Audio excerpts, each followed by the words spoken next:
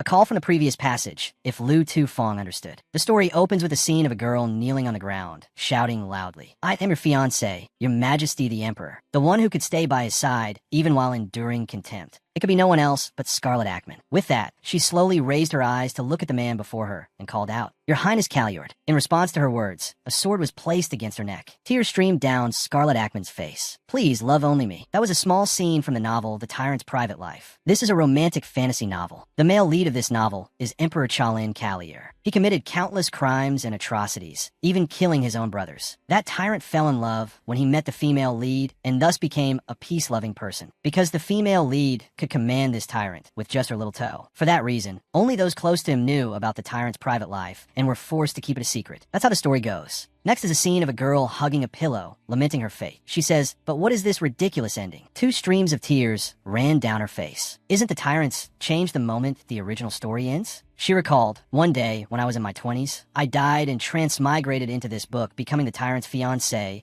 and possessed the body of Scarlet Ackman. She was madly in love with that tyrant, so she always picked fights with the female lead. As a villainess, she would of course die at the hands of this tyrant. Of all people to transmigrate into, it had to be Scarlet. You will be stabbed to death by the one you love." And I transmigrated into the middle of the original story. Even so, it's fortunate that the original story hasn't started yet. I was so close to dying without even getting to say anything. As soon as the original story begins, Scarlet starts causing trouble around Chalin. Even so, I haven't committed a capital crime like murder. Why on earth is the other party a tyrant? Thinking this, she got out of bed to sort out the plot. A tyrant falling in love for the first time is nothing short of a disaster. He is the youngest master swordsman and the youngest to achieve the title of sage, but what good is that? Aside from his friends, he doesn't even treat me like a human being. After that, she went to find the maids to ask about the emperor. A maid replied with a less than cheerful attitude. The reason His Majesty the Emperor is called a sage is because there is rarely anyone more knowledgeable than His Majesty. The maid mumbled with a sigh, "What is this? I'm busy as hell." Scarlet, who heard it, wanted to become invisible and thought to herself, "I heard all of that." Returning to her room, Scarlet said with a headache, "In short, this title is inversely proportional to his personality." She drew Kalen's face on a piece of paper with the words villain and crossed out the phrase live with compassion. First of all, this method won't work. Her family is also too much. How could they send their only daughter to someone like that? No matter how cold and cruel he is, they should just break off the engagement with that tyrant. Is this what a family is like? Fortunately, when I was sent here, I still retained Scarlet's memories. In my memories, the Duke was a very cold person. Scarlet remembered the Duke's earth-shattering slap, along with his loving voice. "Lock her in her room and don't give her a single drop of water until tomorrow morning." No matter how hard I try, I can't call a man who strikes without hesitation father. Even when she did nothing, she was glared at by others. Even the servants ignored her. In her memories, this family was full of people who would never respond, no matter how much you hope. Scarlet closed her notebook and calculated. Escaping quickly is the answer for this ducal family, isn't it? But the most important problem right now is to annul the engagement with that tyrant. Scarlet glanced at the invitation card on the table. In 10 days, the Emperor's birthday banquet would be held. This was the occasion for Scarlet Ackman's official debut as the fiancée. This was a signal that the story was about to enter the main plot. And Scarlet's love? No, it was the moment her destruction began. Scarlet held the card and sighed, "Phew." In my memories, I only ever saw that tyrant's back. What on earth did she see to fall in love at first sight? I'm not going to run after you just to please you, but the problem is when the female lead appears, I don't know when I'll be killed. Or should I just run away? Meeting him will only lead to trouble, so it's better not to meet at all. If I can't break off the engagement, what's the point? Should I just directly say I want to cancel the engagement? Scarlet imagined the scene. "I'm sorry. Let's just pretend we were never engaged." Chalin would say, "You dare to insult me?" That'll be game over. It can't be like this. If this continues, Scarlet's memories will become my future. I'd rather log out myself than make a difference. Suddenly, her eyes lit up. Wait, make a difference? The engagement with the Emperor was sealed by a magical contract. To annul the engagement, the consent of both parties is required, or one of them must die. I have to get his consent. According to the contract, I have to keep meeting my fiancé. Even if he's a tyrant who kills without batting an eye, that can't be changed. Scarlet smirked. So there's still plenty of opportunities. Opportunities to make him despise me with crazy actions. It doesn't matter if I pretend to be crazy. Just you wait and see. Ha ha ha, hoo hoo hoo, ha ha ha. Her laughter echoed out into the hallway. A servant came and knocked on the door. The servant worried. The young lady has been laughing and crying by herself this whole time. Is she all right? In the blink of an eye, the day of the banquet arrived. A memory of the original Scarlet appeared in her mind. This is the first time someone has treated me kindly. I'll never forget it, even if I die. The Emperor is an affectionate person. He won't change so easily. The memory faded, and Scarlet muttered, "Affectionate? I'll probably freeze to death." Unbelievable. But why did Scarlet's memory appear at this moment? A servant called. "My lady, are you all right?" "Ah, it's nothing." The one serving her was Lucy. "I'll go get the dress, so please stay here." Scarlet waved her hand. All right. If I can break off the engagement, I'll run away immediately, so there's no need to be particular about anything. That's why she was always followed by servants reminding her, "My lady, eating while walking like that will affect the family's reputation, and the Duke's as well." Nuichi wonchi. Who cares anyway? The banquet is tonight, and I have to prepare all sorts of things this morning. But even without preparing, I'm already beautiful, aren't I? My act of self-praise was seen by Lucy as she walked in. Scarlet cried out internally, "Oh my God, so embarrassing." Looking at the dresses in Lucy's hands, she was drawn to a pink one. She picked it up. "This dress. You don't like it, my lady?" "No, I'll take this one." Lucy seemed bewildered. "Pardon? I choose this dress." "My lady, do you really want that dress? Isn't it too simple?" "All right, but wouldn't it be better with more jewelry? Are you planning to wear such a simple dress to the imperial banquet?" After she appeared wearing that dress, the servants whispered, "Is that the young lady? Has she gone mad?"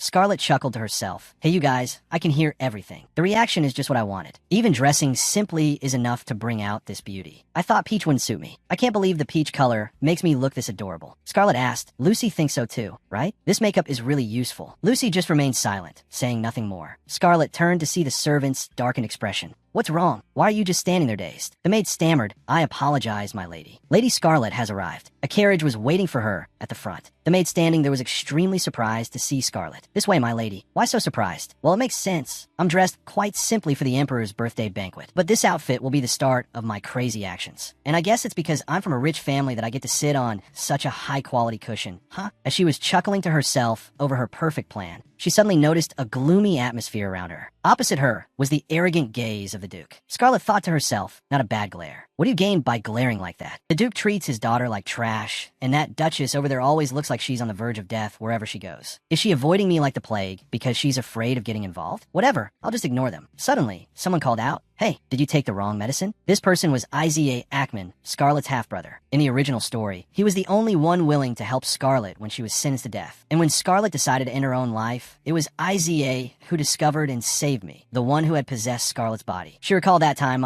it hurts so much, my hand. The doctor's vague instructions back then. Although the young lady is out of critical condition, she still needs further observation. At that time, just as Scarlet asked who. Iza Ackman frowned in irritation. This girl. He was about to say something, but stopped. Iza gritted his teeth and said in a low voice, "Get some rest." He stared at me intently and then sighed. He was probably just too worried about me. In her memories, Iza was the one who treated Scarlet well. Scarlet looked over at him with a favorable gaze. Truly commendable. Or perhaps I should treat you a little more specially. Iza's face darkened and he broke out in a sweat. What's with that look on her face? No wonder I'm getting goosebumps. Scarlet asked brightly, "Is something wrong, brother? Are you really asking because you don't know? That dress you're wearing? Oh, the dress? It suits me, right?" As expected, I look good in anything. Iza was speechless upon hearing this. "You've been watching what you say lately, haven't you, brother?" A loud bang resounded. Duke Ackman yelled, "Scarlet Ackman, are you really out of your mind? There's a limit to disgracing the family. Don't even get out of the carriage tomorrow. Just go straight back home." Scarlet frowned. That trashy Duke is always so difficult. Scarlet asked, "What's so shameful? Could it be because of this dress?" "Last time, this child of yours was slapped for buying too many gaudy outfits. So this time, I tried wearing a very simple dress. If the family's reputation is affected, it won't be because of me. I believe father's son came home dead drunk just yesterday. The rumor of him getting dead drunk and singing in the streets has probably spread all over the capital by now. The family's reputation, are you not concerned about it at all, father?" With that, Scarlet smirked to herself. How does it feel? You must be fuming, right? Since Scarlet had never talked back to him before, if you can't win an argument and can only resort to violence, then don't you dare start a fight with me. With that thought, she squinted her eyes to look towards her brother.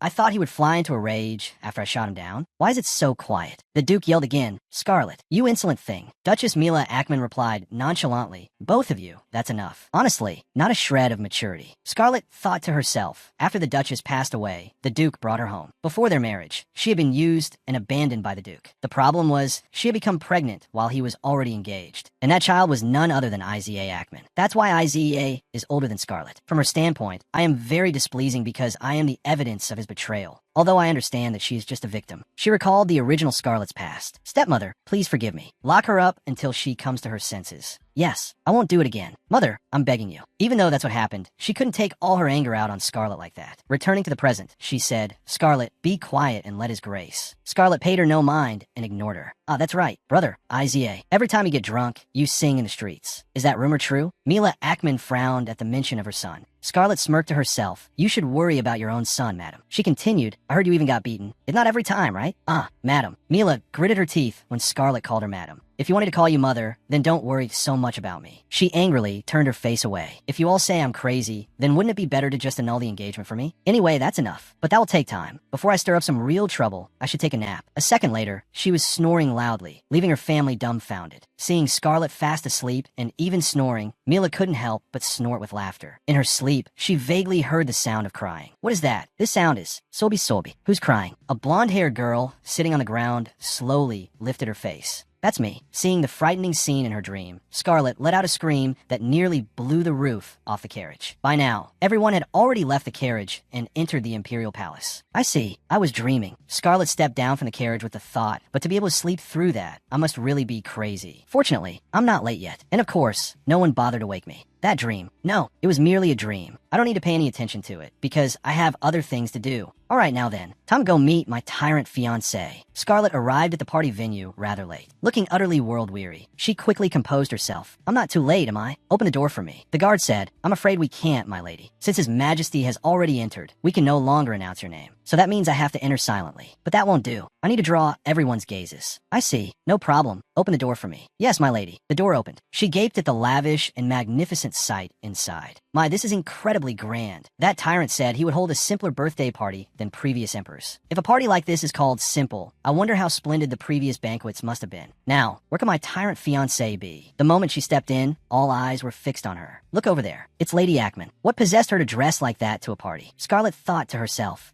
this is more than enough to attract attention. She glanced at a nearby man. Damn, he's handsome. Could that be the emperor? Blonde hair. According to the description in the book, the emperor has silver hair and purple eyes. So that person isn't the emperor. Where in the world is that emperor, anyway? This is exhausting. There's so many people. Suddenly, she heard someone say, Lady Fleda, look over there. There's a rumor that the lady of the Ackman family isn't mentally sound. It seems that rumor isn't wrong. What is it? Those people over there, they look like something? The green-haired girl turned to meet Scarlet's incomprehensible, judging gaze. Suddenly, she exclaimed, it's a traffic light. The three girls with red, yellow, and green hair didn't understand what she was saying. They muttered, Lady Fleda, what's a traffic light? Let's see. Hearing her spout such nonsense, the rumor must be false. Scarlet immediately went and patted her on the shoulder. Do you have a death wish? Don't mess with me. I'm very busy, you understand, sweetie? My lady, remember what I just told you. Fleda's limbs trembled upon hearing Scarlet's threat. Scarlet scoffed internally. Her spirit is so weak. Am I that sensitive? Who asked you people to start trouble in the first place? So many people have come, yet not a single one dares to approach me. They know to keep their distance. Perhaps it's because the bad reputation Scarlet earned a month ago still lingers. Scarlet came to this place just to meet the one person who needs her. Although the original story said she fell in love with the tyrant because of the courtesy he showed her, the real, biggest reason was that she was what he needed. Because he was the only one in her life, isn't that just too foolish? To love someone based on that alone is far too dangerous. Suddenly, someone called out loudly, over there is the unhinged lady of the Ackman family. Hearing this, Scarlet gave a scornful smile. Well, I didn't expect someone to pick a fight so loudly. That person, let me see what you look like. Turning around, she saw a man with platinum hair, her eyes widening in recognition. She quickly curtsied. I am Scarlet Ackman of the Ackman family. Greetings to your majesty. Scarlet judged internally. It wasn't his courtesy she fell for. It was his face. Intelligent, handsome, but cold. Someone said to Chalin, is the rumor about the lady accurate? To Scarlet's eyes, the people standing near Chalin were all just moths. He truly has the ability to turn everyone around him in a moth scorched by his brilliant aura. How can someone be so devastatingly handsome? This won't do. I can't be swayed by his looks. That person, let me see what you look like. Turning around, she saw a man with platinum hair, her eyes widening in recognition. Is he going to become the female lead's prize? Her cheeks suddenly flushed red. No, focus. I didn't come here to play around.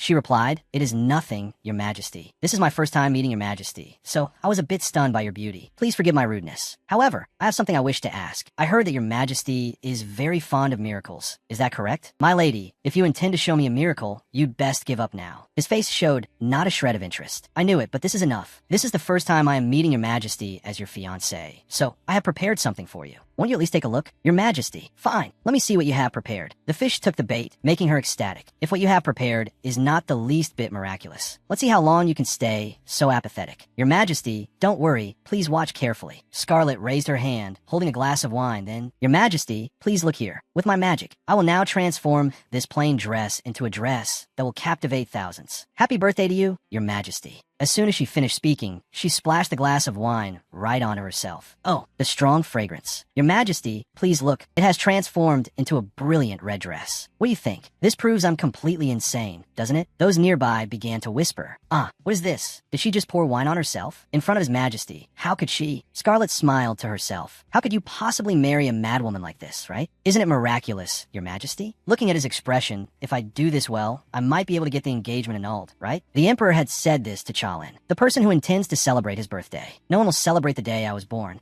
Those words he uttered were all lies. He was hiding the longing deep within his heart, so you shouldn't say such things either. He had said that in the original story. Normally, the female lead would love to hear words like that, but I hate it. She bowed cheerfully and said once more, happy birthday to you. Upon hearing her wish, Kaelin's expression darkened. The nobles below whispered amongst themselves. Goodness, His Majesty's expression is terrifying. In any case, thanks to this, I made a bad first impression. Let's keep things moving along quickly. The Emperor then called out loudly, Duke Ackman. Weaving through the crowd, the Duke answered urgently, yes, I am here, Your Majesty. Chalin said with a cold expression, the lady does not seem well. Do you not intend to take her back to the manor to be examined? A heavy atmosphere settled on the Duke's shoulders, causing him to bow his head. Hurriedly pulling Scarlet away, I will take my daughter home at once. Scarlet left, still feeling a little regretful. Oh well, but even though that stare looked like it wanted to kill me, I have to admit he's really handsome. All right, Mr. Pretty Boy. This is your first time seeing a madwoman like me, isn't it? If I do a good job this time, maybe I'll get the annulment notice right away. Scarlet didn't forget to blow Chalin a kiss. The kiss hit Chalin so unexpectedly he almost sprained his neck. He was so surprised he was speechless. Heavens, her. It's not over yet. Just you wait, Your Majesty. Outside in the carriage, Duke Ackman looked like he wanted to tear Scarlet limb from limb. He slammed his hand on the seat. You've really gone mad. So shameful. Such a loss of face. Just turning back is. Despite the Duke fuming in front of her, Scarlet just nonchalantly looked at the sky and the ground. So noisy. Even so, seeing that reaction, I know I've succeeded, right? While she was floating on cloud 9, Izia called out, hey sis, are you drunk? Besides you stink. Scarlet was displeased. Another one ruining the mood. What's wrong? It's beautiful, isn't it? Beautiful where, for heaven's sake? Look here, doesn't this bright red suit me perfectly? Scarlet leaned in close, asking, right? Isaiah repeatedly waved his hands to push her away. Just then, Duchess Mia Ackman came in and said, when we get back to the residence, I'll call a doctor to examine you. Behave yourself. What, a doctor? Why? Seeing your behavior, you must need a doctor to help your brain return to normal. Oh my god, how could this be? Scarlet secretly hoped. That's right, just annul the engagement like this. No, I might even get exiled. Scarlet feigned grievance, sob. I heard His Majesty likes the color of blood. So as his fiancé, I just wanted to give His Majesty a special birthday gift. What did I do wrong? Scarlet's quick change of face left, Izia frozen. Alright about that. What is it? Is he scared?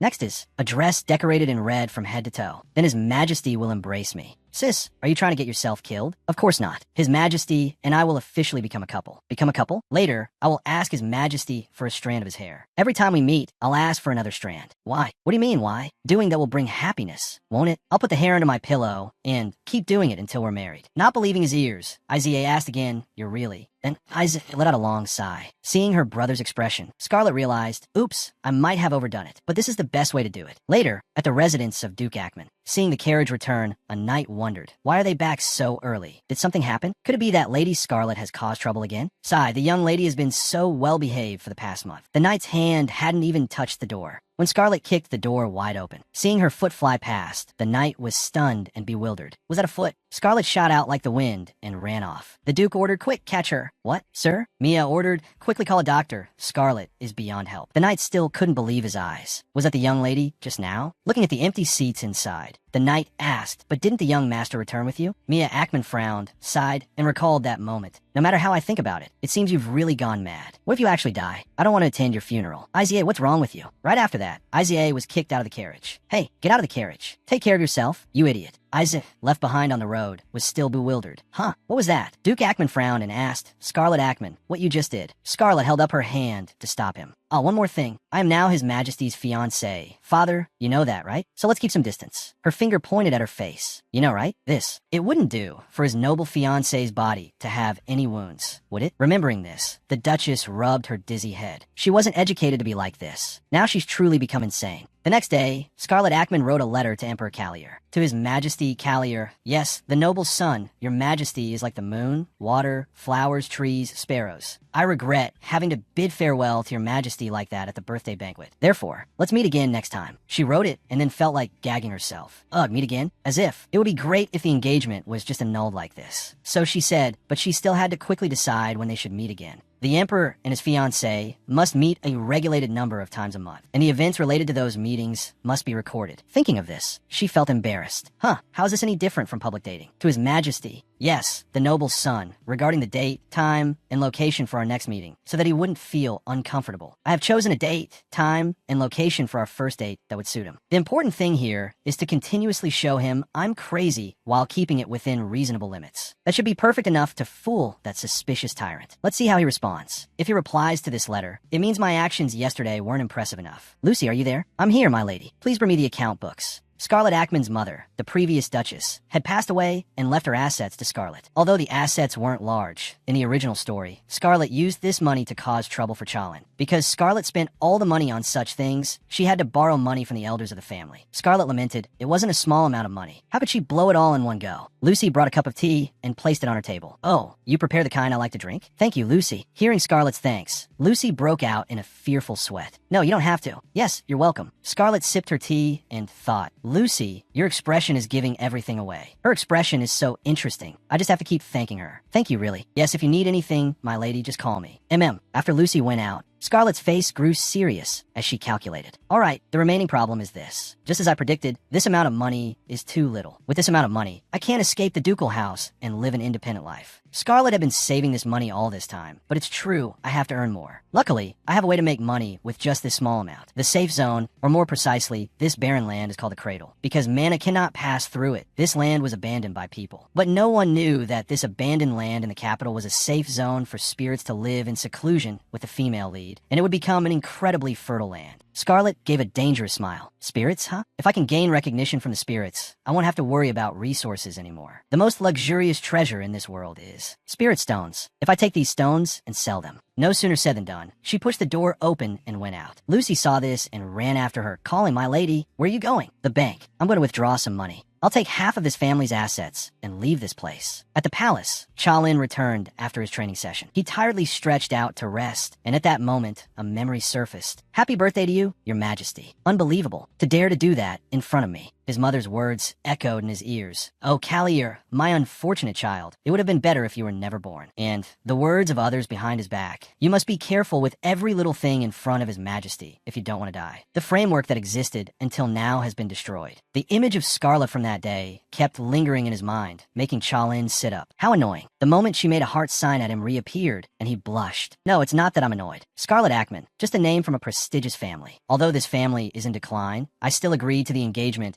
because of the influence of this prestigious family. According to the investigation results, Lady Ackman is cruel and heartless, your majesty. With a personality like this, your majesty should consider whether the young lady is worthy of the position of empress. You say cruel? That young lady? Remembering Scarlet's absurd appearance that day, let me show your majesty a miracle. Just investigating on the surface makes it hard to know the accurate information. What should I do? Vaguely insane, wanting to kill people, yet I haven't lost interest in that strange young lady at all. I'll just wait and see. Not to watch Scarlet Ackman, but Scarlet herself. At the Ackman family's residence, Lucy called, my lady. A reply has arrived from the Imperial Palace. Receiving the reply, she smiled until her eyes crinkled. Good, very good. A schedule for 1 month. I'm sending you the schedule for 1 month. So, I have to show him I'm even crazier. I'll show you what the spicy taste of madness is like, Callier. In the palace, Chalin was also contemplating this schedule. A person entered and said, Your Majesty, you summoned me. But even if you hadn't, I have something to report to you. It's a good thing you summoned me. Saying that, the person placed a pile of documents on the table. Seeing the mountain-high stack of documents, Kalen's face darkened. It's early in the morning, and you're already overdoing it. Overdoing it, your majesty? It won't take much of your majesty's time. This person is Callier's close aide, Count Clover. Clover whispered conspiratorially, breakfast is over, so you must work, your majesty. Then he thought, there's someone who doesn't even have time to eat, only sleeps for 2 hours, and then continues to work. Chalin also thought to himself, I know what you're thinking. At this moment, the communication sphere began to glow. Is that Count Roman? Callier's close aide and head of intelligence. Count Roman. Count Clover worried. Both I and Count Roman were summoned? Could it be? Chalin threw the documents down and said, investigate again. Clover lowered his head. It was just as he thought. Rumman, worried and tearful, asked, "Could it be that my report was unclear, Your Majesty? If it's an investigation into the Ackman family, being treated like this is understandable. Their ancestors were heroes who stood shoulder to shoulder with the ancestors of the Callion and Lizabel families. What those heroic ancestors left behind for the Ackman family, even the Tyrant's closest aides couldn't possibly penetrate it. However, Scarlet is the type of person who often strolls through the streets. So at the very least, something could have been investigated. To investigate with such a lack of caution." Challen asked Rumman, "Did you really investigate thoroughly?" Clover silently cursed. "This is too much. What an awkward situation, Your Majesty. After all, Count Rumman is a man of many tears. If this continues, and something happens to me again, Rumman had just called out Your Majesty." He ruthlessly cut off the communication. I can't believe His Majesty just cut off the communication like that. Clover's face darkened. "Looks like I'll have to work overtime." Just as predicted, Challen said, "You choose. Investigate the Ackman family or investigate Scarlet Ackman." Scarlet Ackman. It's been several weeks since she became the fiancée, and she's only just appeared now. Even so, choosing this is still better than being unable to do anything. It's truly a difficult choice for me. But what should I investigate about the young lady, Your Majesty? Start by investigating what I want to know first. Remember, don't let me see you get annoyed. Yes, I will do my best. I'd rather eat cold porridge than investigate the Ackman family. In that case, could Your Majesty tell me about your official schedule? As usual, aren't you supposed to meet the young lady twice a month, Your Majesty? While Your Majesty proceeds with the schedule, if I am near you, it will be helpful for me to gather information. I have to see that face again. Images of Scarlet's unrestrained behavior flashed through Challen's mind once more. He pursed his lips into a smile and said, "Let's do that. The schedule hasn't been decided yet. The Count knows what to do. Go send the schedule to Ackman. I'm leaving the rules to you. You decide on once a month this time, Count." "Yes, I understand. Then I shall take my leave." Clover left, wondering, why does His Majesty seem to be in such a good mood? A tyrant who rules the Empire almost never shows joy. Really, what kind of person is that young lady, after all? If not, what did the young lady do to His Majesty? Clover imagined the image. Yes, the son of this empire is my man. Could it be Scarlet Ackman? In one day's time, I must investigate her quickly. Elsewhere, Scarlet said, "Of course, what's this about a monthly schedule? Can't we just meet again tomorrow?" What's this about the next day? A meeting with Lady Ackman at the ruined Imperial Palace. And here's a postscript. "Please come on foot." What kind of damn training is this? It's clear he's not interested in meeting quickly and getting it over with. Wait, so what should I do? Wear a red dress to make a strong impression. It's the second time wearing it, so it won't do if it doesn't leave a strong impression. Or should I prepare with all my sincerity? What if that tyrant isn't satisfied? Indeed, you can't go to someone else's house empty-handed, can you? Afterwards, she wore a literally red outfit, passing through the magnificent shopping street located near the Imperial Palace. Thanks to that, I could easily find those items. Grapefruit and white flowers. These are the two things that Tyrant hates the most. He especially dislikes white flowers, but as for the reason, I don't know. The scent of these flowers is so fragrant. In that case, I must give him another bouquet. This one, and this one too. Give me the white ones with the overwhelmingly strong scent. Very quickly, a bouquet was completed. The vendor said, "Here, your beloved will surely love this." Scarlet smiled gently and thought, love what? He'll hate it with a passion. Everything is prepared. Shall we get going now? It should be fine to go now. Very good. I'll make him lose that arrogant attitude. Time passed, and she arrived at the meeting point. Lady Ackman, to be precise, you were 2 hours and 13 minutes late. There were some unavoidable situations on my way here, so it's all right. In any case, the last schedule for today is quite relaxed. I am the Count who will be guiding this schedule. You may call me Clover, my lady. A pleasure to meet you, Clover. His Majesty is waiting, so please hurry, my lady. Just as in the original story, he's a workaholic. I didn't meet him last time. I guess he was sleeping in some corner. In any case, it's a bit of a pity. We arrived at night when the magic lights would normally be on, but today they all had to be turned off by His Majesty's order. Next time you visit, my lady, you can admire the Imperial Palace at night. Count, I have something to ask. Yes, please speak, my lady. Isn't this a prison? Clover clapped his hands loudly. You have such a sharp eye, my lady. To know so clearly on your first visit to the Imperial Palace. Aha, is that so? Both of them put on dark expressions and smiled with complete insincerity. He's going to appear in this way? Clover, you think I don't know for sure. In the Tyrant's private life, it wasn't just the female and male leads. The Tyrant's close aides also appeared quite clearly. They're the ones who simultaneously monitor the Tyrant's private life, because they're the ones who take on the role of dedicatedly teasing him. And according to the information in that book, the Count, she moved her face close to Clover, making him flustered as he called out, my lady. So I, Scarlet, deliberately let out a puff of a laugh, spattering saliva on Clover's glasses, which made his face darken. She said, I need to see His Majesty. This guy is famous for being a neat freak. Oh my, are you alright, Count? How is it? What does it feel like to face a disaster? Huh? Clover turned away and said tremblingly, I'm fine. Scarlet, emboldened, took it a step further. She took out an old cloth to wipe for Clover, making him tremble even more.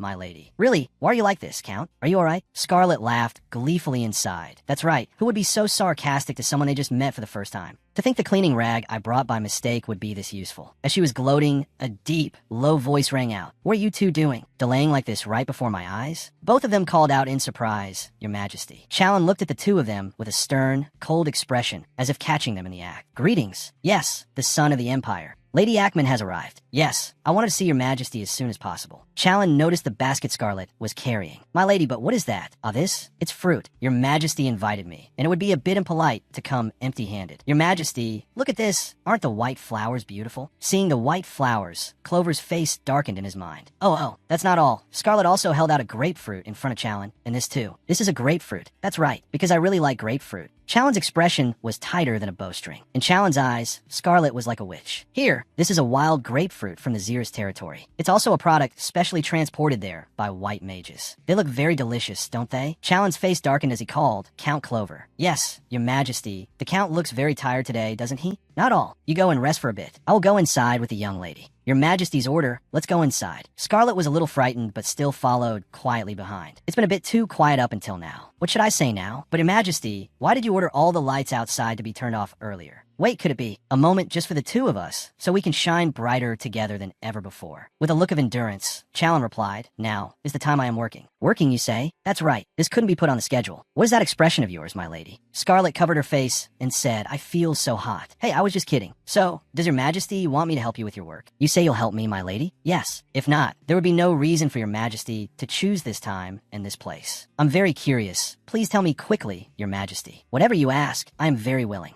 That's right. Just as you said, my lady, I have something I need to do, which is why I had you summoned here. There is someone I want to meet and talk to. Oh, talk? I'm very good at that. As soon as they both stepped inside, they saw the arms of prisoners. Scarlet hid behind Challen in fear. He silently sneered, Cheap thing. Hurry up. But what's with this giant underground prison? Who does he want to meet in a place like this? He's definitely not normal. Let's just avoid making eye contact. Suddenly someone called out, Hey girl, over here. I said over here. I've been framed, my lady. Please save me. Wait, Scarlet was grabbed by one of the arms. Hey, can't you let go of my hand? Don't go. You have to listen to my story of injustice. You're a kind person, right? Challen stood still, observing the situation. Scarlet was still struggling. Let go. What's wrong with you? It hurts. Suddenly, her eyes widened in shock when she heard Challen call out. My lady, be careful of your hand. Challen, like a demon, drew his sword and swung it straight towards her. Seeing the blood splatter, she froze. Oh my God. This isn't like the original story. Challen turned and said, It's gotten all dirty with blood. Isn't that so? My lady, isn't he an incurable madman? Scarlet was so frightened she collapsed to the ground. Challen walked over and stomped on the prisoner's severed arm, saying, The Count has more work to do now. The road ahead is still long. Let's go. The person you must meet, my lady, is deep inside this prison. Yes, who on earth are we going to meet? Moreover, he seems to be in a very good mood, truly a madman. Was the image of the tyrant originally like this? Scarlet looked down at her hands and discovered that the gift basket she had brought was left behind, lost back there. Scarlet scowled at Challen. Even before meeting the female lead, this guy's level of madness was already not normal. If only I could just smack that cute and cunning nape of his. As Scarlet was raising her hand behind him, Challen said, Stop. Scarlet was startled and lowered her hand. What? Did he hear my thoughts? Scarlet hurriedly explained, Ho, if you walk for this long, it's good to stretch your whole body. But Challen didn't address the topic she brought up. He said, There are two paths for you. Of the two paths, the one the lady is most likely to choose is approaching, very close. The two of them stood before a room.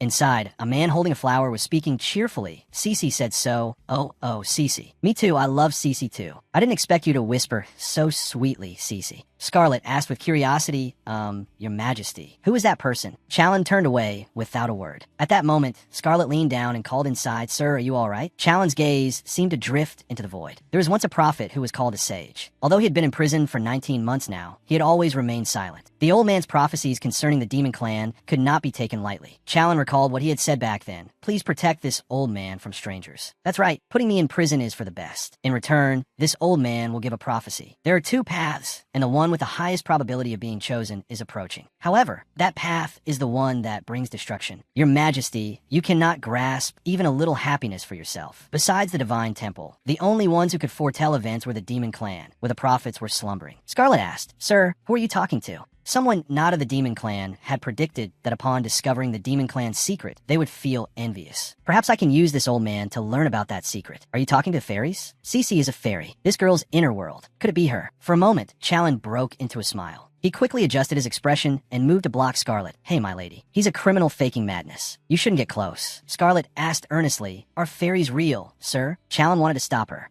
It will be better. Then she heard the old man say, what's wrong? You don't believe me either? That's understandable. Only those with a pure heart can see fairies. Is that so? My heart is only impure when it comes to my majesty. Well then, it can't be helped. Did you just say your majesty? Yes, we're on a date right now. Scarlet chuckled silently at Chalen's expression. Look at that cruel expression. My lady, you are now. The man reached out his hand. Oh, what a peculiar taste. Suddenly, Chalen's sword flashed out to block him. His eyes were menacing, threatening him not to touch Scarlet. Chalen reminded her, my lady, he is just a criminal who plays with people's minds. It's best if you don't believe him blindly. You need to be careful with everyone. I apologize to you. He doesn't just kill anyone he touches. That's why I approached him. Doesn't Chalen realize that? Was he protecting me? Of course not. Scarlet said he was talking about fairies, so I was very curious. I believe there are fairies in this world. Fairies? Yes, but it's useless since I can't see them. Chalen was a little surprised. Then he scoffed. Let's get back to the path we should be on. Chalen let out a sigh and said, now I don't know if you can do this well. Scarlet was suspicious. What does he mean? But anyway, pretending to be a naive fool seems to be working, right? That's right, besides the usual crazy acts, I also need to properly acknowledge this shortcoming. If you're already crazy and also ignorant, wouldn't that be a disaster? Suddenly, Chalen turned back and called, my lady. Then he pointed his hand out. By reflex, Scarlet also reached her hand toward him. She was still wondering, why did he suddenly reach out his hand? When Chalen unexpectedly pulled her towards him. Facing her now was a white-haired person. She broke into a sweat and asked, is this the person I'm supposed to meet? Your Majesty. That's right. My lady, feel free to ask anything. Anything? But who is that person? He didn't answer, but smirked. The woman in the cell asked, Your Majesty, are you well? Of course. It's been a while. Van. Yes, Your Majesty. Chalen glanced at Scarlet. My lady, ask your question. Chalen called a second time. My lady. Scarlet was bewildered. Could it be, are these really the eyes of the sage? Then said, my, the lady is standing so far away, but it's close enough for me to see. Seeing her hand reaching towards her, Scarlet's face turned pale. Ugh, I feel dizzy. The time has come to make a choice. Van held Scarlet's hand and continued, You pitiful lady, because of that, everything will begin to change. What was destined will be broken, and from now on, you will receive blessings. Suddenly, Chalen pulled Scarlet back. That's enough. That's all you'll say. Then gave a faint smirk and said, Very well. Chalen's eyes were now filled with thoughts. Your Majesty, could you let go of my hand? Unsure if it was out of embarrassment or something else, Chalen pushed Scarlet forward. Honestly, let's go back now. Oh, Your Majesty, what if something happened to me when you suddenly let go like that? Don't you have reflexes? Van, sitting in her cell, suddenly let out a slight smile. At the end of the day, Clover came to report, You've returned, Your Majesty. The lady has just left the residence. Chalen replied faintly, All right, Your Majesty, did something happen in the basement prison? Van, did she say anything? Yes. What? Really? What on earth did Frayne say? Chalen put down his wine glass and said, the demon lady is truly pitiful. Don't mind it. Yes. Chalen remembered that moment. I'm fine. My lady, you don't have to pretend you're fine. A prediction is just a possibility. You don't have to be bound by that prophecy. I'm really fine. I don't pay any mind to Your Majesty's words. No matter what kind of life we live, we can only live today to the fullest. So as long as Your Majesty feels that you've lived a fulfilling day today, that's enough. That's my point of view, and I feel that today was very fulfilling, don't you think? Clover looked alarmed as he heard the Emperor recount what happened in the prison. Oh dear, my uncle again. So, Van is still saying such unlucky things. And what's this about? What was destined will be broken? What kind of nonsensical prophecy is that? Is the lady all right? It was the complete opposite. She looked very well. It's amazing. A prophecy, isn't it incredibly fantastical? She even laughed with great amusement. It's just that, her being like that isn't so bad. After returning to the residence, Scarlet stretched, more tiring than I thought. I should hurry to bed. Just then, Eisen came out and asked, You're only back now? Eisen, what are you still doing up at this hour instead of sleeping? Is something wrong? I should be the one saying that. You too. It's good that you're back. Go to the bathroom and fix this and that. What's wrong with him? Why are you so upset? Eisen stepped closer. Are you really asking because you don't know? You. How can you not be worried after something like that happened? Could it be that it seems you don't remember, but you almost departed from this world back then. How could I not worry when something like that happened? Seeing Eisen so worried he was on the verge of tears, she stared in surprise. I'm sorry, Eisen. I'll come home early, okay? I was wrong. Back then, is he talking about when I was transmigrated? Anyway, thank you for worrying about me. But don't worry, from now, I'm going to live really well. Seeing her cheerful look, Eisen was somewhat relieved. I'll go in first. Sleep well, Eisen. My dear boy, thank you. From now on, I'll try my best not to die. Of course, starting tomorrow, I'll have to do something. 3 days later, at the Imperial Bank, the female employee said with a bright smile, So, the west of the Imperial Palace. Do you mean you want as many safe zones as possible, esteemed customer? Scarlet replied cheerfully. That's right. With your current financial situation and available properties, the purchasing potential is up to 300 cent, about half a stadium. Seeing that Scarlet wanted to buy a safe zone, people started whispering, Is that the demon lady, that mad demon? You people, I can hear everything. Not bad. I'll register for the highest standard. Yes, please sign here, esteemed customer. The results will be announced to you by this evening. Great. First, the land issue is settled. Scarlet snapped her fingers. William Lance. Yes, my lady. Prepare the carriage for me. Will you be returning to the residence immediately, my lady? No, I have to go see my land, don't I? Hee hee, just wait a little longer. My money. No, my lovely little fairies. She arrived at the place very quickly. Is this the safe zone? It's closer to the Imperial Palace than I thought. In the original story, this is where I'll meet the fairies again. The fairies said they were born half a year ago, but haven't eaten anything. The fairies must have been born by now. The fairies love the sweet, gentle scent of fruit. They are important creatures who gave wings to Chloe, a person who had nothing. As such, for Scarlet, meeting Chloe is like a baptism. Since the fairies like fruit, I have to buy some seeds at the magic garden on the way back. I don't want to possess that many. Just one fairy stone is enough. As Scarlet was walking, she heard voices nearby. It seemed they were refusing passage to the peak of Bizahori. The reason, apparently, was interference from the temple's side. Just one temple, and it's already caused 10 problems today. Whatever, they're all going to die anyway.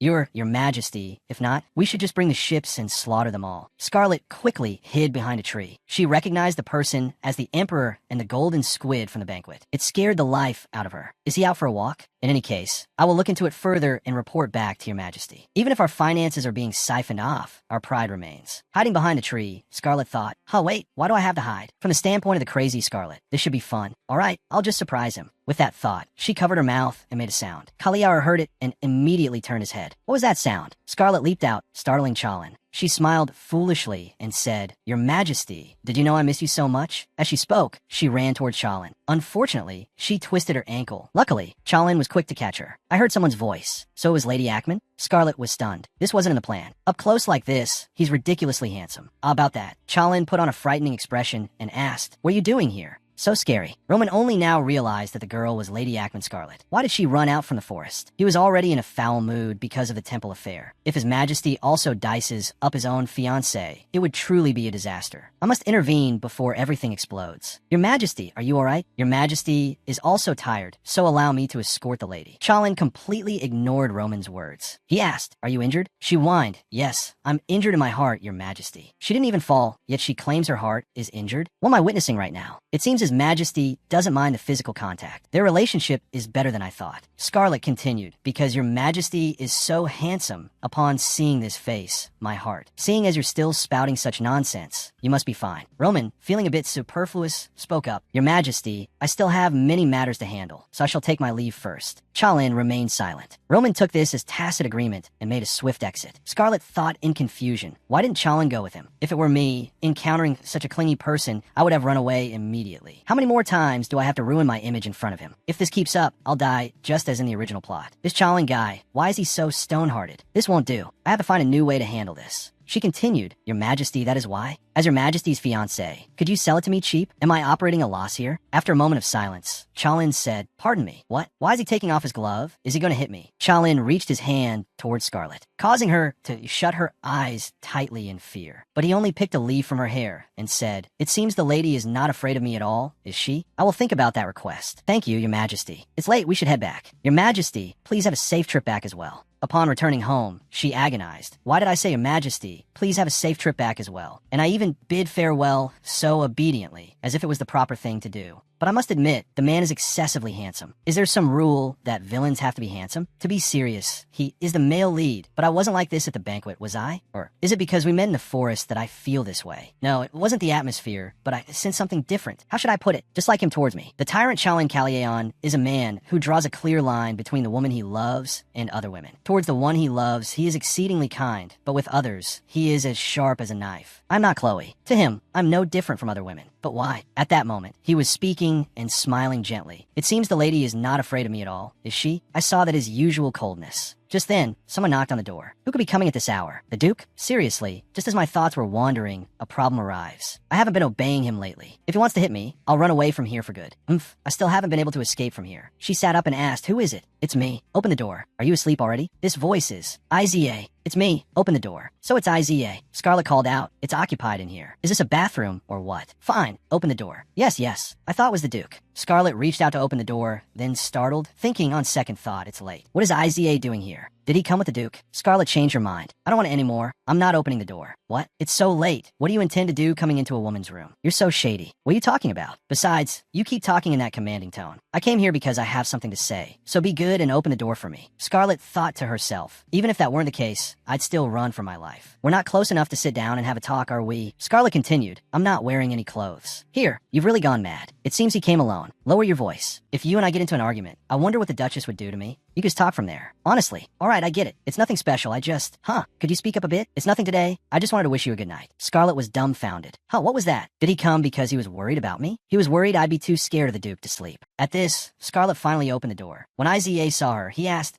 You're wearing clothes. Iza, you're sick, aren't you? What do you mean? No, it's just that lately you've been doing cute things that you didn't do before. Go to sleep quickly. You have a good night, too. That night, the Duke did not send for Scarlet. In the meantime, I had thought of a way to tease him. The falling winter flowers cause all the hair on one's head to fall out, like a monstrous spider raised in the magic tower. A real pity for Iza. At that time, Scarlet's fiancé, Chalin, was contemplating her fearless appearance, even before an emperor so rife with rumors. The unlucky star appeared at the time His Highness the Prince was born. If we ignore this event, the royal family and the entire empire will be destroyed. The Pope's prophecy was a baseless claim, yet no one could oppose it. By that time, the power of the temple was already immense. For the prosperity and eternal survival of this empire, His Highness the Prince cannot escape his fate.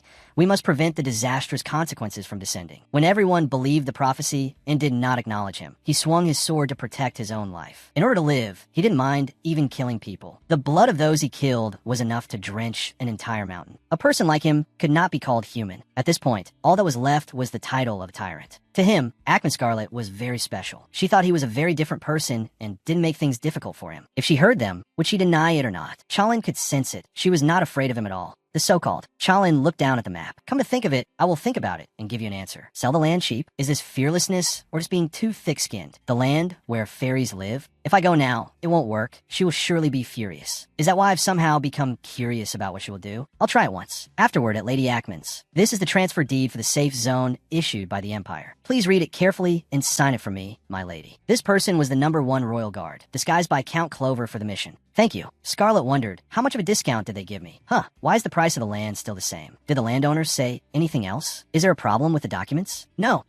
So he's using the contract as an excuse to see me. His Majesty the Emperor said nothing at all. If you wish, my lady, you can request a meeting. I will adjust the schedule. Chalin, you said you would think about it. She said it's just. Is this a slap in my face? Clover and Sister Lucy immediately turned to stone when they heard her words. It's obvious the lady is very upset. My lady, is something the matter? Clover thought to himself. Do I have to report this to His Majesty as well? He had instructed, you must remember everything she says. Scarlet smiled brightly. I was just a bit excited. Please forget what I said just now. She's even more eccentric than the rumors say. Then, my lady, could you sign the document? Scarlet fumed. So you want to mess with me, is that it? Very well. All right. Clover thought of the scene. Could it be? Is His Majesty really dating the lady? They're even playing hard to get with each other. His Majesty's dating partner. Scarlet finished signing and pushed the paper over. This is it, right? Yes. Now, once the royal family approves it, the procedure will be complete. Then I'll take my leave. You've worked hard. My lady, I'll prepare a meal for you. That won't be necessary. Go prepare a carriage for me. Where are you going? To the bank. I'm going to review the land I purchased. Yes, I'll prepare it at once. A box of pastries was prepared. Scarlet took a bite and immediately regained her composure. I'm calm now. I put too much faith in Chalin. I thought I would buy the land for only half its original price. No, wasn't it just my misunderstanding? Because the Tyrant said he was thinking about it. Let's think positively. Even so, when I asked for a discount, he didn't get angry. Oh, that reminds me, I still haven't been to the magic garden. The magic seed flowers for children's education only need to be cared for a month before they bear fruit. I'll go today. The weather is so lovely. How much longer until we get there? We are about to arrive, my lady. Let's see. The magic garden. Did I come to the wrong place? This is crazy. Let's see. From here, then turn into the alley on the left. As I was walking, someone called out, hey, over there. Scarlet turned her head to look. Frida looked at her and asked, are you lost? I heard you were brainless, and it seems to be true. Last time I was too surprised, so I let it slide. This time is different. Scarlet froze for 2 seconds, thinking to herself, who is she? You dare threaten me. Did you tell me you want to die? How can you say such rude things in such a crowded place? A threat. Now Scarlet remembers her. Do you want to die? So it's the green lady from the banquet. Frida was startled to be called the green lady. What? My hair isn't green, it's chartreuse. So that's it. Who cares? Now that that's settled, I'll be on my way, Miss Chartreuse. Wait, hold on. My name is Peridot. Peridot Frida. Hey, are you even listening? Scarlet sighed. All right, you. Oh no, Lady Frida. I'm just asking just in case. Are you trying to befriend me? Peridot Frida seemed embarrassed upon hearing that. If not, then that's a relief, because you're not my type of person, my lady. Suddenly Peridot said, Friends? What friends? You're always like this, always thinking you're the noble lady of the Ackman family. And yet all your evil deeds make people both shudder in fear and unable to accept someone like you. You don't even remember other people's names. Do you understand what I'm saying? My lady, you won't live for long. Her words were not baseless. I mean, up until now, all of that tyrant's fiancés have died. Sometimes at the hands of that tyrant, other times under the control of others. Even if that's true, those are not words that should be said on the street in broad daylight like this. She's got some nerve, calling me someone who'll die young. I can't believe she'd make up such nonsense. Talking to you is worthless. Why do I have to go through all this trouble? I'm warning you one last time. You just wait and see. My lady, if you don't want to die before me, you should watch your mouth. I will survive no matter what. Peridot Frida yelled, You rude thing. You just wait. This entire scene was witnessed by Clover, who then reported back to Charlene. XX minutes, XX day, XX. Bought magic seeds at the magic garden.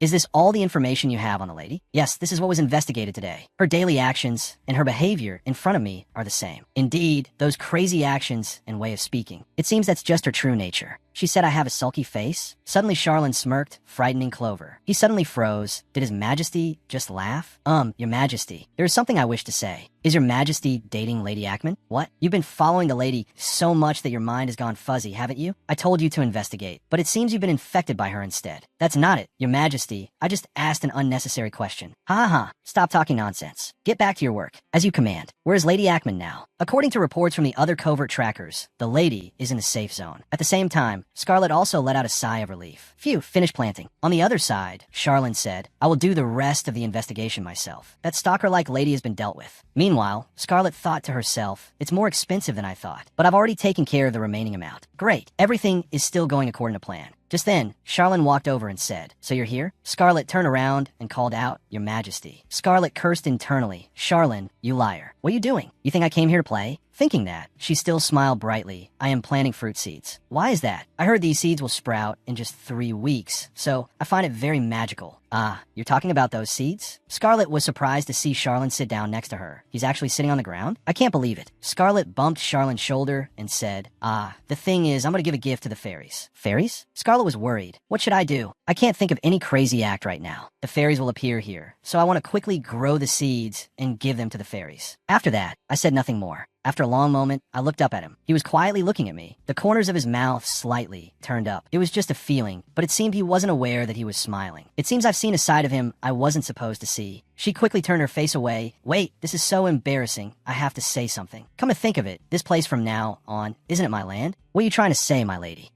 So about that. I see. Since it's your land, do you want me to pay a toll now? Your Majesty, please don't think that. All right, if your Majesty is coming here, then we should rewrite the contract. Instead of a toll, I will let you use it as you please. And I will reduce the price of this land by half. Yes. Really? Why so suddenly? Isn't this too easy? On one condition. I knew it would be like this. What trick are you planning now? Fine. Go ahead, Your Majesty. Anything is fine. No, as long as it's not dying. So is it a deal? After hearing Charlene's condition, Scarlet was surprised. Passage rights? Is it really just passage rights? Just to come and go? Then all the products and fruits grown here will be all mine. Correct. Seeing Scarlet's radiant expression, Charlene thought, I didn't think she would like this option. I had anticipated it. I just didn't expect her reaction to be so obvious. Scarlet beamed. Haha, half the price. That's good enough. He gave me a discount so easily. That's how it should be. It'd be great if we could just cancel the engagement like this. I will finalize the contract during our next official schedule. Scarlet turned back, guessing internally. We're meeting again? To cancel the engagement? Yes. Cancel, no, the next schedule. I will send suitable dates to the Ducal Palace. You just need to choose the date you want, my lady. This noble lady is just running around looking pleased. Isn't she concerned about this at all? As for the location, I will decide it, all right? Scarlet froze. We're just setting up another meeting like that? This isn't right. A few days later, at the Ackman family residence. Lady Scarlet, what are you doing? Are you curious? Want to take a look? My lady, what are you doing? A failed product of magic, a magic insect. The result of research on human discomfort when stepping on insects. Currently on sale at a cheap price at the magic shop. Scarlet held the spider in front of Lucy. Lucy immediately stomped it into oblivion. When you step on it, it leaves a specific message. Idiot. Here, how do you plan to use it, my lady? It's already written. Suddenly, there was a fierce scream from outside. At that moment outside, my lord. What's the matter? Get lost. On the Duke's forehead were the words, if we're talking about filthy, inhuman crimes, I deserve to be hanged. The Duke furiously shouted, Scarlet Ackman. Scarlet laughed to herself. That's bloody revenge for him laying a hand on me the other day. My lady, the Duke is heading this way. You're not in a very good mood today, are you? I'll go prepare the carriage. And you should get changed too. Yes, let's go out and eat something delicious. All right? Yes, I'll get ready. The butler of the Ackman family, Vector, approached and said, the Duke summoned me. Why are you only here now? Butler, I apologize, my lord. But what happened to your face? So noisy, where is Scarlet? Treating your face is more important than the lady, my lord. First, let me call a doctor. If not, I'll summon a mage. Where did you get the nerve to lecture me like that? Go find her and bring her before me immediately. I won't let her off today. Duke Ackman threw and broke the butler's glasses, shouting, what are you doing? Aren't you going to crawl out? You're old, and now you're deaf too? You useless old man. Just a few years ago, I wouldn't have thought something like this would happen. Baron Ackman, the current Duke, is the younger brother of the former Duke, Aaron Ackman. Aaron Ackman, the first head of the family. He was a man beloved by all. During that period, many prophets appeared, and he brought prosperity to the declining family. Even the stubborn elders had to be wary of him. Even when he fell in love with a common woman, no one stood in the way of their love. His life was as perfect as people make up in stories, but didn't last long. The 22-year-old young man died suspiciously. The woman he loved. Instead of being chosen to become Aaron's Duchess Milia, she was married off to Baron and became the first Duchess. It seems something had happened, but the lady said nothing until she passed away. The Duke continued to scream. Bring her here now, do you understand? Yes, my lord. Lord Baron has become increasingly violent. The young lady also had a very hard time when she was little. The butler held the broken glasses and thought, how many is this now? Suddenly Scarlet appeared and asked, what's wrong? Did the Duke break your glasses again? Ah, my lady, you can't be here. The Duke is furious. I was planning to go out anyway. Let me get them fixed for you in the village. It's all right. It's not for free. Instead, I have one condition. Scarlet whispered into the butler's ear, let's work together to tease the Duke. You must keep it a secret from the Duke. I will do as you say, my lady. Then it's settled. Even so, seeing the lady more cheerful than before is a great relief to my heart. Inside the Imperial Palace, Charlene chuckled. I thought she would just smile. I didn't expect her to jump up and down like that. But that's just like her. Breaking off the engagement. For those 2 words, she performed that so-called crazy act. What a funny girl. The tyrant was very surprised by her harmless motive, and that unpredictable action of hers made him find it very amusing. Whether she dies or he dies, this engagement will proceed, even if she doesn't want it to. For someone like him who rarely laughs, her existence was something very interesting. For now, I'll pretend not to know. Watching her isn't so bad. I'll let her live for once for the next month. I wonder if I can have her if I try everything. The next day, as Izzy Ackman was walking, Scarlet called out, Hey, Izzy. Izzy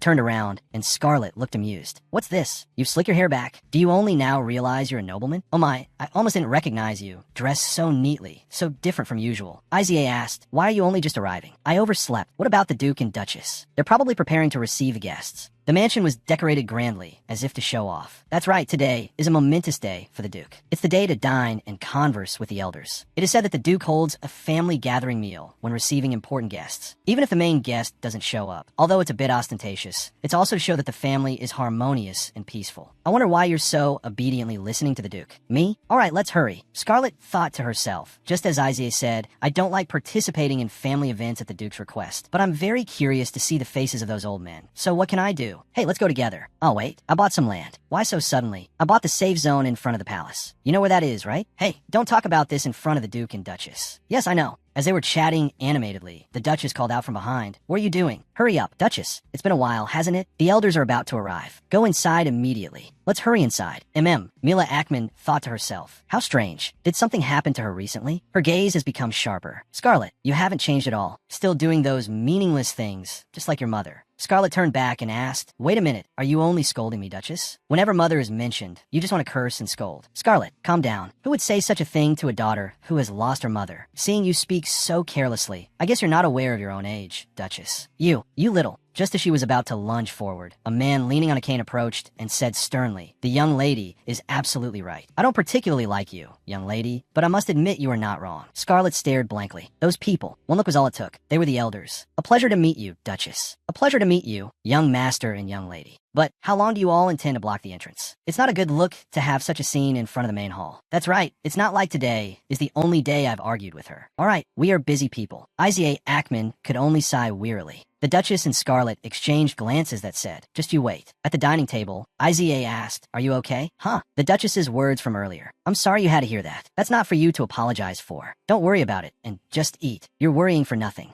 Alright, by the way, speaking of the elders we just met, aren't their personalities just as bad as the Duke and Duchesses? I met them during last week's meeting. Their personalities are no joke, but the truth might be different for you. Different? How is it different for me? Are you really asking because you don't know? Aren't you the spitting image of your mother? Don't you know what that means to the elders? Isaac told me about the relationship between the Ackman family and the elders, something that wasn't in the original story. A long time ago, the Ackman family was responsible for protecting the border of the Demon Beast Forest, independent of the Empire. To fulfill this role, cooperation between the elders and the family was crucial. Therefore, unlike other families, the elders of the Ackman family hold considerable power. Ultimately, to become the official family head, one must earn their trust and confidence. But now, more than ever, is a time when the Ackman family has a poor relationship with the elders. Not only is there no trust and loyalty, but our family also receives their hatred. The previous Duke was highly respected by everyone. The current Duke doesn't receive much attention. The elders who still work with the family may be doing so out of loyalty to the previous Duke. The elders cherished the previous Duke and his lover. Thus, Scarlet's existence is somewhat special. So that's how it is. Is she suddenly bewildered because we're talking about the family? She's completely clueless about things she doesn't care about, and I knew nothing about this. Hey, are you okay? Anyway, in the original story, even these great elders will die in the conflict between the two sides. I plan to run away from here, but then the others will just follow the plot. If that's the case, in the end, all of these people are fated to die at the hands of the Tyrant. Even Iza. Hey, Scarlet, are you really okay? Ah, yes. What did you just say? Snap out of it. The family meeting is after the meal. The others have nothing to do with me. No matter what happens, there's no reason for me to take responsibility. But suddenly, Isaac grabbed Scarlet's hand and reminded her, since all the elders are present, don't act arrogantly. Scarlet asked, what's with your hand? Isaac looked bewildered. What hand? Then he looked down and saw that he had been holding Scarlet's hand without realizing it. He quickly pulled his hand back. No, this. I don't know either. Seeing you so dazed made me uneasy. So, yes, I understand. I'll believe you for now. What's with that expression? Scarlet told herself, but as I thought, I can't just abandon them. Isaac said, blushing, I told you not to stare at me with that weird look. Surely, there must be a way to save Isaac. The people who are important to me, I will definitely save their lives. Although I haven't been in this world for long, the only people who have genuinely worried about and treated me well are my maid, Lucy, and Isaac, my half-brother. At least in this mansion, I must save these two people at all costs. Only then can I be at peace in my old age. But how to save them is the problem.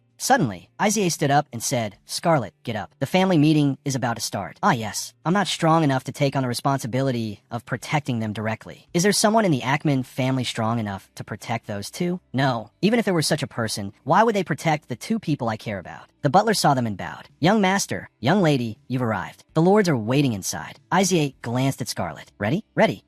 For now, the meeting is the top priority. As the door opened, the eyes of all the elders turned towards it. Isaac Ackman, Scarlet Ackman. It's a pleasure to meet you all. The Duke said irritably. Honestly, what took you so long? Hurry up and sit down. Yes, your grace. Scarlet glanced over the elders and thought, why didn't I think of it? Doesn't Scarlet have the elders on her side? I've found it. A way to save Lucy and Iza from death. The money Scarlet used for her harassment came from the elders. Why did the elders lend her money to harm others? The reason was very simple. They had a soft spot for Scarlet's deceased mother. As her daughter, they couldn't help but be soft on Scarlet. I grew up without a mother. Are you just going to abandon me like this? You're not even human, even though they were close to Scarlet's mother, for the elders to lend her money just because of a line like that. Anyway, those involved with black magic will be executed for the crime of providing financial support. But this time, I won't be borrowing money from you, dear elders. Instead, you will be in my debt. The Duke said, now that everyone has arrived, let's begin the Ackman family meeting. A moment later. So, in the end, it's still about asking for money. Let me be clear, this isn't just my family's problem, but the entire clan's. If the border of the Demon Beast Forest collapses, the entire territory could be in danger. Don't you know that? Alright, I have no idea what cabin is. You're asking for money to buy poisonous mushrooms or something. Cabin is not a poisonous mushroom. It's a plant with outstanding effectiveness in capturing demon beasts. If things get out of control, the family head won't escape responsibility either. Are you threatening me now? A family meeting? This is more like a cat and dog fight than I thought. Isaiah reminded her, don't let others hear you. One of them said, last month, by the Emperor's order, we had to eliminate all the goblins in the Demon Beast Forest. As you all probably know, minotaurs have now appeared in that location. What? So what do we do now? Didn't I just say? It's cabin. Using cabin is the way to deal with minotaurs. Right now, it's the only way. That's right, the original story also mentioned the matter of the Demon Beast Forest. The ancient magic left by the Ackman ancestors to seal the boundary between the Demon Beast Forest and the territory has begun to weaken. They will use cabin to stop everything, but cabin alone cannot completely solve the problem. Isn't it about time I spoke up? She raised her hand to speak. I know that in this situation, we need cabin. But you still haven't said why that situation occurred. That matter, that is the core of the issue. It's just that we don't know why either. You don't know? The Demon Beast Forest is an area forbidden to everyone. How could we risk our lives to go in there, right? I knew it. That's why they say I was pursued by that tyrant, because I have no abilities. In short, the culprit of this incident is a species of flower. This flower turns demon beasts into a variant that feels no pain and poisons them. The elders of the Ackman family did not know about this and tried to stop the demon beast with cabin, causing the situation to worsen. In the end, the tyrant personally entered the demon beast forest to resolve this matter. Surprisingly, he discovered this flower in a safe area nearby.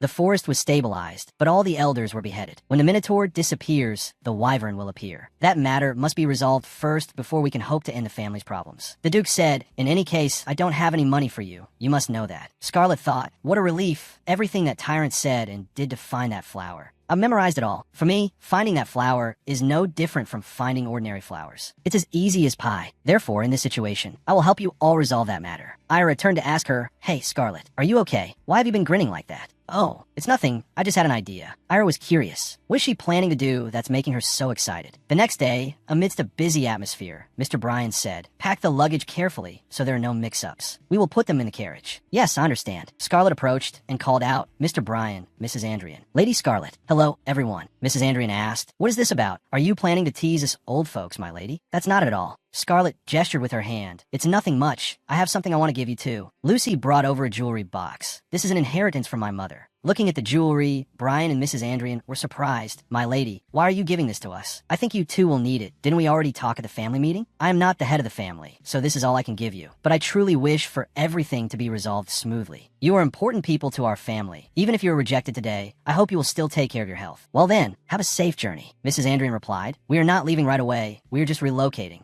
"Oh, is that so? We will come again in a few days. There's no way we would give up in a single day. The problem is still the problem. We acknowledge your kind heart. My lady, we will definitely return." They expressed their gratitude. "Thank you, my lady. It's all right." She thought to herself, "For now, showing this level of goodwill is enough. After this is resolved, then I can talk about proving myself. When the time is right, I'll have to say it. After I leave this place, please protect Lucy and Ira." Lucy reported, "My lady." The elders said they will be staying at the East Mansion for a while. "Is that so? It seems they'll be there for a long time. There's also a letter from the palace. Where is it? Here it is." I can't believe myself. I was so focused on the family meeting, I didn't even realize today was the day I'd receive the official schedule. Let's see, His Majesty is busy with state affairs, the next official schedule. So I'm requested to decide and reply as soon as possible. After reading the letter, Scarlet cried her eyes out. "What is this, really? I thought this letter would be to cancel the engagement. That kind of crazy wasn't enough." As expected, for that tyrant, this still isn't enough. She didn't know that in the eyes of the cruel tyrant, she was just a somewhat strange woman. Scarlet clenched the letter. "Then I have no choice but to change my strategy. Lucy, give me an outfit to go out." "What kind of outfit would you like, my lady?" "Choose the one that is the most pure and elegant, but it must still have charisma. The color should be nice. I should dress up properly for once, right?" "Yes, I will prepare it so you can wear it tomorrow, my lady." "No, I need it right now. I have to go meet someone. Let's see if you can handle a personality like this." Although I don't know what happened, everything went very smoothly. For the first time in a month, all the documents have been recorded. In addition, the morning meeting was canceled, so I had extra time to take a nap. Oh, if only tomorrow could be like today. That's what I thought, until Scarlet came looking for me. Count Clover was feeling happy when his guard reported that Scarlet had arrived. "What? You're saying Lady Ackman came to see me?" "Because it's an important matter, the lady came here without prior notice. First, just tell her to wait in the carriage." As soon as he finished speaking, Clover was startled to see Scarlet entering. She was already escorted out of her carriage. Just then, Scarlet looked up and saw Clover. She cheerfully waved like a child. Inside, the Count poured her some tea. "Please have some, my lady. This is a tea imported from the East. If you don't like tea, I will make coffee." Scarlet didn't answer and just stared at him. It made Clover flustered. "I'm afraid I don't know what to say." He broke out in a sweat and began to tremble slightly. "So, my lady, what business brings you to see me?" She finally replied, "I came to see you so suddenly, yet everyone is still so attentive to me. As expected, now I am certain." "Pardon?" "The first day we met, do you remember? The first time we met in a prison without a single ray of light. This sorrow and the beautiful, fateful joke has begun." The more Clover listened, the more he stiffened as if turning to stone. "Yes. Oh, my saliva. It's all right. You're my hand, my very breath. I'm so embarrassed I don't know what to say anymore." Clover quickly tried to correct Scarlet's flirting, insisting that nothing of the sort had ever happened. Scarlet continued, "You must have suffered a lot being alone all this time, haven't you? Being His Majesty's close prime minister, yet having such feelings for me." Scarlet thought to herself, if acting crazy in front of the tyrant doesn't work, I have another way. Clover said loudly, "What are you talking about, my lady?" Outside, the servants were eavesdropping. "My goodness, what's going on?"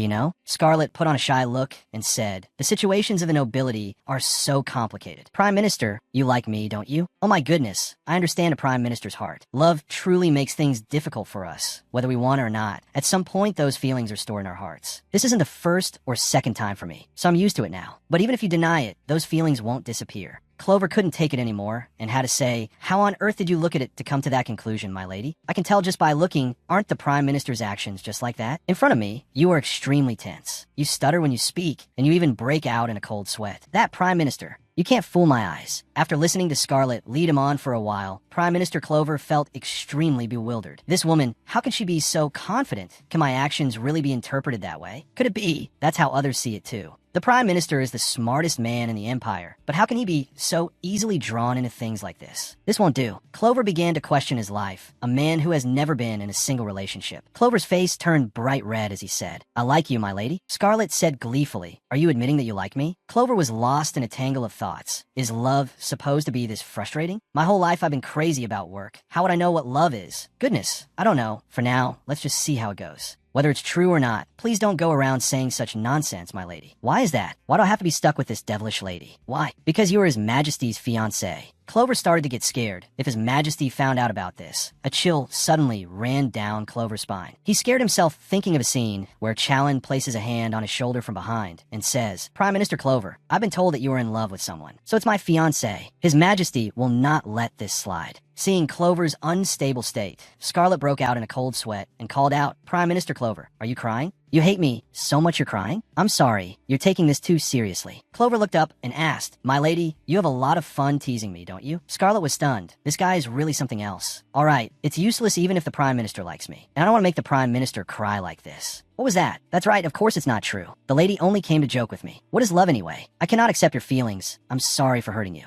Seeing Clover's dazed expression, Scarlet giggled and said, beautiful, right? I know I'm beautiful too. Clover screamed his head off. Not at all. Out in the carriage, she thought, that was really exciting. He's more fragile than I thought. A useless guy, if the Prime Minister spreads rumors of my actions to his other close associates. If all of his close associates hate me, then no one will be swayed, right? No matter what, the tyrant still has to maintain the dignity of a king. Scene change. At this moment, Rumen asked, Prime Minister, so you're here? The contents of this afternoon's meeting, I will report to His Majesty. Clover remained sitting in a heap, not responding. Rumen was worried. Prime Minister, what's wrong? Suddenly Clover asked Count Rumen, you're very popular with the ladies, aren't you? Huh, why so suddenly? So do you understand what it feels like to fall in love? I don't. What have you been going on about this whole time? So, trembling limbs, a heart pounding to the point of nausea. Is that what falling in love feels like? That, according to the Prime Minister, it seems that's not it. Are you in pain somewhere? Clover asked again with a serious face, right? What's really going on? Why are you talking such nonsense? It's nothing. Just forget what I said. Something definitely happened today. It's better not to tell anyone about this. The next morning, the annex of the Ackman family mansion. Scarlet wondered, how strange. Where's everyone gone? It's not mealtime, is it? I asked Lucy to bake some cakes, and yet, before solving the problem in the Demon Beast Forest, I told Lucy to keep an eye on things. They're not in the mansion, so where could they have gone? At this moment, Mrs. Andrian approached and called out Lady Scarlet. Mrs. Andrian, hello, good morning. She asked, what is it now? I was just passing by. Have you just returned from somewhere, madam? I want to meet the merchant guild that sells cabin. From now on, we will have to buy it in large quantities. You've seen her before, haven't you, madam? She is Lucy, my handmaiden. All right, so they'll be delivering the cabin today. I've read about it in books, but have never seen it in real life, so I'm very curious. We have already received a few in advance. Perhaps my lady here doesn't know what cabin is? Cabin looks like this. Oh, it's so cute. Can this little mushroom repel demon beasts? Only temporarily, but scent can paralyze demon beasts. Suddenly Scarlet felt dizzy. How strange. Why can't I suddenly hear anything anymore? She started staggering backward. Lucy saw this and was extremely alarmed, rushing forward to catch Scarlet. Oh, my lady, but she had already fallen to the ground with a thud. Afterward, she groggily sat up in an unfamiliar place. Ow, my head. What happened? Just a moment ago, I was standing and talking to Mrs. Andrian in front of the mansion. Could it be I was teleported in that moment? Really, that can't be possible. But anyway, this is good timing, isn't it? It seems I'm about to see some vivid images again, but I've never set foot in this place. It seems this place is the Demon Beast Forest. Suddenly, Scarlet heard a noise from behind, which startled her. It was a girl with fiery red hair holding a lamp.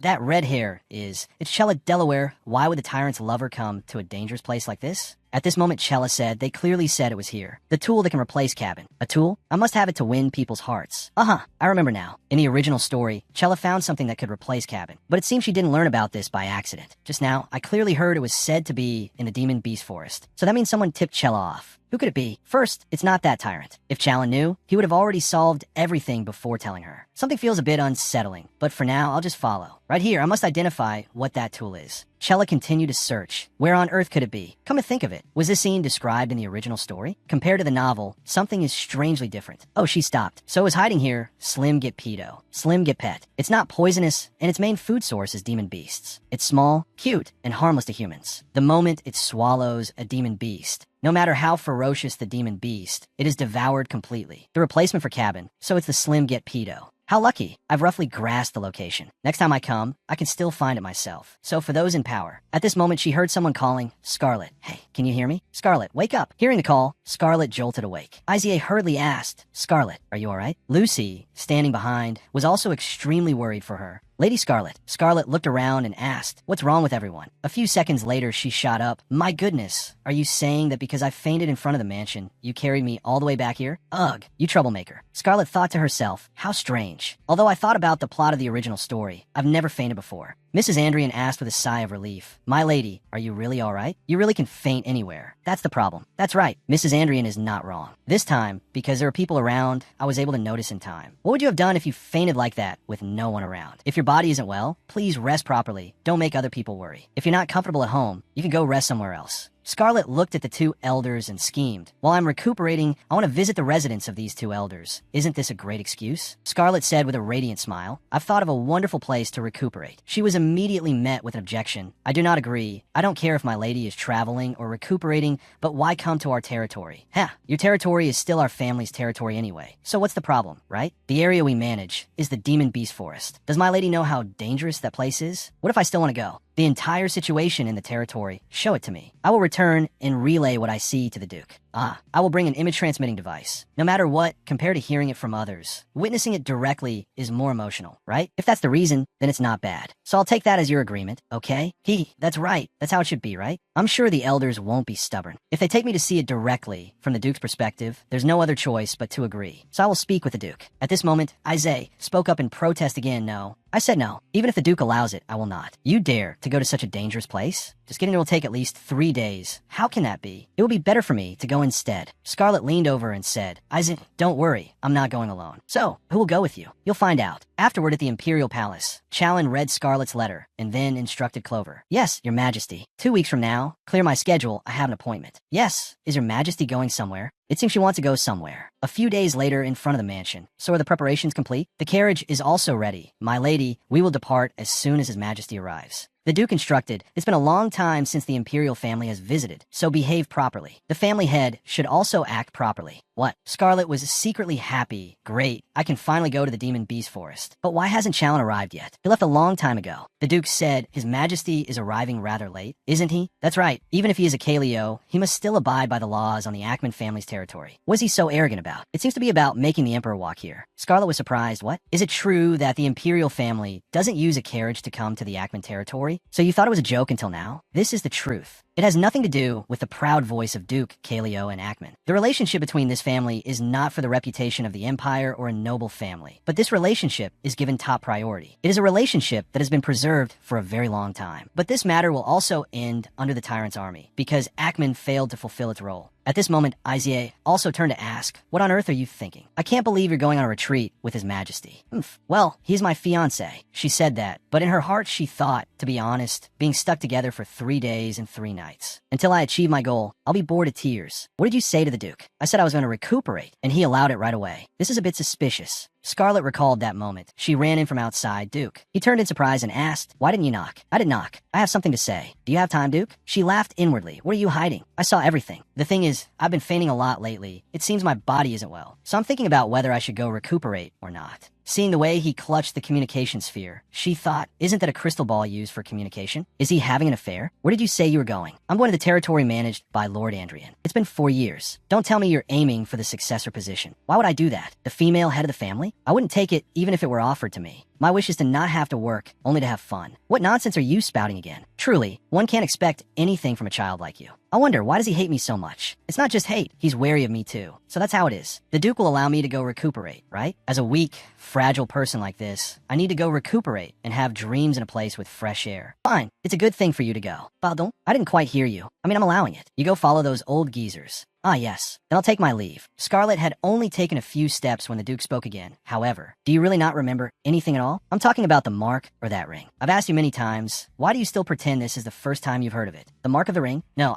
it was so sudden that I couldn't remember anything. Could it be he's looking for that? It's fine if you can't remember. The mark of the Ackman family, Scarlet. It is a magic bound to the air from one generation to the next of the Ackman family. This magic is proof of the family head, and it has existed in the form of a ring and a mark until now. The Duke, if he doesn't get what he wants, he can't become an official Duke. And what he wants can only be the Scarlet Mark. But why is he searching for the family's mark on Scarlet? Whatever the reason, it's best to remember about that mark. It's passed down in different forms. I don't know what its current form is now. Iza called Scarlet. What are you doing? Huh. Hurry and bow. His Majesty is here. Duke Ackman quickly ran over. Greetings, Your Majesty. It must have been a long and arduous journey for you. Thank you for inviting me. Duke Ackman. It's nothing, Your Majesty, but you already know about our family. Scarlet said, unhappily, you're getting too excited. His Majesty has no intention of listening. That's exactly what I was thinking. By the way, do you know those people over there? The blonde-haired man is Count Rumen, the head of the intelligence department. The person next to him, from what I recall, is the captain of Challen's Knights. Although it's obvious just by looking, but first of all, she replied, it's the first time I've seen him. Then why are they staring at you so intently? How should I know? What's this? Why are you smiling with that kind of face? Scarlet was about to ask something. Hey, you too. Then Challen approached from behind and called Lady Ackman. Hearing Challen's voice, Scarlet was startled and turned around, turning so quickly that she stumbled. He was already standing right behind her, and seeing her stumble, he caught her and said, my lady, you're still so prone to falling, aren't you? Scarlet's face flushed as she thought to herself, maybe it's because we haven't seen each other in so long. I suddenly feel all shaky. Scarlet Ackman greets Your Majesty. A normal greeting is fine. Are you alright? Yes. I was so lost in thought about Your Majesty that I didn't notice the time passing. Is that so? How wonderful. Scarlet was taken aback. Wonderful? Challen turned and ordered, Rumen, bring it here. Yes, Your Majesty. A bouquet of vibrant red flowers was brought to Scarlet, Lady Ackman. This is the bouquet His Majesty wishes to give you. Her face still red. Why the sudden flowers? Because seeing this flower made me think of you, my lady. Yes, but why? Could it be that I'm as beautiful as a flower? I thought it resembled your head of hair, my lady. Challen's down-to-earth answer made everyone freeze. Scarlet cursed inwardly. Challen, that bastard. Rumen, standing behind, was shaking from holding back his laughter. He said, wasn't I right? Yes, it seems the Count was right. I can't believe His Majesty would joke like that. So they really are dating. Then, please board the carriage, Lady Scarlet. Looking at the shabby carriage, Scarlet asked, excuse me, what's with this carriage? Lady Andrian replied, it's my carriage. Is there a problem? You must be very short on money. Ah, about that, I thought we would be riding in the same kind of carriage as His Majesty. Seeing that His Majesty isn't saying anything either, maybe we should try asking. It's fine, we're all going to the same place anyway. Scarlet grumbled. At times like this, he doesn't consider me his fiancée, huh? Just then, Iza ran over and called, hey, Scarlet, what's wrong? Haven't you gone inside yet? Haven't you departed yet? Also, you still remember what we talked about yesterday, right? No matter how you look at it. On the outside, Iza pretends to be like that, but he worries about me a lot. She smiled brightly and said, I know. She recalled last night, Scarlet. Yes, you. Could it be you like His Majesty the Emperor? Hearing this, Scarlet spat out the tea she was drinking. Me? Why so suddenly? Why are you asking that? What do you mean suddenly? What are you talking about? You're already engaged after all. The thing is, you know him too, His Majesty is famous for having a cruel hand. Cruel? Calling a tyrant a person with a cruel hand? Well, that's true. He's killed enough people to make a mountain of bodies. You have a way with words, Iza. What's with that tone? Did I say something wrong? No, you spoke very well this time.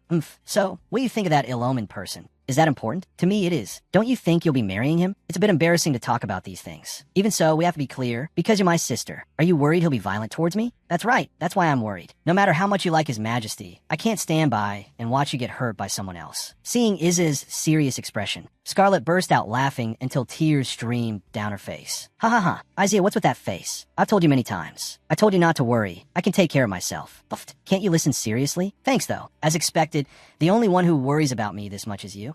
Right? Even so, take this with you.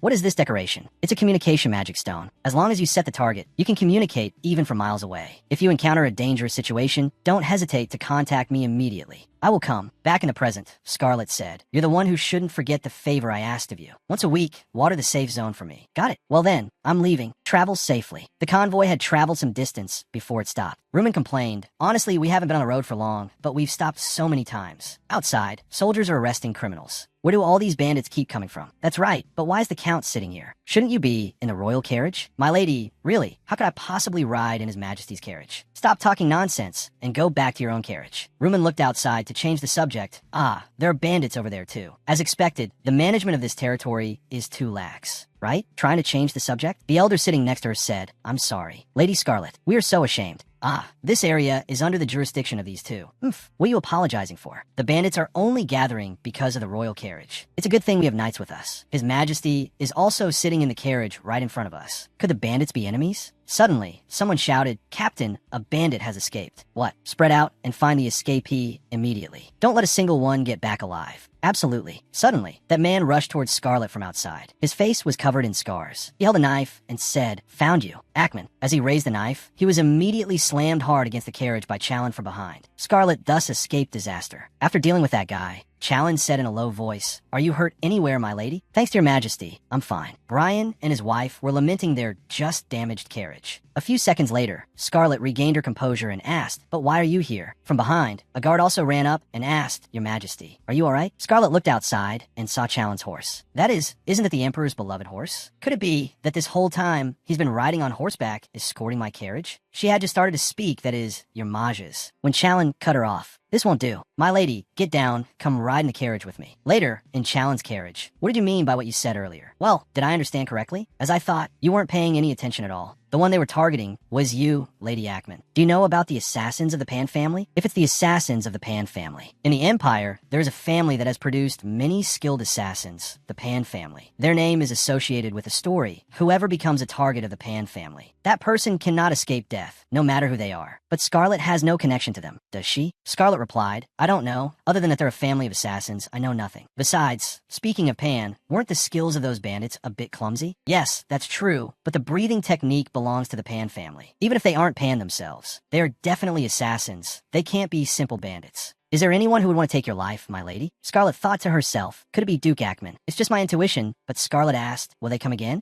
Of course. Seeing her clenched fists, he reassured her, but you don't need to worry about it. What? Pan's assassins are after me, and this is not something to worry about, whether I live or die. You don't care at all. That's right. It may be nothing to your majesty, but this is my life. He leaned in close and said, my lady, what I mean is that you don't need to worry. At least while you are by my side, no one will be able to lay a hand on you. So please rest assured, these words were like a stepping stone, attacking Scarlet. Lady Ackman, we are truly sorry. This morning's attack was due to our carelessness. We hope you will forgive us this once. It's all right. Didn't everyone arrive here safely? She thought to herself, so safe that I fell asleep in the carriage, while someone else stayed wide awake watching over me. The guard hesitated, but when Scarlet turned around, she saw Challen standing behind her. Seeing his ice-cold expression, she asked, why is your majesty like that? All right, since my lady is unharmed, I will let it go this time. Thank you, your majesty. The guard was confused. What's going on? Suddenly, Rumen called out, your majesty, you're here? There is something that requires your majesty's inspection. Scarlet looked up and said, I'll see you at the meal. Your majesty, you should get some rest, my lady. Yes, I will wait for your majesty. Riding in the same carriage made me feel a little shy, but it's also thanks to him that I arrived safely. I should repay his kindness, right? That evening, while everyone was resting, someone tapped a glass to get their attention. Now, everyone, could you please listen to me for a moment? That person was none other than Scarlet. It's nothing much. I just wanted to express my gratitude to everyone. You all have worked hard escorting me here. So, Lady Adrian said, what is my lady planning to say now? Dinner is over. While we rest, I want to give everyone a gift for protecting me all these days. A song called Beautiful Serena. Challen also paid attention to her every move. Scarlet also glanced at Challen. Challen's heart skipped another beat. Please, everyone listen. Scarlet began to perform the song. Each line sung immediately captured everyone's attention. Just when it seemed perfect, someone said, the lady doesn't sing very well, does she? Followed by the unenthusiastic expressions of the knights. Scarlet nervously thought, what does everyone think? I said I would repay everyone, but doing this is the only way that Tyrant will hate me, isn't it? Let's see how he reacts. Scarlet turned her head and found Challen covering his mouth, smiling. Her eyes widened in surprise. Challen, is he smiling? After returning to her tent, she lay down and sighed. I'm so tired. I thought singing like that in front of everyone would make them hate me, but knew it would backfire. Who would have thought someone would laugh at this? Isn't he ashamed of me? What should I do for the rest of the journey? I can't sleep. Maybe I should go for a walk. Unable to sleep, Scarlet went for a walk and came across Challen standing with his horse. Just then, he also turned his head to look in her direction. Scarlet ran over and asked, Your Majesty, what are you doing here? I was on my way back from patrol. And you, my lady? Is something wrong? I'm just getting some fresh air. Going out alone this late, my lady? She looked bewildered. So, I need someone with me? Images that were not so innocent appeared in Chalen's mind. What's wrong, Your Majesty? It's nothing. If you want to go, I can't stop you. Aren't you going back to your quarters? Suddenly, Chalen turned back and asked, "Want to go for a walk together?" Afterwards, Scarlet was sitting behind Chalen on the same horse. Scarlet's face darkened, her breathing uneven. "I'm so embarrassed I can't even breathe. What possessed him to want to go for a walk together? Isn't Chalen uncomfortable being with me?" "No, he never cared that much from the beginning. Is there anything to talk about?" After thinking for a moment, Scarlet spoke up.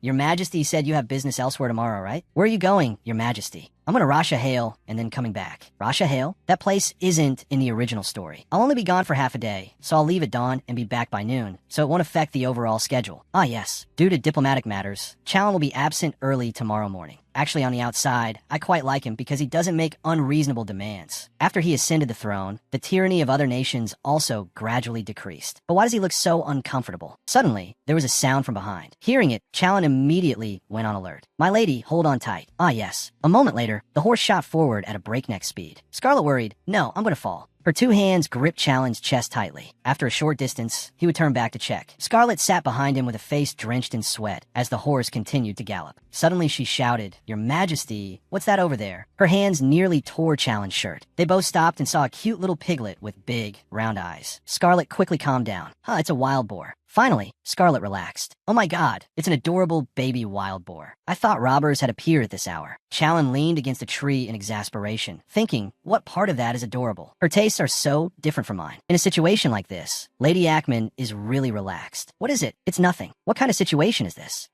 It's because of the robbers, so he must be worried about being away for a while. He reacted so excessively. I've already gone for a walk with him. Maybe I should reassure him a little." "Your Majesty, do you know a lot about swords?" As she spoke, she rummaged for something. I bought it for quite a large sum of money." "What do you think, Your Majesty?" "This is a magic sword for self-defense. I used the vacation allowance the Duke gave me to buy it. And this is a tool that can be used to start fire. This is a smoke pellet that can be used as a decoy." Chalen wondered, where on earth does she keep all these things to pull them out? "Your Majesty, don't worry. I won't use it for any strange things. They may look scary, but they don't have the ability to kill." At this moment, the magic stone also fell out, attracting Chalen's attention.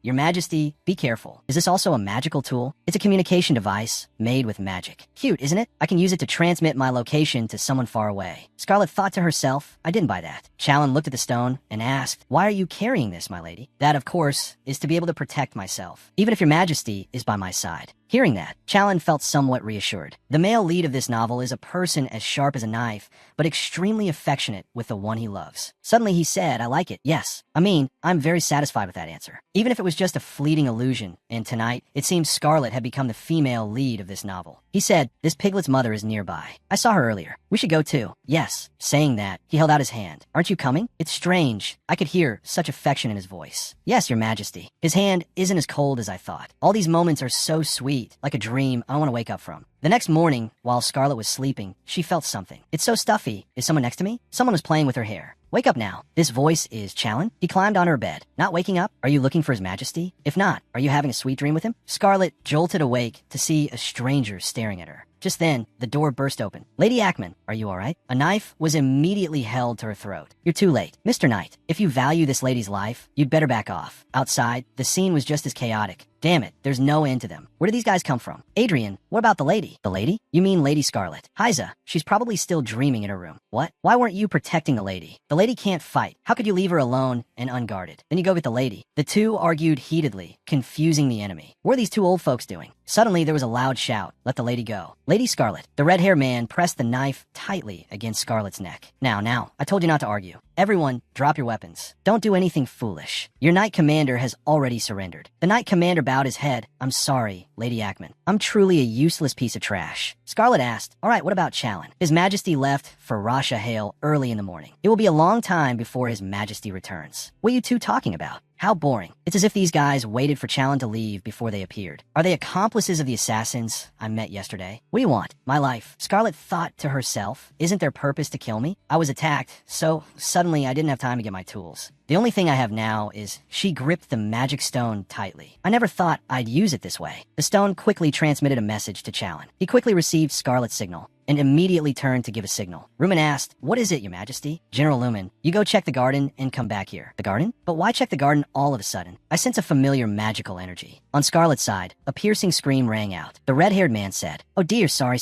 Are you hurt? It's too cold outside, so I'm waiting here out of goodwill. Hey, tell the others to load everything they've found onto the carriage." "Yes, Commander. Are you all right, my lady?" "I'm fine. Even so, we must not let our guard down. Those guys don't seem to be ordinary thugs, especially that red-haired leader. What is his identity, after all?" Scarlet turned and asked, "Do you two know about the assassins of the Band family?" The two elders stared blankly for a moment, then asked, "How do you know about them, my lady?" "His Majesty told me yesterday. His Majesty said their martial arts resemble the breathing techniques of the Band family." "Could it be?" "They are not widely known. A few years ago, this family was annihilated at the hands of the head of the Ackman family, the one who was not recognized by everyone. All those who knew the family's techniques were eliminated, so there's no doubt. Could that man be a subordinate of the Ackman family?" The red-haired man walked over and said, "Oh, that's wonderful. The old man is quite perceptive, isn't he? Hey, old man, isn't it better to pretend you don't know sometimes?" He came and grabbed Brian by the collar, like right now, for instance. "Take the lady somewhere else." "Yes. What are you planning to do?" "Sir Brian has nothing to do with this." "Right. Since he's not involved, it doesn't matter if he dies. Because he's not involved, it doesn't matter if Sir Brian dies." Those words. Scarlet shouted, "Stop it right now. Isn't your purpose me? I'll do whatever you want. Just don't touch anyone else." Hearing this, the red-haired man turned back and asked, "What?" "As you wish, I will die here. I guess my life is very important to them. I don't know why, but they need to keep me alive. But on the other hand, if my life isn't guaranteed, I'm done for. As I said, I will die here. I will go against what the Duke asked of me." The red-haired man turned back with a smirk. Scarlet said again, "I know your target is me. I have to do whatever it takes to get his attention. Isn't it obvious? From the beginning, you rushed in when His Majesty wasn't here. If I can't fight, what do you plan to do to me?" Suddenly, Scarlet called out loudly, "Your Majesty." Hearing Chalen's name, they immediately panicked and turned their heads to look. Seeing her chance, Scarlet removed the rope that had been cut beforehand with a magic stone. She decisively elbowed the man standing next to her in the chest. The red-haired man yelled, "What are you doing? Seize her." Scarlet snatched the dagger from Lady Andrian's side, startling her. Then she put it to her own neck. "What is this? Why that expression? It's as if you never thought a situation like this would happen, right? Stop joking around. That action isn't suitable for a beautiful lady like you." "Let's see, I quite like it, actually." As she spoke, she raised the dagger. "To escape this situation, I have no other choice. Please, Chalen, don't be late. You bastards, I'll see you in hell." As she wished, Chalen appeared and grabbed her arm. Scarlet was overjoyed. "It's Chalen." "Your Majesty, why are you back so soon?" Chalen knocked the dagger from Scarlet's hand. "We'll talk about that later." His eyes hardened as he looked ahead. The priority right now is to deal with them first. "Count Rumen, escort the lady." "Yes, Your Majesty." "Lady Ackman, this way." "Be careful, they." Chalen interrupted. "Lady Ackman, there's no need to worry. Close your eyes, don't look, and don't listen. I don't know what will become of them, because I'm not in a good mood." The chaos was over in an instant. The story that followed unfolded quickly. Although a bit later than planned, we continued our journey. What will happen to you now? Fortunately, after my persistent persuasion, he was able to avoid severe punishment. Instead, right after this trip ends, he will be dispatched to a disputed border region for a few months. During the trip, not only did I not scheme, but I also grew close to the Tyrant's two retainers. "Lady Ackman, how on earth did you do it? To persuade His Majesty so easily. That's truly amazing." "It wasn't easy at all. I had to follow him for 3 days and 3 nights. You have no idea how hard it was." Binzer bowed. "Lady Ackman, thank you sincerely. I pledge my name to repay you, my lady." "I'll remember that. You'll have to repay me a lot." "Of course, my lady." Rumen also expressed, "Oh, unlike others, you are so generous, my lady. These two are simpler than they look, aren't they? Even when teased, they just grin. Or when I act like a mean person, they're still cheerful." Count Rumen, who cries anytime, anywhere, is no longer the Golden Squid. He's been upgraded to the Crybaby Golden Squid. The Knight Commander is not much different, quick to tears. The Knight Commander and the Head of Intelligence talk a lot. The two of them chatter all day long. "My lady, it will get cold tonight. You should wear a scarf." "Thanks." Andrian, she's always on guard against them. How strange. Looking at me, Brian is reminded of the former Duke, always muttering to himself. Really, it feels so heavy. As for the Tyrant, my lady. "Yes, Your Majesty." "How is your body?"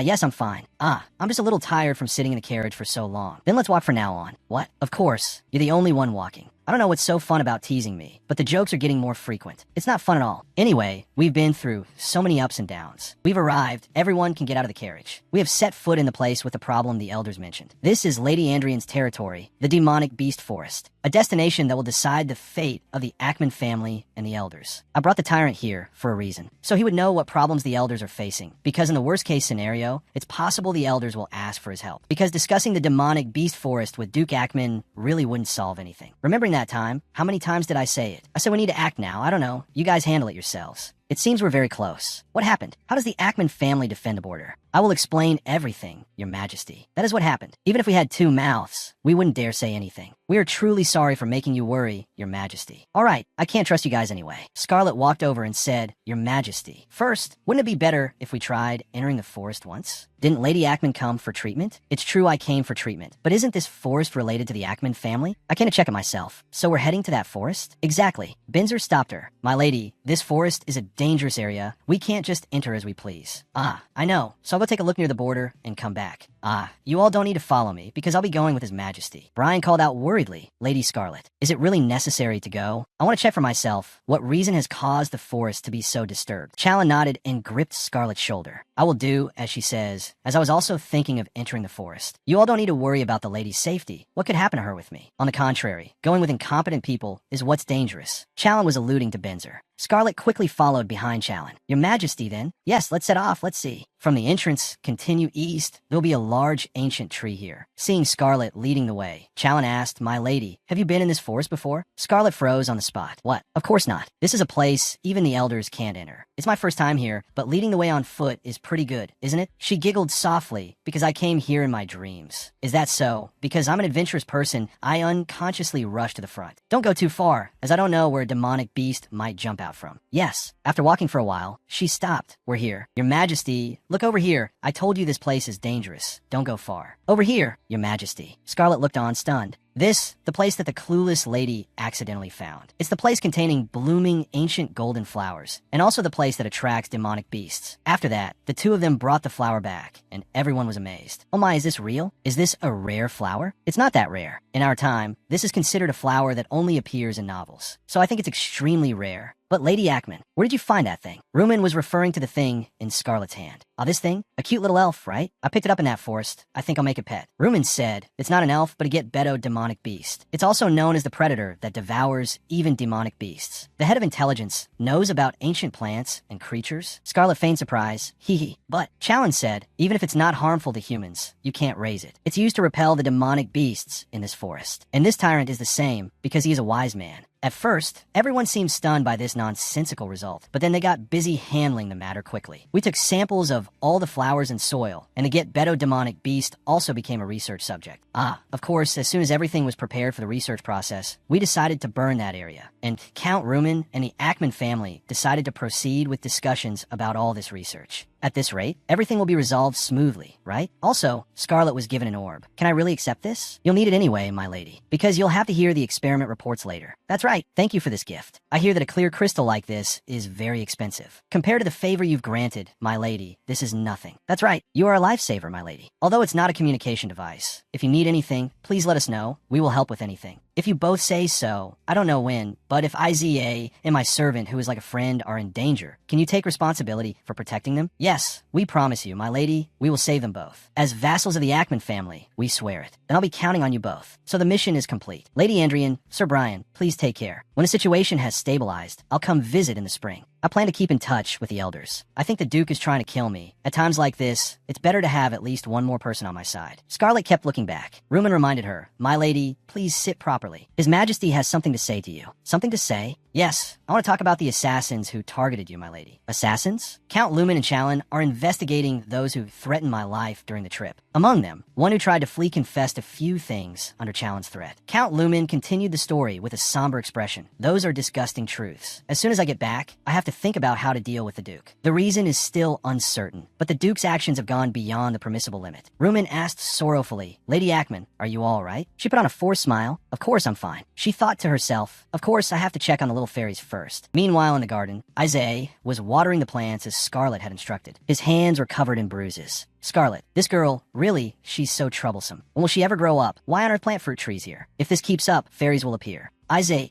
kept complaining, not knowing that adorable fairies had appeared in the tree. Elsewhere, Scarlet was secretly calculating. Come to think of it, while the tyrant is hunting down dark mages, this is the time to kill the female lead's boyfriend. Should I make the first move? Sitting beside her, Rumen asked, Your Majesty, when will the next talks with Raza Hale be held? The urgent matters have been dealt with, so postpone it. Scarlet asked, puzzled. If it's about Raza Hale, didn't your majesty already go there before? You know of Raza Hale too, my lady? No, I've only heard of it. You could say that, because currently, Raza Hale is a fallen and very reclusive family. A family? I thought it was a place name, because in Kaleo, that area is still called Raza Hale, and many people in the Empire know about this. Of course, a new kingdom has now been built in that place. Oh, just like that, I'm learning a lot of information I've never heard before. The three oldest families on the continent, Kaleo, Raza Hale, and Akman, and their ancestors. Among them, Kaleo, Chalan's ancestor, was the dead god of the East Wind. This means that deity became human. In particular, that god possessed the power to transcend many dimensions. He was a great god. Oh, so are Akman and Raza Hale the same? That's right. The other two families also have a dead god as an ancestor. The ancestor of Akman was a prophet and also a dead god. The ancestor of Raza Hale was the dead goddess named Clover. Clover? So the Chancellor was named after a god? That name of the Chancellor is not his real name. Huh, so what's his real name? Let's see,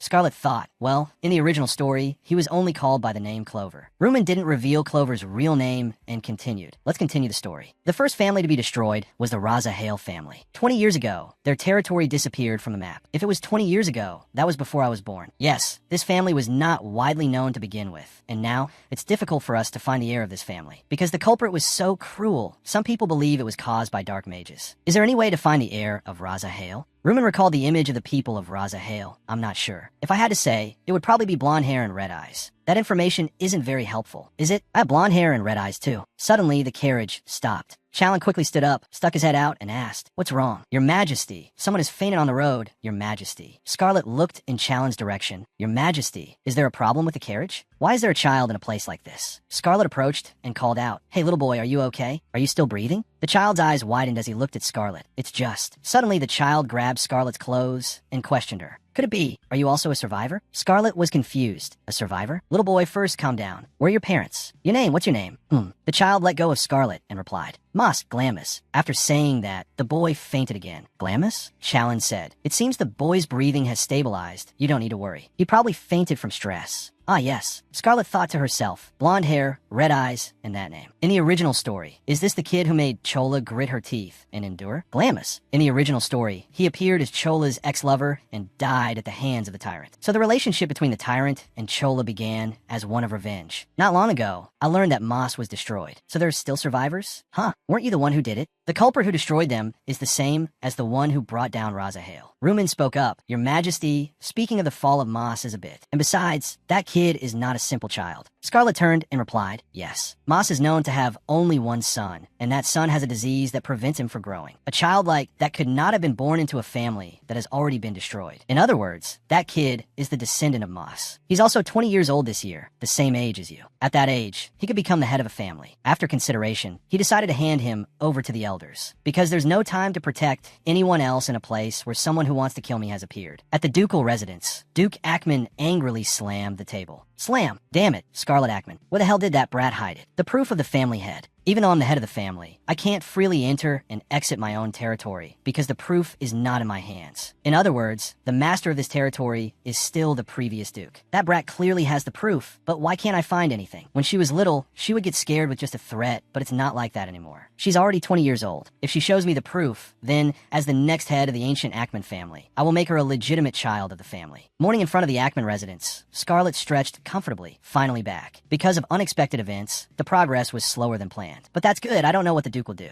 I have to go in and check first. Chalan looked over and said, "My lady, you go in first." "Yes, aren't you going to stop by the ducal residence?" "I have to give instructions to the knights. I'll follow you as soon as I'm done. Then I will go in and greet them first. Your Majesty, please take your time." As Scarlet left, Rumen asked, "Your Majesty, do you really intend to monitor the Duke?" Your Majesty also knows that the Akman family territory has extremely powerful barrier magic. Even the Imperial family cannot break the barrier magic of the ancient families. To do this, we need cooperation from someone within the family. "I know, I have my own calculations. You just go and prepare the crystal ball as I instructed." As he finished speaking, Chalan's sword suddenly moved. The sword, it's resonating. Inside the residence, servants ran out to welcome Scarlet. "Everyone, proceed to the front hall." "Welcome back, Lady Scarlet. It's been a while, hasn't it? Is everyone doing well?" Lucy seemed to run frantically towards Scarlet, calling out, Lady Scarlet, Lucy, how have you been? What have you been doing while I was away? Weren't you bored? Yes, but there's something more important I want to tell you, my lady. Before Lucy could finish, Duke Ackman shouted loudly, "Move." The butler tried to stop him. "You can't do this, sir. There's a guest from the imperial family outside. We must maintain our dignity, your grace." "Let go of me. How dare a mere butler touch my body?" Good heavens, why is he so aggressive? Duke Ackman, seething with killing intent, glared at Scarlet and strode quickly towards her. Scarlet only had time to ask, "Wait, did I do something?" All the servants could only bow their heads and stand in place, terrified. Duke Ackman walked quickly over and slapped Scarlet hard across the cheek. He hissed, "Useless brat. Do you know how many times I've had to suffer because of a brat like you? The demonic beast forest or wherever. You shouldn't have come back at all. Don't get in my way." From upstairs, Isaiah tried to run down. No, father. Why would you do that? What did Scarlet do? Iz's body was covered in bruises. Challen walked in, clenching his fists, and asked, "I'm curious too. What on earth are you thinking? You dare to slap my fiancé right in front of my eyes?" Duke Ackman now realized the gravity of the situation. "Your Majesty, that is." Challen continued his attack. "If not, then are you looking down on me? I don't recall planning to spare the life of someone who tries to walk all over me. You hide yourself well, no different from vermin." He dropped to his knees on the ground. I was wrong, Your Majesty." Scarlet wondered to herself, "Challen, is he angry for my sake? These past few days I've been thinking so much about making him sick of me. Did I accidentally make him develop feelings for me instead?" Duke Ackman said repeatedly, "I absolutely do not look down on Your Majesty. This is a private family matter. It's not. How could I dare do that to Your Majesty's fiancé? You're always in some corner of the house, so your face isn't seen clearly, is it, Duke? The lady is tired, so I'll pretend I saw nothing. Holding a funeral for you right now would be a real hassle." Challen turned and ordered Lucy, "Take the lady away. I will wait outside." "Yes, Your Majesty." Lucy asked, "My lady, are you all right?" Before the question was finished, Scarlet snorted with laughter. "Look how scared you are, Duke. To be so frightened in front of those you look down on, it's truly shameful." Lady Scarlet, I'm sorry. Let's go upstairs." The servants of the Ackman household had a strangely pained look, and at the same time, there was also indignation, especially among those close to Scarlet. "My lady, let me see your face." Is that so? By the way, Lucy, did you see the Duke's expression just now?" His expression just now was as if he was about to cry. Lucy looked at the bruise on Scarlet's face with sorrow. The Duke hurting her like this, every time this scene happened, she herself would become extremely angry. "Lucy, yes, I'm listening. During the trip, I bought a gift for you." "A gift for me?" "MHM. I can't give it to you right now, but one day it will be useful to you." I also bought a famous dessert from the tourist spot. Let's eat it together." "I don't quite understand, but thank you in advance, my lady." "What's there to thank me for?" Scarlet tried to ensure the safety of Lucy and Ilya. This was probably a good thing. That's right, because to Scarlet, she was an incredibly precious friend. Outside the mansion, Challen was still waiting. Scarlet ran over and called out, "Your Majesty." "Oh, what a relief. I was worried Your Majesty had already left." "I'm sorry, Your Majesty. I was a little late, wasn't I?" Seeing her cheerful appearance, Challen suddenly blushed. "I'm here now. Your Majesty, is your face all right? It's not so bad that I'm bedridden." "That's right. So we should plan our next schedule, shouldn't we?" "The next schedule, you say?" Scarlet thought to herself, "I need to keep an eye on the Duke for a while, and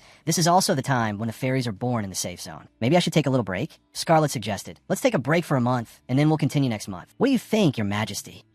Since Your Majesty already spent a whole week on vacation, isn't that enough to have on record? We just need to fill the quota. Besides, Glen Major, if Chio La no longer has a reason to take revenge on the Tyrant, then won't the original plot fail to start? I have to consider that method. But at this moment, Challen asked, "My lady, you won't see me until next month?" What's with that expression? Although he was a little sad, he still said, "I understand. I'll write letters to you during that time then." Yes. There he goes again. Did I do something wrong? I really don't know what the problem is here. Or is it because Duke Ackman laid a hand on me that the Tyrant's mood is so strangely foul? Somewhere, Lady Andrian was writing a letter to Scarlet. "Lady Scarlet, have you been well lately? Brian and I are doing well. The research on the magical beast forest is proceeding very smoothly." "Oh, that's right. We're still doing our best to treat the boy you entrusted to us. If we're lucky, he might wake up soon. I will contact you as soon as he wakes up. Sincerely, Andrian." Speaking of Glen Major, I heard that the Major family was destroyed by the Emperor, but that's not the truth. There are many false rumors about the Emperor. Therefore, at the engagement ceremony of Scarlet, who is also his life-saving benefactor, perhaps he will no longer feel that sense of disgust? Well, we'll be able to find the answer when this pitiful young man wakes up. Scarlet, their benefactor, was currently visiting the safe garden. It's finally bearing fruit. While I was away, it seems Ilya managed it very well.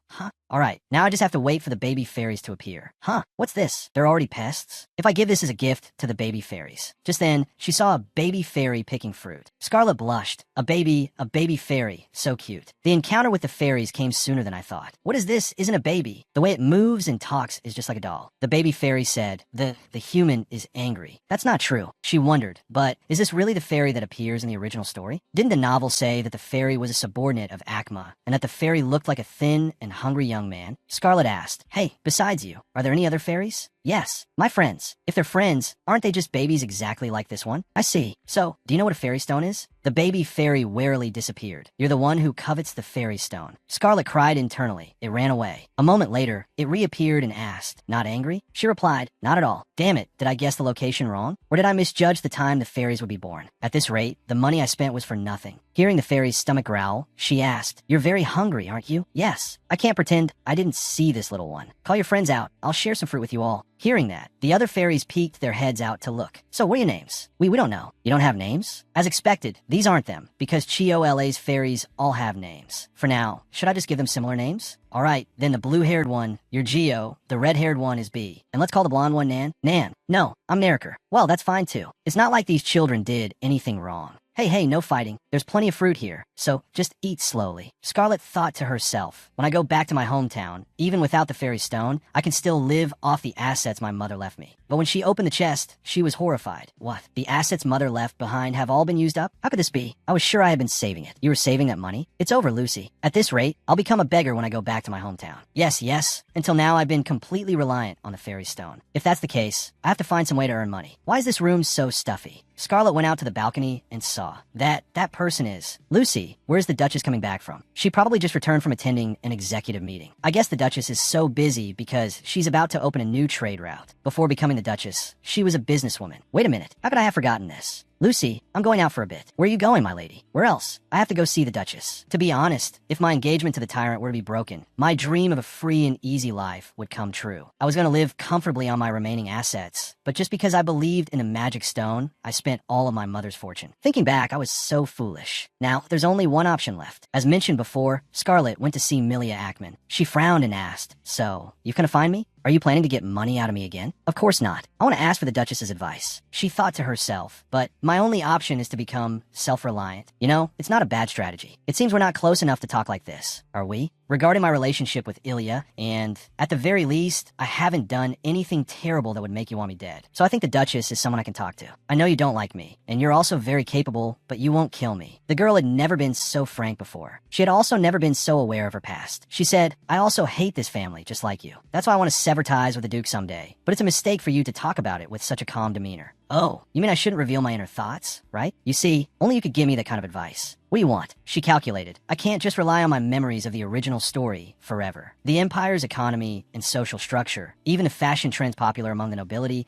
are things I can't know just from reading a novel, because this is a real world that I know nothing about. I want to learn from you how to do business, as well as the basic knowledge and etiquette a noble needs. If you need someone to teach you etiquette at your age, I'll arrange it for you. Not that basic etiquette. I mean the noble qualities of the Duchess. You despise despicable actions and get angry at direct violence. What else was there? Anyway, I want to learn practical things like that. So, please teach me how to survive even if I'm all alone. Of course, I also want to learn more about business. I know I come from a noble background and live in a powerful family. But even as a member of the powerful Ackman family, I still want to strengthen my own position. So you want to build and create your own life for yourself, is that right? How ridiculous. If you understood what I could teach, you would have done it long ago. I've had enough. There's no need to say anything more. I'll be leaving. Please wait a moment. If my actions frustrate and anger you, then please go ahead and scold me. You can do that. Whether you believe it or not, I still think you are a wonderful person. But our relationship is a bit complicated. If you would just respect me as a person, and if your advice is effective, then I will follow it. And I hope you will stop getting angry at me for no reason. In truth, the person you want to be angry at isn't me, is it? It's Duke Ackman. Just as I thought, the Duchess truly hates her husband to the bone. It's understandable. He would rather take the former Duke's wife for power and keep her by his side with the status of a concubine. If you help me, I will repay you by making him pay the price. Hearing this, the Duchess pondered for a moment, then turned her head back and asked, "What do you plan to do?" "Just you wait and see. I will definitely get revenge for you." And so, a temporary alliance between myself and the Duchess was formed. "So you want to see the Duchess?" Yeah, she accepted my proposal right away. "You are very brave, but my lady, I still have a question." "Huh? What are we doing in Grazio?" "The reason for visiting the temple is just to show everyone that I am a devout believer. Recently, the Empire has been ravaged by two powers, the Kaleo royal family and the Grazio temple. In reality, the master of the Empire has never been the royal family, but the temple. But after Challen, who assassinated the royal family, family and seized the throne at a very young age. The power was split in two. Immediately after ascending the throne, he began to threaten the temple, which had insulted him with false prophecies. Since they were inherently corrupt, he cut off their financial resources so they couldn't do evil deeds behind his back. Thanks to that, peace and nature reigned in the kingdom, but the emperor's oppressive solution only reinforced his image as a tyrant. Anyway, in this situation, I should show deep loyalty to the temple, the enemy of the royal family. As the emperor's fiancée, don't you find it awkward? Lucy asked, looking at the box. Isn't that the necklace you received for your 17th birthday? Are you planning to donate something so precious to the temple? It's fine. It's useless to me anyway. Besides, the people in the temple will like it. Fearing the emperor, the nobles have also cut off all financial support. Don't they all like things that bring them profit? Even though I don't like this temple either. But if I want to break off the engagement, this is not the time to consider good or bad. Inside the temple is an honor for Grazio. May the light of his grace be upon you. The faithful welcome you both. Scarlet, in an excited mode, said, Hallelujah. Lucy, standing behind, was stunned and whispered, Amen, my lady. Well, my lady, let me lead you to the prayer room. No, please take me to the chapel instead of the prayer room. Looking at the box in Scarlet's hand, he said, Well, the young lady has come to share the blessings of the Lord. See, what did I say? They will surely like it so much their eyes will pop. I'm sorry, I didn't know. Please wait a moment. I will check and be right back. Yes, thank you. This is the center of the temple. The high priest would preach the words of the gods and publicly receive visitors from all over. This is a multi-purpose room for holding ceremonies. Donations from the nobility are also made here. Because the surrounding space is spacious and airy, it is an ideal place for them to show off their piety, as if to say, I donated this much. A moment later, someone came out and said, Hello, my lady. Welcome, my lady, to Grazio. She thought to herself, so money can make it this easy to meet the high priest. Well, all right, I heard that you came here to make a donation to the temple. You can place your donated items in this chest. Scarlet was secretly surprised. Ah, it's empty. Ah, is a prayer necessary? Ah, it's not a problem if you don't pray. What? After all, what this empty chest needs isn't a prayer, right? Look at that. How can he be so blunt? Lucy, bring it here. Yes, my lady. If you want to make an offering, you must put it in with your own hands. Well then, to pray for the prosperity of the temple, I will make a donation. Suddenly, her eyes widened in surprise. Huh, that? The image of a black hyena. Seeing Scarlet frozen, Lucy called out, My lady, what's wrong? Ah, I just remembered something. How strange. Isn't that pattern too obvious? Are you alright? No, even if you see it, you wouldn't know. The identifying mark of the Dark Mages, the symbol of the Rikis constellation. But why is the mark of a black sorcerer in the temple's chest? The high priest urged, My lady, what's wrong? Don't hesitate. Make the donation quickly. Scarlet snatched the necklace back. Hold on, wait a minute. Scarlet thought to herself, things are complicated enough already. I don't want to get involved with Dark Mages. Scarlet gave an order to the high priest's bewilderment. Lucy, pack up. We're going back to the carriage. The high priest asked, My lady, no, Princess Ackman. You came all this way just to turn back. What a pity. Lord Grazio here couldn't change my materialistic heart. So it's a pity, but what can be done? It's fate. I have an appointment, so I must go. Where are you going, my lady? You must share in Grazio's prosperity with us. In a nearby place in the temple. No way. Why? This is outrageous. Are you planning to cut the supply of relief food funds? Clover replied, Within the temple's jurisdiction, there are no areas that need relief. That is the Emperor's command. I have delivered His Majesty's words. I shall take my leave now. Lord Chancellor, wait. At this moment, Clover heard a familiar voice. No, why are you chasing me? That's Princess Scarlet. Below, Scarlet was struggling to run away from the high priest. This is extortion, robbery. You know that, right? Even so, my lady, you already brought it into the temple. From above, someone called to Clover. Hello, Chancellor Clover. Number 1 and number 2, are you on surveillance today as well? The red-haired guy smiled brightly and replied, Yes, we have orders. I thought something was up, but everything is fine. Clover turned back and asked, What happened to Lady Scarlet? Who are those people following her? The mysterious figure number 2, Challenge Subordinate, said, The young lady came to the temple to make a donation, but left without giving anything. As you can see, the high priest is furious. Some people are even chasing her without knowing why. Why would she do that? I've already explained it, so why don't you get it? We don't either. Honestly, I don't know what the wicked Lady Ackman is doing, but why are there such cowards? Even with a knife pointed at their faces, they only know how to hide. They have no dignity at all. That's right. For now, we need to find a way. Tell the wicked Lady Ackman's coachman to bring the carriage to the back gate. Understood. Should we report to His Majesty? Clover smiled slyly. I'll report later. On the contrary, he will be very pleased. The end is near. The end is truly near. This is the world I will live in the future. How can I ignore it? Although the temple is a villain, it's not as bad as the newly emerged group of dark mages, the Raka of the Rikis constellation. The temple is a corrupt religion. They represent evil. Although the degree is different, it seems that both are on the same side, and things are gradually becoming chaotic. At the Ackman residence, Izier asked, You're back. Oh, you're home. Izier? I didn't go anywhere. Good timing. I was just about to go to your room. HM, a letter just arrived for you from the palace. A letter? When? The next official schedule is still a long way off. Just a little while ago. Here, take it. When he was about to leave the residence, he acted as if he wouldn't be in touch for a while. What's going on? After reading a passage, she exclaimed, "What is this? Why has the tone become so gentle? So, I'm very much looking forward to the next schedule." By Challen, in a sweeter tone than ever before, to the point of being a little creepy. What else? He wants to meet earlier than the official schedule. Why? Izia asked curiously. What's wrong? What happened? Wait a minute. Let me finish reading. At this moment, Izzy sensed someone approaching and turned around. Oh, Mother, you're back. She asked, why are you two still here at this hour? I had something to give to Scarlet. I see. Mother must be surprised that we're closer than she thought. It's true. From the outside, Scarlet and Izzy seem closer now. Maybe I should tease her a bit. Scarlet took Iz's arm. Mother, haven't you been working hard until now? Now that we've greeted you, we'll be going to my room first. We have some private matters to discuss. Let's go, Izzy. Okay. The lady froze. What is this? Inside the room, Izzy held the letter and asked, is this a letter from the Emperor? Yes. Although I don't know what caused his mood to change. For someone engaged like you, isn't this something to be happy about? Why the long face? You don't need to know. He must have heard about the commotion I caused at the temple. But instead of being ashamed, why is he gentler than before? I can't understand what that tyrant is thinking anymore. I didn't expect to see him again so soon. What should I do this time we meet? Anyway, the tone of this letter is strange. It doesn't match his face. Scarlet looked up and asked, his face? Yes, his face. It looks as cold as ice. Don't tell me you like that type. Scarlet lunged over and grabbed Iz's face, making him break out in a cold sweat. What is this? Why all of a sudden? Sit still. Hey, Izzy, in your opinion, am I beautiful? Izzy froze for 2 seconds, then pushed Scarlet away, saying, what nonsense is this? So creepy. Let go of me. Did you just recover from being sick and you're still not all there? No, that's not it. You know it too. I'm not that kind of obedient person. But read this letter. Why is His Majesty being so sweet? Now, it's undeniable. It's all thanks to this outstanding appearance. But I can't ruin this perfect face. What should I do? I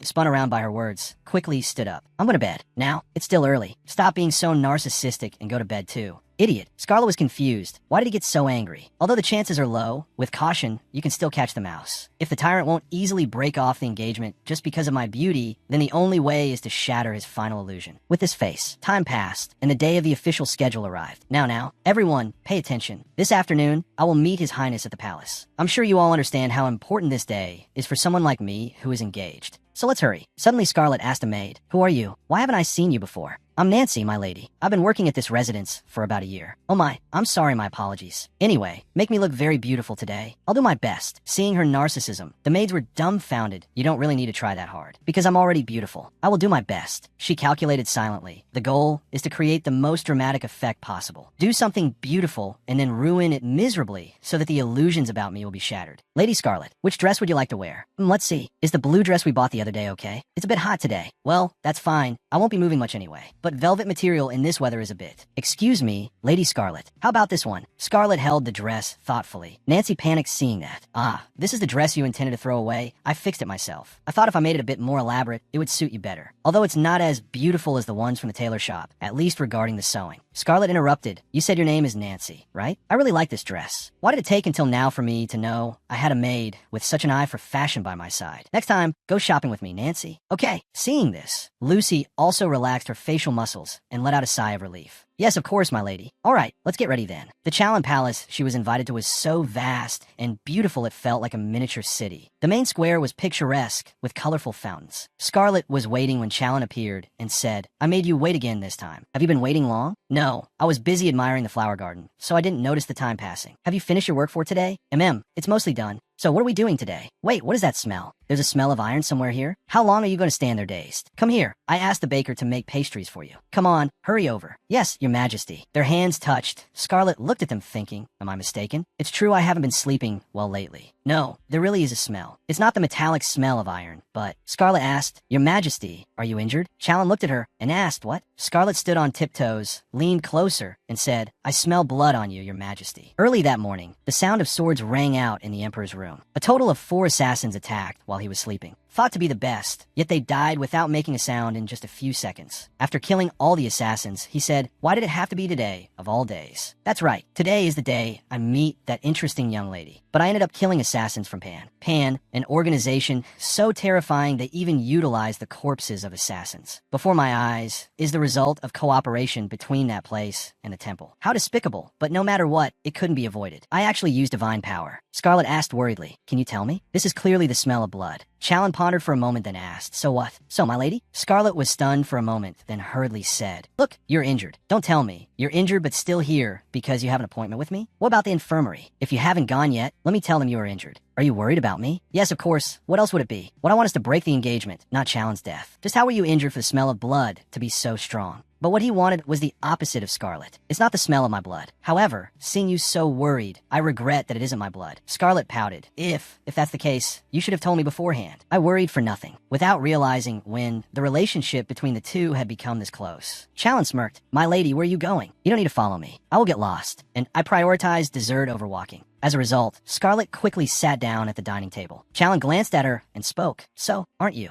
Not gonna ask what happened? Is it necessary? This morning, assassins from Pan tried to kill me, and there were 4 of them too. That's more than usual. Is that so? Being in such a high position, it must be hard on you. What is it? Why are you making that face? Did I say something wrong?" But indeed, the fact that they are Pan's people is concerning. "The last time we met, I was truly scared. But to you, your majesty, they are not worthy opponents. I'll stop eating now. You should eat more." "No thanks, I'm full too." This awkward atmosphere, it's best not to let it go further. "Didn't you have something you wanted to show me today?" "That's right. Yes, there is indeed something I want to show you." Scarlet told herself, "Focus. Because of the smell of blood, I almost forgot. This is better actually. Your expression hasn't been very good since earlier. The only way to break the remaining illusions and help your mood improve is the thing I spent 3 days and nights practicing diligently." Scarlet bowed her head and said, "Your Majesty, please watch closely." Then she put 2 fingers into her mouth, then looked up and snorted, making Challen stare in surprise. "It is making a clown face like this. And this is a pig. My lady, what are you doing?" Scarlet froze, thinking, turns out this is more embarrassing than I thought. "Look, you don't seem happy." Meanwhile, in another place, guard number 1 clutched his stomach laughing. "Ta ha ha. Seriously, every time I see the evil princess, it feels fresh. I wonder what the young lady was thinking to do such things in front of his majesty." Guard number 2 suppressed his laughter and reminded, "Stop laughing. That lady is his majesty's fiancée." "What? Number 2, don't you also find this very funny?" At this moment, the door opened. Number 1 stopped laughing.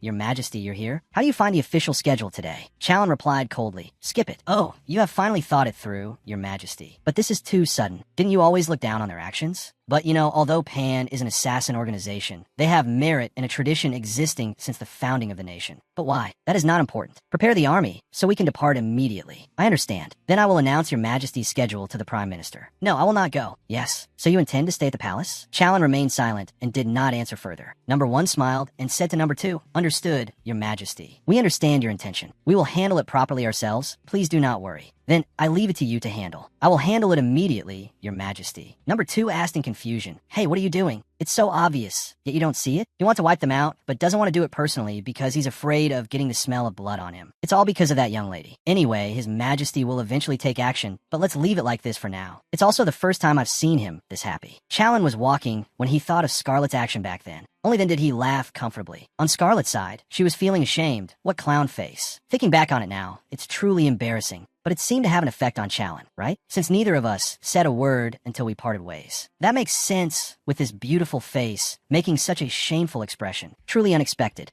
Forget it. Stop thinking. Let's hurry home to bathe, then have some snacks. Seeing her, Izier called out, "Scarlet. Izier, you're out there again?" He ran over breathlessly and pulled Scarlet. "Don't go back to the mansion yet. Let's walk for a bit." "What is it?" "I'm tired today. I just want to change clothes and rest." "Gosh, you have that look on your face again." Only now did I realize the atmosphere in the mansion was somewhat different from usual. A creepy feeling as if something was about to happen. Izier said, "The Duke has been drinking again. When the Duke drinks, it's not simply getting drunk. When drunk, he becomes aggressive and displays extraordinary strength. Let's go. Where are we going at this hour?" "Anywhere, as long as it's outside until the Duke falls asleep." Wait a minute. "But if we leave, the servants will definitely." Scarlet grabbed Iz's hand tightly. He froze, sweating as he looked at her. Scarlet lowered her face and asked, "Izier, since when?" He avoided her gaze. "What do you mean? Since when have you been beaten too?" "No, it's not. This is from horse riding last time." "Liar. How could this wound be an accident?" "The Duke did it." Looking at the bruises on Iz's arm, she felt heart-wrenched. "The injury is this severe, yet I only discovered it now." "That's right, because I didn't want to get involved with this family, only thinking about escaping, so I found out late." Suddenly, Scarlet's memories came flooding back. The things the Duke said to Scarlet when he was drunk. "You are a lowly thing, unloved by your mother. You should have lived as if you were dead. What are you still trying for?" a thing considered to have never existed. You will be imprisoned in this mansion forever. And then he drank it, the substance contained in the blue bottle with the symbol of the constellation Ricos. Then he brutally beat little Scarlet. Remembering those things, Scarlet said, I can't take it anymore. What? What did you say? I'm going to see the Duke. I've also reached the limit of tolerating his drunkenness. What do you plan to do there now? Hey, Scarlet. Inside the mansion, the butler's glasses were cracked again. Scarlet walked in and said, Butler, I need to see the Duke right now. The butler stopped her. My lady, I am very sorry. He's probably drunk again. It's fine, move aside. Scarlet walked to the door when she heard voices inside the room. Is the sacrifice ready yet? Scarlet froze. Whose voice is that? It is ready. Rastro's child has escaped. I thought we had lured the brat. The sacrifice has escaped. No problem. In Ackman, there is still a suitable child. You must have killed the one who ran away, right? It died in the most painful way possible. Like the Rastro, unless there is a direct blood relative by their side, there is no way to survive. So it must have died within the Amon territory. Yes, somewhere in Amon, a place near the monster forest. But if it died, where did its power go? There are no Rastro people left. Wait a moment, it will take some time to get here. Moreover, what about the adjudicator? Don't worry, the adjudicator Kaleo is about to be dealt with. What I need is a little time. A perfect plan has been laid out, just leave it to me. Very well. So what about Amon? That place has reached its end, hasn't it? Duke, that's right. I, the head of the family, will follow your will. Kaleo, Rastro, and Amon. The three families that inherited the power of the dead gods are the very ones who created the demon seal they're now trying to break. Or rather, that power exists within them. Ironically, to break the demon seal, that very power is required. If there are no descendants to inherit it, the power will return to the nearest source. Right here, where the demon is sealed. Alright, the next sacrifice is a person of Amon. A father sacrificing his son. How noble. The demon will be pleased. Make sure to prepare in time. The Duke replied with a sinister smile. Don't worry, I will prepare Iza Amon as the sacrifice. Scarlet stood outside the door, stunned. What is the Duke saying right now?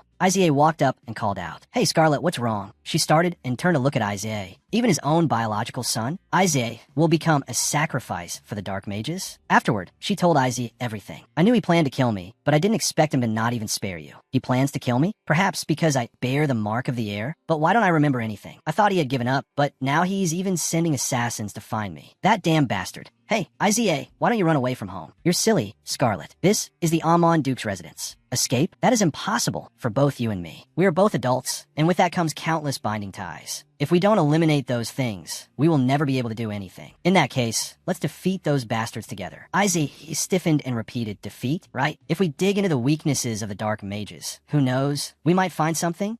That's possible, right? Of course, we have to protect you first. For now, I must help you find a job, preferably in a place that can protect you. The next day, easier said than done. How do I help him get a job now? Scarlet sighed, then sat down and called out, Little ones, I'm here. Come on out, little ones. Suddenly, she looked up, staring blankly ahead. 3 elite little ones poked their heads out and asked, Can we come out? Is it you guys? You've grown so much. I didn't recognize you. Yes, because we ate a lot of delicious fruit. That's why we grew this big. You guys? Why did you come out there? Where are you going? The 3 little ones carried a gift to Scarlet. Yeah, take this, that fruit, in exchange for the delicious fruit you gave us. Scarlet laughed in amusement. What? Do we need to repay favors between us? Isn't this an offering? This is a fairy stone. Do you not need this? I do, why wouldn't I? I need it very much. Actually, let me take back what I said about not needing to repay favors. Yes, taking it back.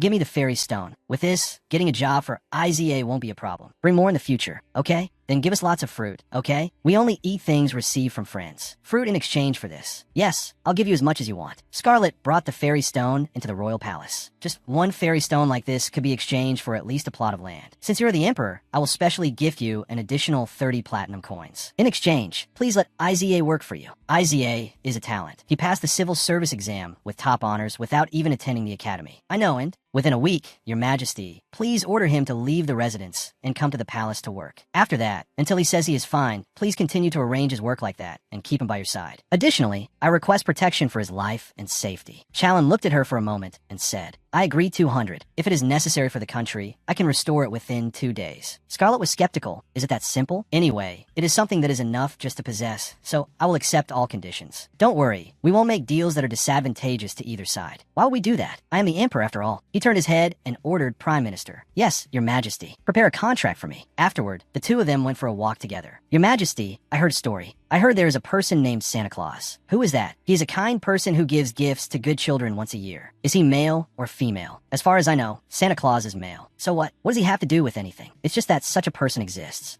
Is that so? That person named Santa. If he is real, I will exploit him to get gifts. Exploit. Exploit? That's right. Oh my, how can he say such scary words? No, how could I? Yes, but first we must know what the standard for good is. Anyway, if it's not an unrealistic standard, I mean I would use them in the right place. That's right, but first we must understand what the standard of a good person is. Anyway, if it's not unrealistic standards, one doesn't have to worry about the value of the gift, no matter who it is. Ah, that's not a bad idea either. Challen glanced at her and smiled. But the thing is, if Santa Claus knew your majesty approached him with such evil intent, he would never want to work with you. Challen asked what? Sajarin said that he only likes good children. So it seems your majesty still needs to learn a bit more. What? Oh, wait a moment. Lately, I've been reading a very good book. It is Happiness is Near. I think this could be a prime example. Is this book interesting? Sure, you'll know as soon as you read it. Now, she smiled brightly. Yes, now. A moment later, Challen closed the book and said, it truly is an unremarkable romance novel. How can it be unremarkable? This male lead, isn't he too perfect? This guy? Scarlet frowned. You're calling him this guy too? Look, just reading through it, you can see this guy is a gentleman. Gentle, really? Look at this, both gentle and possessive. Truly a man, this young master, a knight imp. I mean, he's very handsome. Most importantly, this book has a rare point found in other books. What is that? For example, the way of speaking. Challen was confused. Way of speaking? Marriage is an equal relationship between husband and wife, equal in the way of speaking. Not only treating each other with respect, but even the way of talking must show respect. Respect? That is the most important factor. If it is missing, there will definitely be negative impacts later. Therefore, happiness stems from respect. Challen stared blankly for a moment, then said, does that mean that is the ideal type in the novel? The lover. Scarlet pondered what? Why is everything getting so tangled up? My lady, if I agree to grant one wish of yours, what would you wish for? A wish? To let me bring up the annulment so soon. He continued as a fiancé. Scarlet exhaled. Never mind then. Speaking of wishes, suddenly she thought of something. I really am short-sighted. In that case, I have a wish. Your majesty and I will be friends, okay? Challen paused and asked, friends? No, exactly friends forever. Challen rubbed his head in exasperation, while Scarlet giggled. The wish is simple and useful, isn't it? Truly suitable for an engaged couple, right? He darkened his face and said, not at all. He narrowed his eyes and said, that wish is beyond my ability. What? Challen turned and walked away. Being friends for life is not possible. But being friends now is possible. Friends now?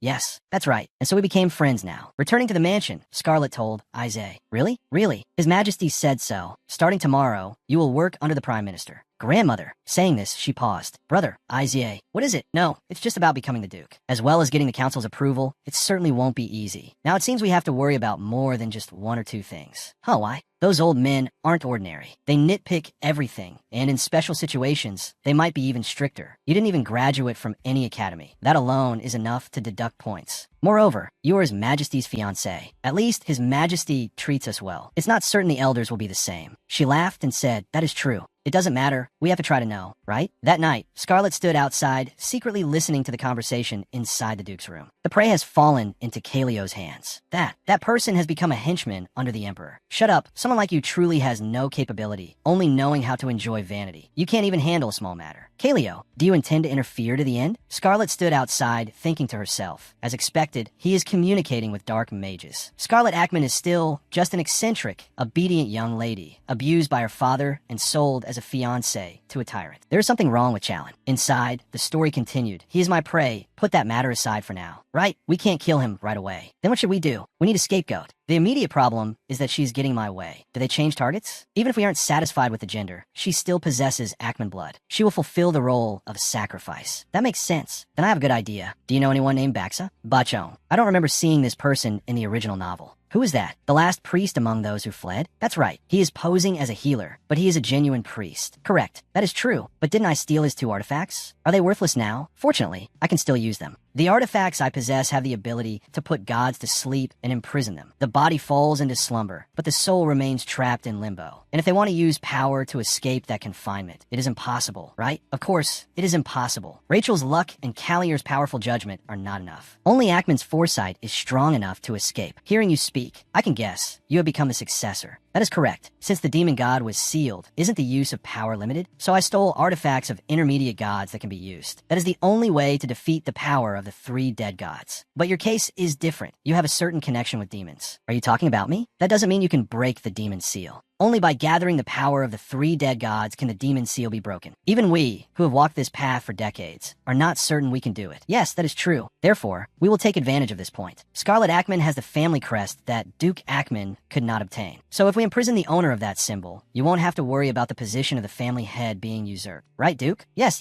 that is correct. A box will be delivered to the mansion. Inside the box is a book created by Baxa to store the god's artifacts. When Baxa comes to the mansion to retrieve the book, just open the door. However, you must seize the moment he touches that book. You must knock him out and lock him in Scarlet Ackman's room. This shouldn't be difficult for you, right, Duke? As long as I can monopolize this position. Yes, of course. Please do not worry, sir. I will definitely succeed this time. You must succeed. But may I ask you one question? What is it? What exactly is the book Baxa created? How will locking Scarlet up with that thing work? An interesting question. The book Baxa created has a different time axis inside and outside. It is a space where humans cannot die and life repeats itself. 1 year in there is equal to only a week passing here. Therefore, Scarlet Ackman will live in there forever and go mad. Scarlet Ackman will never wake up again unless there is a miracle. Callier, Rachel, Ackman. The 2 families cannot possess the power of 2 gods unless they bear children for each other, become soulmates, or get engaged with a signed magical contract. Will such unrealistic things happen? To possess the power of the gods, one must die and be reborn once, as written in the scriptures. That is no different from a death sentence. Therefore, our plan will certainly succeed. Until then, they still do not know about the existence of the person who can stop it. I absolutely cannot let the Dark Mage's plan succeed. The next day, Scarlet cheerfully said, "A guest will be arriving today. When he arrives, invite him into my room and don't let anyone know." Yes, my lady. I will leave it to you." And then Baxa arrived. He crossed his arms and asked, "Hey, I can't find my book. It's here, right? I heard the book is here." Just as Baxa's arm was about to reach the box. "Ah, thank you." Scarlet snatched it back. "What are you doing? Do you know? This book I heard is cursed." Baxa asked in surprise, "What?" I heard this book was created to store god artifacts." "Where did you hear that?" "I found out by chance. The Dark Mages are trying to make you and me fall into an eternal sleep. We would become the next Callier Corpse Emperors." "Are you not a Dark Witch?" "How could that be? I'm a good person. Don't be so quick to label me like that. I really don't understand. What do you take me for anyway? I tried to help, yet you handed it to the Duke. If you don't know, when you return, check if your 2 artifacts are missing. I heard a Dark Witch stole those 2 things." Baxa thought to himself, "I am indeed looking for the whereabouts of the 2 divine artifacts. Is it true that the book has also disappeared? Let's assume you are telling the truth. Then why are you telling me this? Why beat around the bush like that? It's good that you want me to get straight to the point. It seems the Dark Mages are trying to break the demon seal." That evening, the mages were furious. "Damn it, what's going on, Duke?" "Oh, that. I received the box and was waiting for Baxa, but Baxa didn't come, and the box disappeared too. I tore the house apart, but still couldn't find it. Do you think that makes sense? But it is the truth. Please believe me." "Shut up, you useless fool. Duke, you'd better stop doing this." "No, please don't." Scarlet stood outside chuckling. "Hee, serve him right. Fortunately, the Duke has a hot temper and poor aptitude. I can sleep soundly tonight." Somewhere else, the mages said, "Chelera, it's your turn. Go. Return, and at all costs, make Callier and Scarlet Ackman call off their engagement." She smiled sinisterly. "Then I'll have to kill one of them." Later, Scarlet opened the box and marveled. "So this is it. Yes, these are the artifacts. To protect us, the descendants of Callier and Ackman from dark magic. We received the bracelet of the fire goddess and the ring of the moon god from Baxa, but I still don't know all the capabilities of the artifacts. For instance, the ancient fire goddess doesn't seem like a god who left a strong mark. Do you know anything about the fire goddess, your majesty?" "No, regrettably, I'm not clear about her either." "You don't know either? Then it seems information about her isn't widely known." "That may be so. It's possible she doesn't even have a basic myth. After all, I only found a flame depicted in a corner of the myth of origin. Is that so? Then, my lady is using this artifact safe? This artifact can resurrect and heal, but the method of healing is absorption. Resurrection will be passive. The goddess's power is the ability to absorb the pain of others and purify it within oneself. And when absorbing instead of pain, the body will fall into a weakened state. The body falling into a weakened state doesn't seem safe. It looks painful, but actually it isn't. Not getting sick. Isn't that better? It is said that as soon as one absorbs the healing ability, they will gradually become closer to the goddess. I don't understand the meaning of that, but it doesn't seem bad. But it is better not to use it frequently. I worry you'll get sick. Worry about me? You worry? Challen Callia? That tyrant? Haha, oh my majesty is really. It really doesn't hurt. So why should your majesty be afraid? You're scared, aren't you? Challen was stunned. Scared? Seeing Challen's reaction, she quickly covered her mouth from misspeaking. She quickly coughed. Ahem. Anyway, I also wanted to say one more thing about the moon god's artifact. There is no moon in this world, as you surely know. That thing hovering in the night sky is not a moon, but another star. But Baxa said the moon is just hidden. Is that person named Baxa trustworthy? Yes. To deal with the dark mages, he is indispensable, if you say so. However, my lady, I do not hope for you to take risks and try to resolve everything recklessly like this time. If you had been discovered by the Duke, or if things hadn't worked out, then today, I might not have met you. Yes, I understand. So in the future, if anything happens, discuss it with me first. Your Majesty, I'm saying this just in case. Yes, go ahead. It is about your way of speaking. What I said before was just the ideal image of a male lead. Male lead? In other words, a lover, or more broadly, the ideal model in a marital relationship. Challen tapped on the chair and said, that is because they love each other. Exactly. You finally understand. And then what? And then what? Your Majesty, we are friends outside of our official relationship. In private, we are friends, aren't we? Challen sighed. My lady, why are you sighing? You are too stiff, Your Majesty. So, when dealing with friends, you don't necessarily have to speak in that gentle tone. Just behave normally. Do you understand, Your Majesty? Challen crossed his arms and said, normally? I understand. Really? So just with you, I could be like this, right? Scarlet was bewildered. Excuse me? My lady, there's something that has been bothering me for a while. Yes, is something wrong? He looked straight at her and said, there's a cookie crumb. Oh, where? He reached out and gently brushed the corner of her mouth. Then he withdrew his hand and calmly said, now I have it too. Looking at Challen in front of her, Scarlet's eyes sparkled. Your Majesty is truly a handsome man who can save the world. Challen put that crumb into his mouth and said, it seems you enjoyed them. Next time we meet, I will prepare more cookies so you can take some home. Scarlet was terrified. Looking closely, does it seem like this person wants to practice dating with me? By the way, Scarlet, have you chosen a dance partner yet? A dance partner? For the ball. Ah, that's right. Issa already explained it to me, but I still haven't chosen a partner for the party. If nothing changes, I plan to go with Issa since he's family. She squinted, thinking, but wouldn't going with Charlene Calier, my fiancé, to an official event like this cause gossip among the nobility? If Your Majesty doesn't mind, would you like to go with me? Charlene replied with a satisfied smile, of course. Scarlet jumped for joy.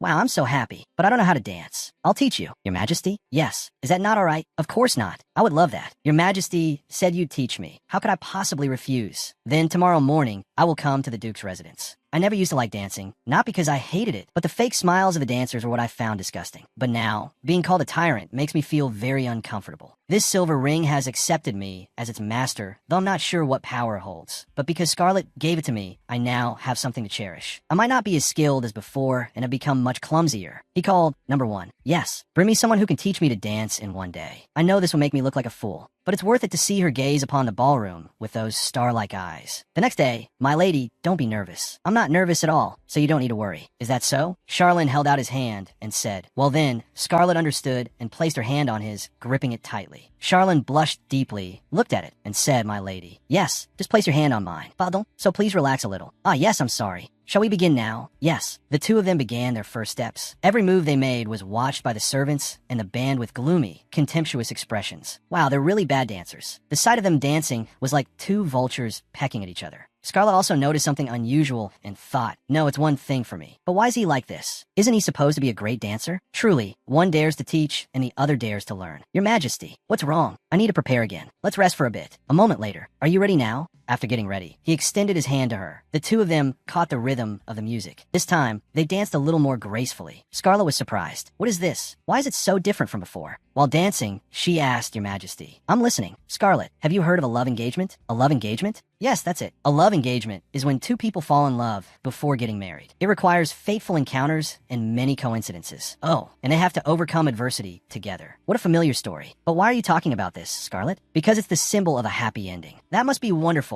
Wouldn't you want to try it once? As she danced, she looked down at her feet, calculating if I make a big mistake like stepping on his foot, it would surely help get the engagement annulled, right? Charlene said, Hey, Scarlet, look up here for a moment. Scarlet obeyed and looked up at him, their four eyes meeting, creating a beautiful scene. His lips curved slightly. You're finally looking at me. Scarlet blushed and looked at him. Truly a face that could save the world. Thank you for the compliment. I'm very happy. Scarlet, a little embarrassed, blushed and hid her gaze. Your Majesty. Go on. The thing is, I was too embarrassed to tell Your Majesty. Actually, I'm a terrible dancer, like a complete beginner. I see. He wrapped his arm around her waist and suddenly lifted her up, spinning her in a beautiful circle. Ah, Your Majesty. Scarlet's heart skipped a beat. He looked at her gently and smiled. Then he set her down on the ground. There's no problem, is there? Right, Scarlet? Yes, that's right. But why did you suddenly bring up a love engagement? Well, Your Majesty may not know it now, but who knows? One day your fated person might suddenly appear, and then everything will become meaningless. It sounds like you want to try it. Scarlet paused and pointed at herself. Me? No, I'm a realist. Is that so? Well then, let's end our practice here for today. I have business at the palace. Is that all right? Scarlet, has time passed so quickly? Of course not. If you're busy, you should go, Your Majesty. Nancy asked Lucy, Hey Lucy, does our lady really not know how to dance? I don't know. There have never been any rumors about the lady's dancing. That's right. There are no rumors that she's a good dancer, but no one has criticized her for being a bad dancer either. Lucy replied, Maybe. Nancy turned back and asked, Maybe? Lucy thought to herself, she's doing it on purpose. Seeing Lucy lost in thought, Nancy called out, Lucy, what's wrong? Is something bothering you? No, I was just lost in thought. What, that's so boring. If she's doing it on purpose, why? What is her intention? When His Majesty looks at Lady Scarlet, he's so attentive. His gaze can't be explained in any other way than that of a man in love. A few days later, Ackman arrived. Doctor, how do I look?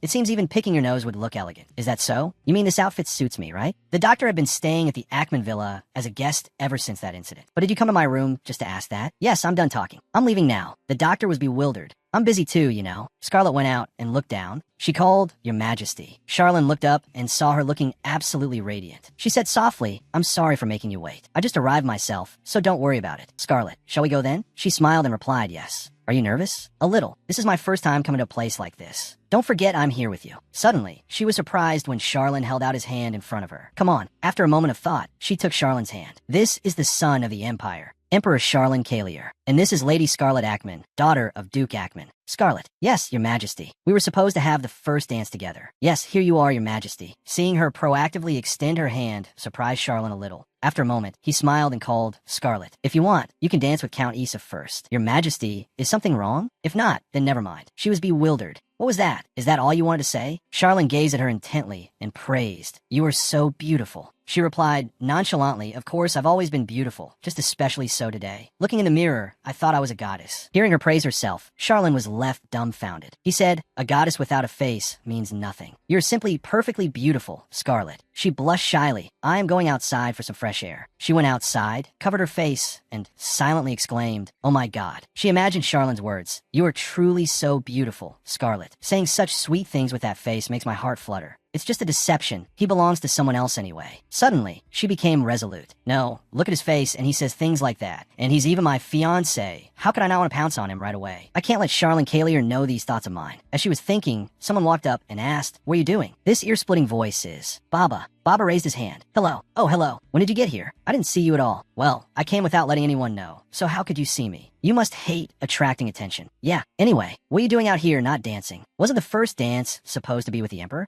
Well, I thought so too, but apparently not. The Emperor probably had something else to do. Scarlet said, Hey, I think it's better to do something and regret it than to do nothing at all. Huh? What's he talking about? What do you think of Emperor Charlene? She hesitated. Well, he's someone I want to be a little happier. Just then, Charlene approached and happened to overhear their conversation. Hearing this, Baba exclaimed, Aha. He thought to himself, Scarlet is like the brilliant summer sun. Charlene is like the gentle yet fierce winter wind. It seems like an imperfect combination, but it's very harmonious. Scarlet turned and asked, interrupting Baba's thoughts. That's a bit new. Why ask that all of a sudden? No, it's nothing. It's just that. Just what? What just? At this moment, Charlene spoke in a cold voice. What are you doing here? It's windy, isn't it? Yes. I also ran into Baba. Oh wait, Your Majesty has never met him. This is Baba. Baba Barcelona Bracco. His ancestor was Bracco, a high priest from ancient times. Is that so? Count, I have something to discuss with Scarlet. Yes, I will leave you too. The night air is too cold. I don't feel that cold. Charlene took off his coat and put it on her. Scarlet looked up and called, Your Majesty. Don't you want to go inside? If you want to stay here, then stay. I'll stay here too. If we can't dance, this will have to do instead. Hey, no way. You didn't give me a choice earlier, so that doesn't count. Your hands are so cold, Scarlet. She froze and said to herself, All right, I admit it. It seems going out was pointless. I might catch a cold. Okay, I admit it. I like this tyrant. I like him. I really like him. But I'm not confident I can become a wonderful lover like a love of the century. On the contrary, this man is the one capable of becoming a love of the century. She asked His Majesty, Now you don't need to practice with me anymore, right? What are we talking about? What about this? Cough, cough. No, nothing. Why did Your Majesty stop talking mid-sentence? Is something wrong? Your Majesty, why are you silent? Ah, a shooting star. Challenge secretly thought it was a lie, but Scarlet cheerfully exclaimed, Where's the shooting star? It flew past. Challenge thought to himself, Even with power, I can't do anything but protect myself. That's why I chose people who don't need protecting and try to live with them. I won't give anyone my heart. She blankly asked, What? Why didn't I see it? Challenge looked at her, the corners of his lips curling into a slight smile. She was still searching. Shooting star, where are you? It was still Challenge's train of thought, and the world she saw was still just as beautiful. Then she returned to the mansion. Then she sat up, breathing heavily. Something is very strange. What kind of dream is this? if the dreams I see are related to the prophetic ability of the Ackman family. In the Duke study, I only heard voices and didn't see anything, so I wasn't sure. If so, one of the two must die. According to this dream, the voice of the Dark Mage and the voice of Chelera seemed to match, even if slightly distorted. The people watching the first meeting of Challen and Chelera weren't looking because they were beautiful or handsome. It was like an assassin targeting prey, especially when looking at Challen. It was a temple, but it looked much gloomier. But looking at the symbol of the Rikas constellation, could it be the Holy Temple and the Dark Mages are cooperating? The next morning, she tiredly said, in the end, I couldn't sleep peacefully. Suddenly, a voice called out, Scarlet, it's me. She was surprised to realize, it's Baba. Baba, what's up at this hour? I brought this for you. It was in my room. I found it in the corner last night. She curiously asked, what is it? I'm not sure either. It has her name written on it. In a worn-out chest that Baba found in the room, it was nothing other than Scarlet's diary. No, hiding a diary, there's really strange, very strange. A diary is a treasure I'd want to hide, but also want to keep closest to me. Scarlet's room is quite far from where the diary was hidden, so what was she thinking hiding it there? I feel a bit guilty reading someone else's diary. But right now, I am Scarlet. Back then, she was also beaten by the Duke. Back then, suddenly, her expression darkened. Of course, I could predict it wouldn't be content that would make me smile happily while reading. But as I read, I felt my blood run completely cold when I reached the bottom of the page. What is this? Child, is it fake? Are you illegitimate? That's right. It's better if you don't remember that truth. Because I love him, you had to be born in pain. It's all my mother's fault. The power of God is something that cannot be contained in a single bowl. But I loved him so much I forgot that. That man who was like sunlight. Scarlet, you must survive. Think of yourself and value yourself. Do not sacrifice or pity anyone. If you still feel you can't do it, use this. It will help you. So Duke Aaron is Scarlet's stepfather, and the bastard Baron abandoned his lover, whom he was dating happily, just for the family seal, to marry the girlfriend who was pregnant with his brother's child.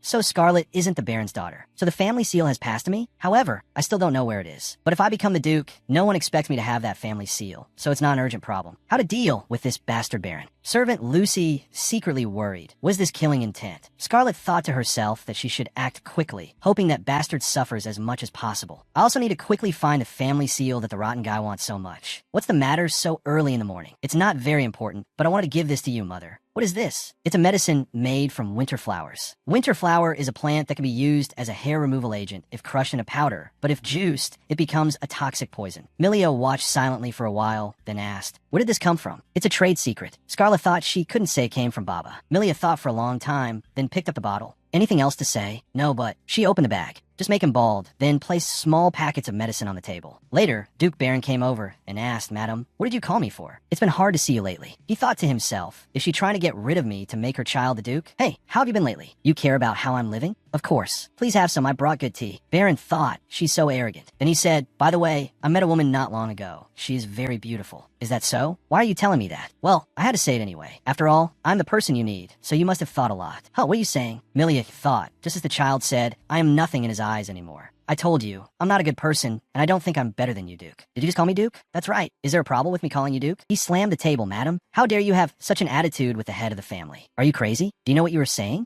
Is there any wife in the world who calls her husband by his title? Anyway, you were still the person I needed, so I hesitated a lot. But in the end, it was impossible. Madam, do you hear what I'm saying? Or have you gone crazy like that, Scarlet? That child said she agreed to let me do this. Do what? It's funny, isn't it? Life is so comedic. The thing no one understood, only that child understood. That is something even Iza cannot deny. The Duchess kept laughing, even though she didn't want to. Baron angrily asked, Madam, are you mocking me? Suddenly his face turned pitch black, gasping, hic, huff. Then everything before his eyes blurred, and he fell to the ground. Ugh. Looks like the medicine worked, huh? Duke Baron asked in shock, what? Congratulations, Duke, for having a new life. Having said that, Duchess Milia told the servant, go and say that I will cooperate. Yes, madam. A while later, there's a letter for you, my lady. But it's not from His Majesty the Emperor. Wow. Honestly, if anyone heard, they'd think I wait for His Majesty's letters all day. Lucy, if you think that, it's a huge misunderstanding. I don't. No, not exactly don't, but I mean I'm not that impatient. Yes, I will meet His Majesty, so there's no need to send letters. Yes. Then I'm busy, so excuse me. I'll go first. Scarlet looked and thought, Lucy seems a bit annoyed lately, right? Or is it just a feeling? Then she opened the letter. To Lady Scarlet. How are you? I am well. I am writing this to inform you that the child you entrusted to me previously has woken up and is diagnosed to have fully recovered. According to what I found, that child is Glenn Major, the son of the Major family. He is 20 years old and calls you sister. Do you know him? Andrian, the elder. Scarlet was surprised and asked herself, sister? The letter also says, I will bring the child there soon. Please let me know when you can visit. Then I will share more news with you. I also guessed he was Glenn Major, so let's leave it at that. But being the same age, why does he call me sister? This guy is ridiculous. Anyway, with the Duke's matter, I need to meet the elders a bit. It seems convenient. Scene changes to the forest. Challen was walking when he met Chelera, walking in the opposite direction. Both stopped and looked at each other intently. The space became silent. No one wanted to speak a word. Finally, Challen spoke up. "Why are you staring at me like that?" "What?" Chelera trembled and whispered. "How is this possible?" Challen repeated her words. "How is this possible?" Ever since wearing the divine ring that Scarlet found, I can hear small sound from afar. So this time, I could also clearly hear that almost whispered voice. Challen called, "Number 1. "Yes, Your Majesty." Chelera thought. "Since when?" I didn't expect a guard to be following. Suddenly barging in like this. If I let this tyrant start suspecting, I might be at a disadvantage. Although it's very annoying, I have to endure it. Calm down. Just looking into his eyes is enough. Earlier, it seemed like communication failed because I made a mistake somewhere. Maybe the communication speed was slower. Since he is the last descendant of Kaliur, he inherited immense power. He could be considered an incarnation of a god. How can this happen? Chelera realized in shock. Could it be? Is he reading my mind? I must turn Kaliur's world upside down. I am forced to do so, but that is impossible. That tyrant possesses a treasure that makes it impossible for me to defeat him. You said my existence was an absurdity. Have you finally realized it? Challen thought to himself that he was on his way to see Scarlet when he was obstructed by her, and he was sick of her empty cliches. You yourself said, I was the one who killed my lover. Glenn Major, you still remember him, right? What a waste of time. Challen raised his hand, making her startle in fear. Murderous intent radiated intensely. Challen looked at her with an extremely gloomy expression. Then, only a blood-curdling scream was heard. At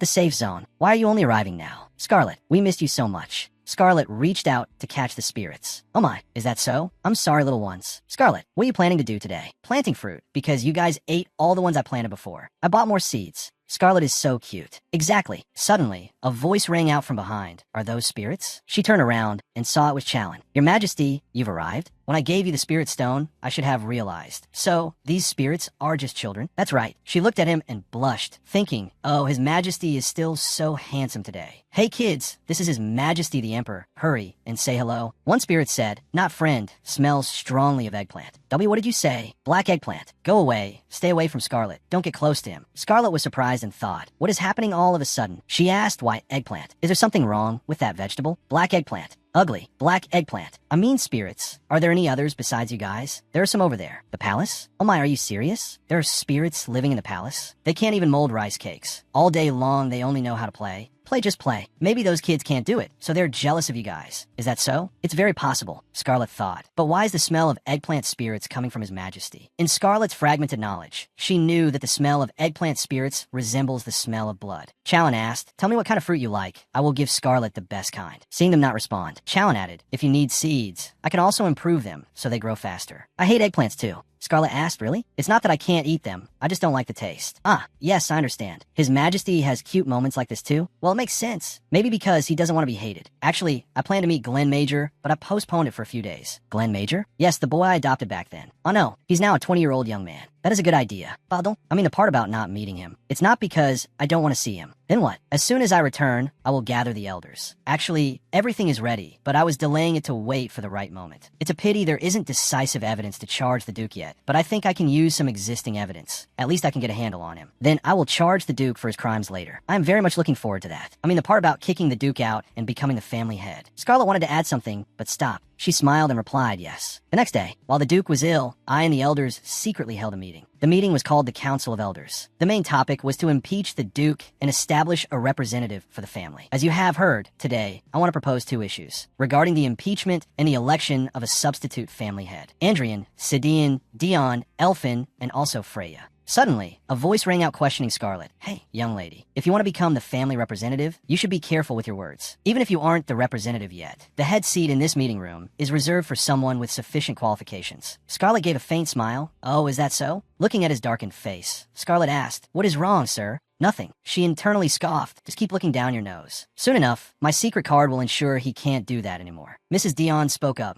It's been a long time since the Council of Elders was summoned, and upon arrival, we're suddenly told about a family representative. The family head is currently in a period of repentance, correct? That is correct. If he is repenting, why is there a representative? Then I will do the repenting in his stead. Hearing Scarlet say that, everyone was secretly astonished. No, this matter. What exactly does this mean? What nonsense is she spouting? Suddenly, Gabin said, enough joking around. Since when did this family start caring about the elders? What does this have to do with us? It does. You are all very important, because it seems the evil mages, Rizehio and Kaleo, are very interested in you. If the people protecting the boundary of the Demon Beast Forest aren't important, then who in Akman is important? Thanks to the power protecting the boundary along with many other protective spells, the dark mages cannot invade Akman openly. I need you, Commander Elfin. While everyone was silent in thought, Freya spoke up. So that is why you summoned us in such a rush. It seems that in the young lady's eyes, we are easily looked down upon. Maybe so, or maybe not. What is this? Should I say it is a secret that cannot be revealed? Scarlet thought. This secret has been hidden within principles and eventually led to a terrible outcome. There is another secret. The reason the Duke could regain the territory smoothly despite not being recognized by the elders is somehow related to this secret. Thanks to the butler's help, I was able to discover this. She said, why would such a thing happen? The Duke hates revealing this secret to anyone. She thought again. Perhaps because the Emperor killed everyone related to dark mages. The Duke became even more worried and hid this secret. Although others might say it's not a big deal. But everyone has secrets, right? Why is everyone frowning like that? There's a saying that blood is thicker than water. Surely the Duke wants to use this to threaten us. Saying that, Scarlet laughed out loud. Right? Threaten? That was a bit too much. I just want everyone to get along. Sidian stood up and shouted in frustration. Damn it, who would believe that? Oh my, don't use bad language. I truly called you all here to cooperate. Please look carefully at the content of the paper I gave you. The things Duke Baron cannot solve, I can. Moreover, if I become the family representative, wouldn't it be better for both sides? I guarantee that I can solve your problems. So if I solve them, you must acknowledge me as the Duke. That same day, that tea, there was definitely something wrong with it. Where on earth did she learn that method? And where did that damn tea come from? Damn it, ungrateful wretches, biting the hand that feeds them. Daring to do this to Baron Akman, I will not forgive you. Thanks to whom do you live so comfortably? Just wait, I will kill everyone. The butler opened the door and was surprised. Oh my. Master, you haven't fully recovered yet. You shouldn't exert yourself like that. Enough. Who asked you to worry and bother me? Her. Where's the madam right now? Don't lie. It's best to tell the truth. The madam went out early today. Went out, so there's no one home while the family head is sick? Also, Lady Scarlet is currently attending the Council of Elders meeting. What? On what basis does that brat dare to attend a meeting? Anyone belonging to the Akman lineage can be summoned. Then what is her purpose for opening the meeting? I'm not exactly sure, but I heard it's to present some evidence from the young master. Damn it, why are you only telling me now? Back to Scarlet's side. She said, until now, how could the Akman family be manipulated so easily? This is the reason Scarlet Akman, will impeach the Duke of Akman. So please make your decision. Everyone was thinking about their decision when a shout rang out. Scarlet Akman. Baron entered and asked, what do you think you are doing? Everyone stared at him, and in an instant, the room became extremely gloomy. How insolent. You despicable wretch. I should have killed you long ago. What is the family head doing here? A person who only cares about himself like you dares to show his face here? How shameless. Do you have no shame? He gritted his teeth and said, shut up. I have nothing to say to the likes of you. Looking at your condition, you must have grasped the situation. If you have something to say, take your time. Fine, perfect timing, listen to me. Just because I disciplined you a little, you dare to cause such a huge scene. Truly a wretch who grew up without gaining any wisdom. Council of Elders, why did you let her run wild like this? Do you think climbing to that position is easy? Get the hell out of there right now. Scarlet smiled calmly and said, are you done? What? Just as I thought, your vocabulary is truly very limited. His face turned black with anger. What did you say? If that is all you want to say, since you are already here, I invite you to attend the meeting as well. Please sit in the seat reserved for the accused. Scarlet asked the elders, does the Council of Elders acknowledge that the Duke of Akman has insulted a direct descendant of the Akman lineage? Everyone said in unison, acknowledged. Does the Council of Elders acknowledge that he has deceived and blackmailed the retainers of the family? Acknowledged. The Duchess has also expressed her agreement with this indictment. Therefore, I declare that Duke Akman, the current family head, has been impeached. The Baron shouted, who gave you permission? Who gave you permission to accuse me? I won't let this go. I'll kill you, you evil Scarlet Akman. With that, he lunged at Scarlet, intending to strike her. But he was immediately stopped, causing the object in the Baron's hand to fall. Scarlet saw this and quickly stepped back to dodge. The object fell straight into a pot of lush green plants. The Baron fell to the ground, accidentally hitting the box containing the potion vial on the table. Scarlet anticipated what was about to happen, a satisfied smirk on her lips. The potion vial fell right on the old Baron's head and shattered. A green solution splashed all over him. My head. The Baron clutched his head and groaned. Ugh, ugh. Seeing him writhing and screaming in pain, Dion approached and asked, sir, are you all right? Then Scarlet spoke up, stay where you are. Don't go near or touch him. Hearing this, Dion immediately backed away. Scarlet walked over and said, Baron Akman, give up. A large patch of his head had gone bald. I forbid you from coming near me, you crazy witch. You can call me whatever you like. But remember, not even a saint can cure this. There is no antidote. After that, only a scream was heard, don't let that ball man escape, catch him. Yes, sir. The temporary head of the house. Gabin said. I'm afraid just imprisoning him won't be enough. Why? Scarlet looked at Gabin and asked, what is it? This is the object that man was holding. This, the black thing, right? That's right. I've seen this thing once before. What is it? Actually, I don't know for sure, but I know it's closely related to some very dangerous people. Very dangerous people? There's only one group of people I have to be careful with when using a word like dangerous. The Dark Mages. Well, then we must act quickly. If Baron Ackman has accomplices, this will continue to happen. And besides, we have other problems to solve. Looking at the withered plant pot, Scarlet said, I'll take this plant pot with me. Everyone said worriedly, it's dangerous. Temporary head of the house. I will discuss this with His Majesty. This is necessary. To be honest, I couldn't say anything because I was worried that the weaknesses you all were hiding were related to the Dark Mages. That's understandable. That's right. If it was just that, it would have been fine. But when direct evidence related to them appeared from the hands of the mastermind, Baron Ackman, everything changed. This is clear evidence that Baron Ackman and the Dark Mages are connected. Suddenly, Scarlet silently realized, ugh, it smells. She picked up the plant pot. It will be better to reveal everything to His Majesty instead of hiding it. I hope to overcome this difficulty with all of you. Then Izia asked, it's not completely black, is it? I've seen it before. Really? It's dark green, to be exact. But he drank it. Drank this? I sometimes saw him dead drunk, so I accidentally saw it once. It seems he would lose his mind after drinking that stuff. I thought it was because he was drunk, but it turns out it wasn't. Yes, I remember it that way. It's strange. Baron Ackman was always violent when drunk, but it got worse and worse. Something was wrong. The look on his face with the green veins popping out. It was because of the drug. It seems that punishing Baron Ackman with house arrest, as Gabin suggested, is too lenient. With that, Scarlet called for Brother Isaiah.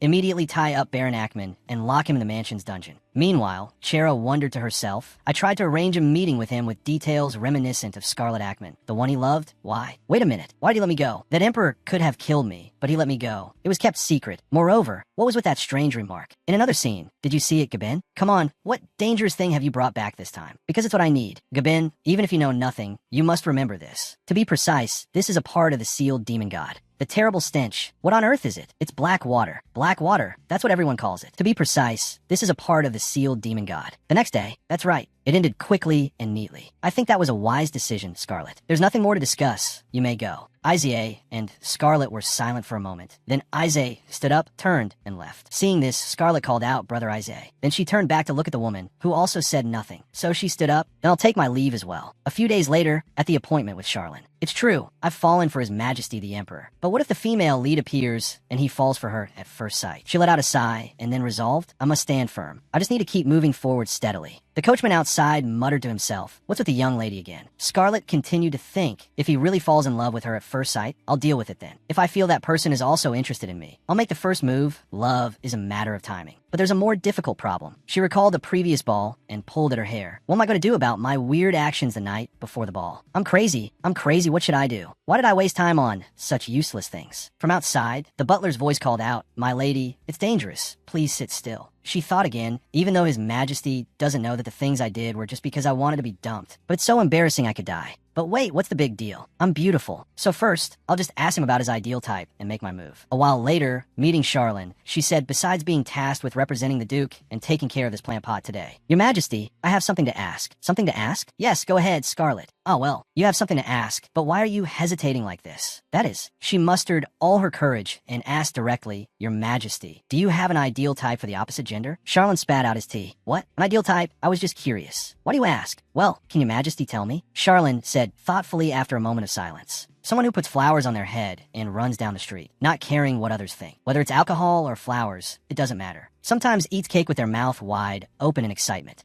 Sometimes their hips are higher than their head. Oh, there's more. Thinking of the scene with the Baron in the dungeon, Charlene continued, can end an opponent's life with a single blow. Scarlet, however, didn't realize that the person Charlene was describing was her. She said to herself, who knew he had such a peculiar taste. Oh, doesn't that mean I have no hope? She said, I suppose so. The type of person Your Majesty likes must be hard to find. Hard to find? She asked back, so it's easy? Scarlet, I think there's a misunderstanding. The reason I know I like this person more than I thought is because... No, I understand what you mean. I was very disappointed after hearing about his ideal type. You mean Your Majesty likes unique people who don't care what others think of them. That's right, but unlike other fiancés, you were the first to propose an engagement, so I had a little hope. Your Majesty, may I ask one more question? Go ahead. I want to know why you wanted to get engaged to me. Charlene paused for a moment. That it was because at that time I suspected the Ackman family. So your majesty means you don't like me, but only wanted to use me, so you proposed, is that right? This is clearly the first time I'm hearing this, but since I'd already guessed part of it, I'm not too surprised. The problem isn't about asking that. She lowered her head and said, you also know the atmosphere currently surrounding my family. Besides, we are friends, aren't we? Even if we don't continue the engagement, you can still cooperate with me to investigate whether the dark mages have infiltrated my family. But knowing all this, why do you still want to maintain the engagement with me? At first, I thought that if I suggested breaking off the engagement or asked this question, he would kill me immediately. But now I know that won't happen. It's just, if only he had said that he was maintaining this relationship because he loved me. But Charlene said, because it's dangerous. She was startled and looked up at Charlene. By being engaged to me, you yourself will be in danger. Even if the engagement is broken, that danger will not disappear. Hearing his words, I was truly surprised. All of Charlene's previous fiancés had died. Not only that, members of the family are now also being murdered. But it wasn't His Majesty who did it. She spoke up and asked, could it be? Someone wants Your Majesty's fiancé to die. Those close to me, those who have the potential to become close to me. There will always be those who want to harm them at all costs. So, you mean they'll try to kill them in the temple? That's right. So that's how it is. They are plotting to destroy the Kalier, Ackman, and Rezahio families and see something. That's a given. Charlene said, the engagement has been maintained for such a long time, so they are targeting me even more. But as Your Majesty knows, so far there has been nothing life-threatening. You're right, but that's because your family and mine are not easily affected by matters in the temple. If one of us disappears, I don't know what will happen in the temple. Besides, you said you discovered the symbol of the Rikos Church. The new symbol of the dark mages in the temple. Yes, Baron Ackman. The former head of the Ackman family also drank something from a bottle that had that same symbol. The dark mages might be closer than we think, perhaps even inside the temple. Yes, that's entirely possible. That's why there needs to be a connection between you and me. She blushed and stammered. So the meaning of those words is, you're trying to protect me. That's why you're maintaining the engagement with me, right? Is that it? Seeing Charlene remain silent, she impatiently asked again, Your Majesty, why aren't you saying anything? Aren't you maintaining the engagement to protect me? Please say something. Your Majesty, aren't you listening to me? She moved closer and pressed him with questions. Your Majesty, why is your face so red? Are you unwell somewhere? Charlene shyly turned his face away. Ah, I'm fine. Really? Yes, really. She asked again doubtfully, are you sure? I'm sure. Is there poison in the tea? There isn't. Then please answer my earlier question. What do you mean? What do I mean? The reason you've remained engaged to me until now is to protect me, isn't it? How could your thoughts possibly lead you in that direction? Did I say something wrong? It's not that, but perhaps. Yes.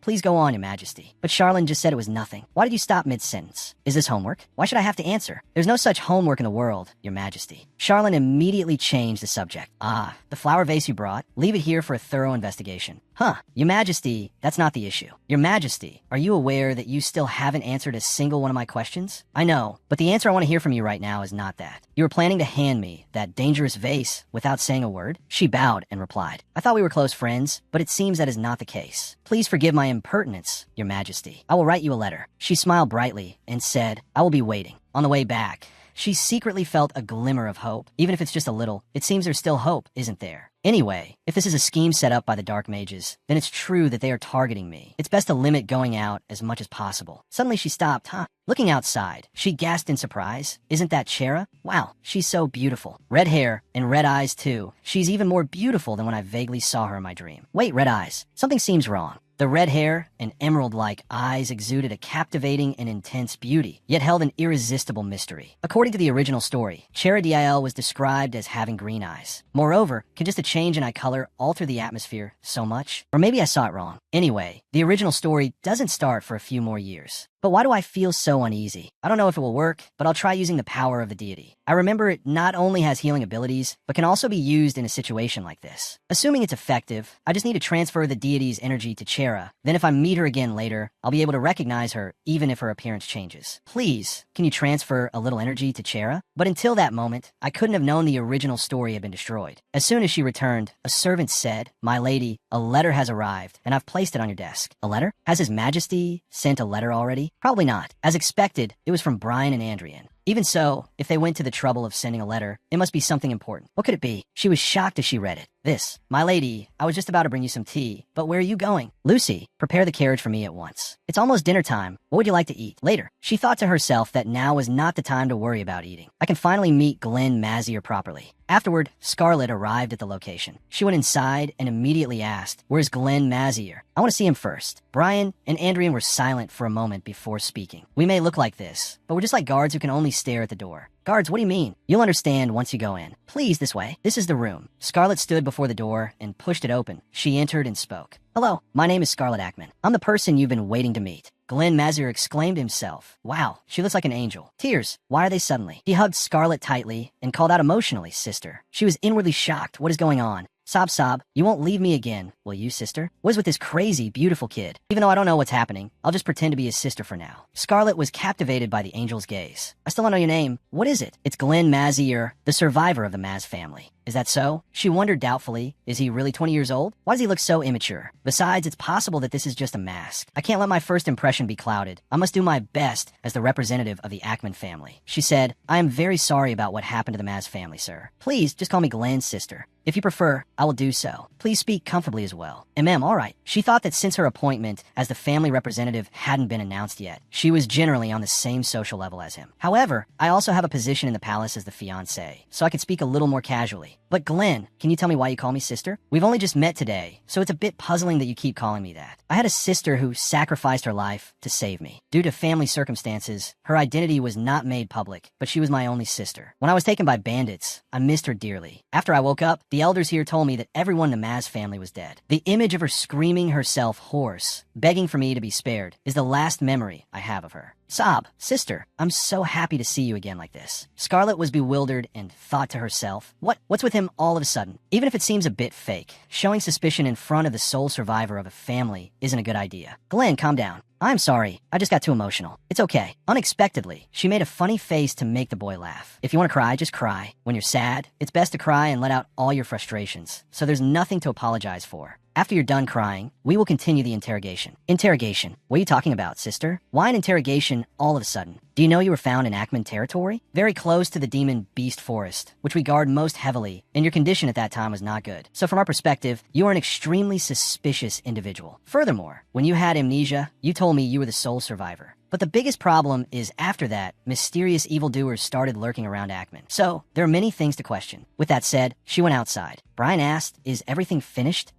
Glenn was unable to escape the fate of the Mazur family and was captured. A strange woman whose face he can't clearly remember. But she had red hair and was always in a state of hypnosis. And that woman called Glenn a sacrifice. She thought to herself, Glenn said that since he appeared, the dark mages started lurking around him, which is a lie. But Glenn is definitely also being pursued by the dark mages. Glenn's escape was a stroke of luck. No, it was a miracle. Suddenly, during a brief moment when the hypnosis was lifted, he hid himself. He hesitated between the desolate lands of Raziel and the Ackman border, but then chose to run towards Ackman. Because until then, the Ackman territory was not yet completely under the control of the dark mages. After thinking, she continued, and Glenn said he could feel the aura of Raziel for me. Why would he feel the aura of Raziel for me? Looking at Andrian and Brian's reactions, it seems they know something. Although they are my allies, if there's something they have to hide, it's highly likely related to Scarlet's mother, who came from commoner background. It's also possible she didn't come from there. Sister, I have a very accurate intuition. I can still feel it very clearly right now. Only those who inherit the strong power of Raziel can sense each other. And although I'm from a branch family, I'm an anomaly who inherited the power. Is that so? Then you must come to my house. I don't know what for, but the dark mages need Isa and Glenn, the sacrifices. But I can't just take them away easily. So everyone, get ready to go out immediately. Scene change. Your Majesty, they have started moving from the temple. Finally, right after receiving the water deity, I sent someone to the temple to watch Scarlet Ackman's every move. In the past, I would never have used this method. This is a communication from the bribed priest. No matter what, I would never bribe a priest, but this time I broke my own rule. It's all because I don't want to lose her. Back to Scarlet. What should I do now? Even though we haven't left yet, I can't just hide here forever. Sister, shouldn't I go out and help you too? Just wait there. I'll draw their attention. Draw their attention. Do you have a plan, sister? I don't, but... So you're here, Scarlet Ackman. Sister, that's too dangerous. I'll go out and fight too. No, what can a child like you do? Finally found you. Die, Scarlet Ackman. Scarlet looked at the approaching axe and thought. Glenn believed his luck had run out and he would truly die. Just then, a sword flew in and pierced his head. Thud, that black sword. Sister, someone is coming. Is it an enemy? No, it's fine. Challen approached and said, so you were here. You were careless this time. Indeed, it was Challen, a person who would put flowers on his head and run through the streets, not caring about others' gazes, whether it be wine or flowers, it didn't matter. And just one strike could end an opponent's life. Could it be this man? Likes me? Seeing her dazed, Challen called, Scarlet, are you hurt anywhere? I'm fine, and you? Me too. Thank goodness. Thank you for your help, Your Majesty. Don't mention it. I took down a few of them. If you want, I could take you back to the mansion. Really? Being helped repeatedly like this makes me feel a bit embarrassed. But may I ask you a favor? As you know, my carriage is broken down. Cough. Helping is my honor. By the way, are my knights and the carriage driver all right? They're safe and sound. That's a relief. It's all thanks to your protection. But Your Majesty, how did you know we were here? I moved in a hurry today, so I didn't report to you. Challen thought about having sent people to watch her and awkwardly turned his face away, saying, there were subordinates of mine along the way. I see. So the group that ambushed us were subordinates of the temple? Yes, just as you predicted. They were all subordinates of the temple. First, let's go back to the carriage. The night wind is very cold. Yes, into the carriage. Scarlet immediately fell asleep snoring. Challen watched intently when she suddenly fell onto his shoulder. His eyes reddened as he thought, leaning like this would be a bit more comfortable. He raised his hand to gently touch her face. If only we could be together longer. Outside, looking at the moving carriage, he silently said, I have thought for a long time, Scarlet Ackman is indeed lucky, remembering the help of the elders to imprison the Duke, but I didn't expect you to get my toy as well. I thought it had died for encroaching on Ackman territory, so this is the last blood of Razahel, keeping the Razahel bloodline. Since when were the Ackman elders so benevolent? But if this is the case, can the power of Razahel gather towards me? The power that even Kaliur cannot keep up with. The power reserved only for Razahel for self-defense. That must definitely belong to us. Among the plans I have made so far, it seems none have been fully executed, but this is increasingly making me satisfied. I really want to kill her. Or should I change the plan, even though I opened my heart to mercy and tried to destroy Kaliur as soon as possible? But things did not go according to the initial plan. I want to see Kaliur and Ackman suffer, then I will definitely take Razahel's power. So enjoy the present, my lovely toy. Over here, Scarlet was still sleeping soundly in Challen's arms. Glenn stumbled behind. Then he turned back and asked, is something wrong? Feeling a bit strange, a very dark premonition kept lingering in my mind. Challen coldly said, Razahel, don't dream of using me. I wouldn't dare do that to you, although this is the first time we meet. But I have absolutely no evil intentions. And Razahel will never forget your grace. There were rumors like that before. But remember that words can only go so far. Scene switch, the Dark Wizard, as the successor of the Demon King. If absorbing enough power and getting closer to the Demon God, then all previous failures can be compensated. Unless an elite king appears. But the number of remaining fairies is not many, and they haven't found anyone worthy to sign a contract. So the appearance of an elite king is impossible. It is said that an elite king is usually born when a Razahel meets a fairy. But now, even the remaining Razahel doesn't know how to sign a contract with a real fairy. So the appearance of an elite king is probably far-fetched. No matter how hard Razahel tries, victory still belongs to us. Now it's just a matter of time. The next day, the schedule, the official schedule, the official engagement schedule. I didn't know. I knew, but why is the official schedule at the battlefield? Hey, it's during the ceasefire. Come sit here. Even if it's a ceasefire, how can they take the fiancé to the battlefield? Ira also said, that's right, young master. Scarlet, can I not go? That's right, sister. You should just stay in the mansion. I want that too, but Glenn is busy interrogating. And there are many things to do. I also need to discuss with the elders, so I just said postponing the schedule is fine. It's okay. That's it. Is there any problem? Truly digging your own grave. Even if it's a ceasefire, the battlefield is no joke. What if something happens after going? Your Majesty is really... Glenn thought, anyway, my intuition feels it's safest here, so I must stop her by all means. Just as he thought that, Scarlet asked, Glenn, shall I take you with me? Sister, what are you saying? With me there, nothing will happen, right? He stared blankly and thought, maybe so. She was born with stronger Razahel power. So who knows? My intuition might be mistaken. She stood up and said, let's prepare to go right now. Really? She winked and said, of course, have I ever joked? Sister, no, I mean, Scarlet turned back and interrupted. I'm going to the garden for a bit. In the meantime, finish preparing everything, okay? Glenn heard that and immediately turned to stone on the spot. Scarlet went to the garden and called out, Your Majesty. Challen turned back and also called Scarlet. Oh my, real fairies. Scarlet reassured the spirits. It's okay. They aren't strangers. You guys saw that person last time. Challen said the purple eggplant fairy had been moved elsewhere. Yay, he really kept his promise. Thank you. Purple eggplant fairy can't tease us anymore. Oh my. Scarlet silently said, you guys are so cute. Suddenly Challen called Scarlet, what about me? Huh, not a word of praise for me. Scarlet stood frozen. Your Majesty did very well. You flatter me, really. Then everyone is settled, so I will introduce you. This is Jill, Nun. Belle, Jill, Nun, Belle. This person is called Chancellor. Hi, guys. As for the two standing over there, the blonde one is Count Lumen. The dark brown hair is Knight Commander Benzer. Just call me Lumen. Call me Benzer is fine too. And call me Clover instead of Chancellor. The spirits were confused. Clover, no way. You aren't a fairy? If not a fairy, why should we call you Clover? Don't pretend to be a fairy. So annoying. Seeing the Chancellor turn to stone because of the spirit's continuous attacks, Scarlet said, guys, calm down. What is Clover? Is it a fairy? He just likes leaves shaped like peaches. Peach shape. I think they're saying fairy, which surely has many different appearances. But come to think of it, you guys haven't been born here for long, right? Then it's strange. Newly born fairies know about purple eggplant or clover fairy. Hearing Her Highness say that, it is true. Everyone was looking at each other in confusion when the spirits said, we know it all. We can see it. See it? We can do many things. Us fairies have a very fast growth rate. But no, we won't do that because we like Scarlet. Not being able to grow fast is okay too. You don't do it because you like me, and you know how to do many things too. Come to think of it, the fairies who made a contract with Challen in the original work, although thin, had the appearance of adult fairies. But what does liking me and refusing to grow have to do with each other? They said again, only when helping Scarlet will we mature. Okay, we're going back now. Challen smiled smugly.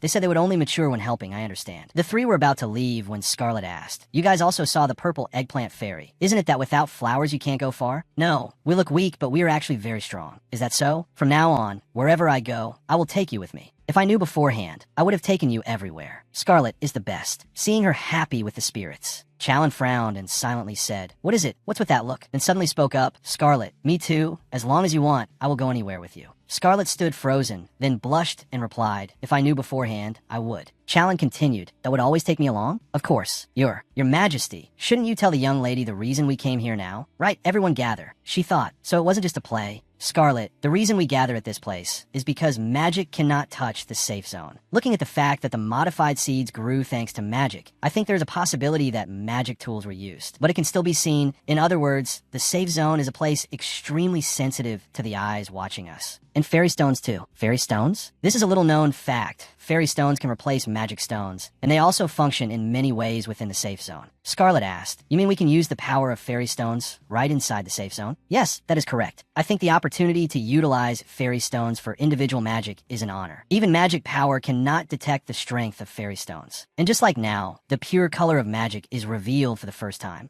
then vanishes like snow. What's even better is that the magic is maintained for a long time in such perfect conditions. Perhaps currently on this continent, there is no place as absolutely safe as this one. So that's it. Scarlet thought to herself, so many things have happened until now, but things like this are so unrealistic that I still can't understand. Challen said, that is why I chose the battlefield as the official schedule location, because there is a suspicious point. Suspicious point? Look at this map. It is the war zone we are heading to. Stationed here, in a country opposing the Empire. They have claimed that this place is their territory. Before, I just considered it nonsense. But it's strange. Right after I received the item, the frequency increased. It seems we have to investigate something. I thought it would be great if you went along. Moreover, recently there's a strange rumor spreading about this lake. Rumor? It reflects something big. Round and bright. In reality, are there such things in the sky? Scarlet thought to herself, isn't that thing the moon? Scarlet, your expression looks like you remembered something. Yes, Your Majesty. Have you ever met Uncle Sa? I have met him. Sorry for not telling you. As expected. At that time I talked to Uncle Sa about the rumor at the lake. He didn't seem surprised like you. Baba refused to talk about his family. At first, I just considered him a mysterious person, so I didn't pay much attention. But thinking back, perhaps Baba himself has never seen the moon with his own eyes. But how does Baba know about the moon? So, I sent Baba to the war zone first. I heard we will pass by a lake on the way, so if we go fast, we might meet him. Turns out you sent him ahead on purpose. No wonder I haven't met him recently. This schedule is busier than I thought. We still have to conduct an interrogation. So we will take Glenn Mars along? Yes, I think the things we can find out from that boy will be quite useful. Since Glenn used to be with dark wizards, there will definitely be useful information. Will Your Majesty also come along? I told you, as long as you want, I will go anywhere with you. Hearing such sweet words, Scarlet blushed and could only reply, yes. Scene change. The sky looks like it wants to rain. Let's see, this is. Have to stay here for a whole day? Baxter returned his thoughts. This type of herb only blooms when the Herburn region rains. If we have this herb, it will be very useful for the kids. The library that dark wizards possess is actually intentionally gifted by the will of the gods. Even so, the fact that dark wizards have that library is not completely harmless. Therefore, having that flower will be very useful when confronting dark wizards. It's not strictly necessary, but will definitely be effective against petty tricks like binding ropes. Having it would be more convenient. The preparation would be better. Although it is unclear who the two people who damaged the book are. But I'm more worried about the one behind them. Moreover, that dark wizard will definitely appear at the last minute. With the current strength of Challen and Scarlet, it would be hard to withstand. The problem is not just that. A lake reflecting the moon that does not exist in this world. But the moon disappeared long ago at the same time as the sealing of the demon god. So Challen thought there would be no chance to use the divine item shaped like the moon god's ring. But for some reason the moon appeared. Even if it is just a reflection on the water, it is still the moon. What exactly is changing? Baxa continued to go out and look at the flowers blooming in the rain. Wait, what is this? I'm getting wet from the rain. Even in a dream, I have never experienced this. Suddenly, there was a sound behind. Baxa turned around vigilantly and couldn't help but be astonished. A ghostly face radiating gloom. Just then, Baxa woke up and cried out.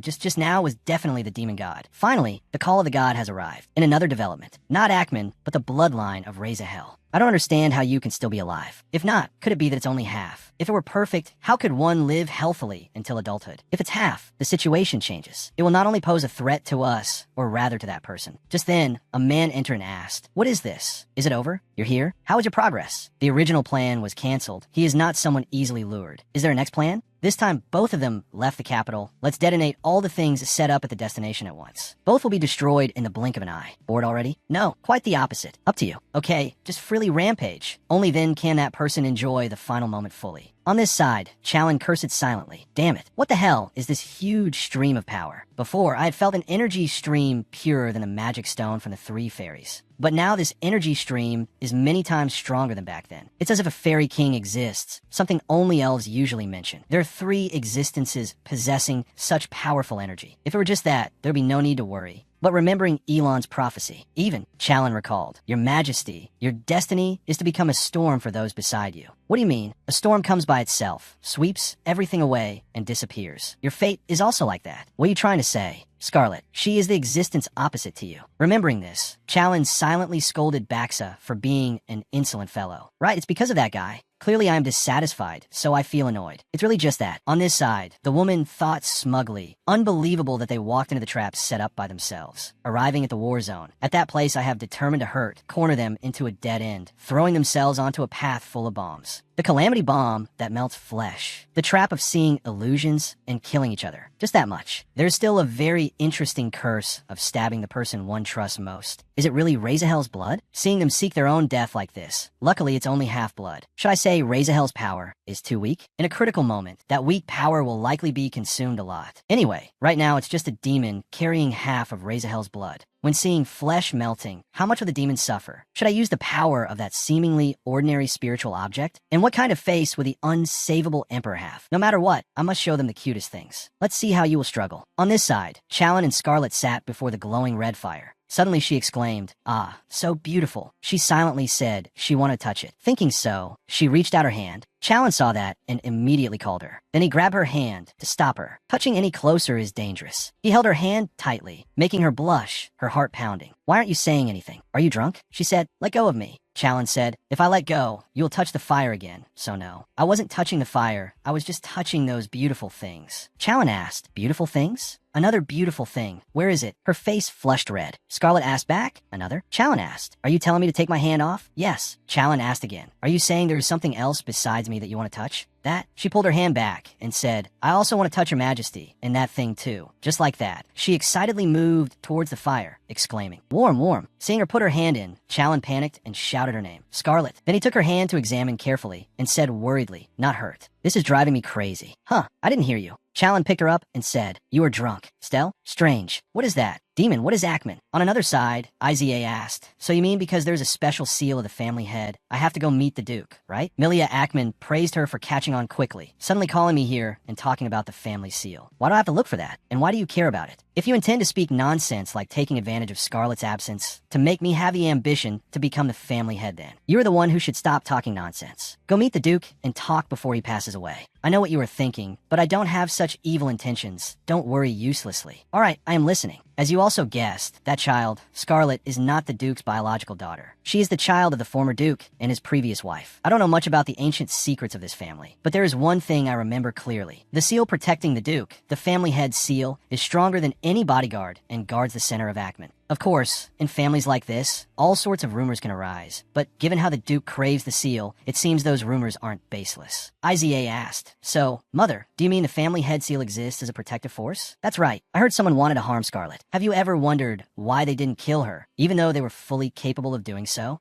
Iza thought to herself, could it be? Iza Ackman. I will definitely prepare him as a sacrifice. To use him as a sacrifice? That might be the reason, but I don't think that's all. If they intended to use her as a sacrifice, they should have been more thorough. Iza believed that assuming the opponent only cares about one goal is dangerous. The opponent is a group, not an individual. I must read multiple intentions from a single action. And what really needs to be guarded against is the leader's mindset. To say they couldn't kill the girl isn't true, because previously Scarlet didn't have any truly effective protective weapons, and her relationship with the Emperor wasn't as close as it is now, so killing her would have been much easier back then. It could be that the Duke requested it, since he is looking for the family head seal, so he told them not to kill her before the seal is found. They certainly said things like that to each other, that they haven't found the seal yet, but they wouldn't simply listen to the Duke like that. IZA asked, so you mean they also want the Ackman seal? Not necessarily. Or perhaps they don't need that force, but they don't want that force to be revealed. I just have a hunch. If the seal exists, it will be essential for dealing with them. We shouldn't take our time searching anymore. The Duke definitely knows that. He's that greedy for a reason. But if the Duke is tortured to the point of madness, we will lose a crucial source of information about the Ackman family. So if it were me, I would go find the seal immediately. IZA asked why her mother was saying this now. I just suddenly had a feeling today. But why today? Why the day Scarlet is away from home? Anyway, that is my thought. Without the seal, the protective magic of the mansion and the Ackman territory will both be affected. If that's the case, I wouldn't be surprised if the Duke dies or goes mad while Scarlet is away. As you said, you and I will be fine, but for Scarlet, you will become the family head, so that would be regrettable. Back to Scarlet's side. What is this? What is Ackman? And then I realized this strange pounding sound is my own heartbeat. Challen asked, are you alright? Scarlet suddenly let out a long, loud scream. Challen said that screaming that loud suggests she's fine. Not fine at all. My heart is pounding right here. Why is my heart pounding like this? This feeling is just like last time. When I went to solve the Elder's problem, I encountered an assassin and felt my life was threatened. It was just like this, something like that. Scarlet said solemnly, I understand, but this time it's even more serious. Yes, the children said so earlier. Something about Ackman? Challen looked thoughtful and then asked, the seal still hasn't been found. Indeed, your majesty thinks the same as I do. Only one thing comes to mind. The problem is how it relates to the current situation. Geo, Nin, Bell, you guys can come out now. Phew, we weren't discovered. We're still safe. What did you guys mention about Ackman earlier? Scarlet, inside your heart, there's a gem that looks like an apple. Very beautiful. She asked in astonishment. In my heart? So that's it. So you were born with it. From the time you were in your mother's womb. Since the previous Duke had died, you naturally inherited it. Perhaps that's it. Currently, it seems there's a problem. Suddenly the spirits said, fearfully, Eggplant, the eggplant has appeared. Scarlet, watch out or it will hurt you. Run away. Challen and Scarlet walked out only to encounter a scene of extremely dense and gloomy dark energy. She recalled in astonishment from the original novel. Chola shouted, Your Majesty, it's a lost. Do you know this creature? Yes, it's a thing that drains infinite vitality. I've experienced it before. So you know how to deal with them? Your Majesty, defeating a lost is impossible. A fairy must appear to fight it. Or at least with a priest by my side, I would be truly safe.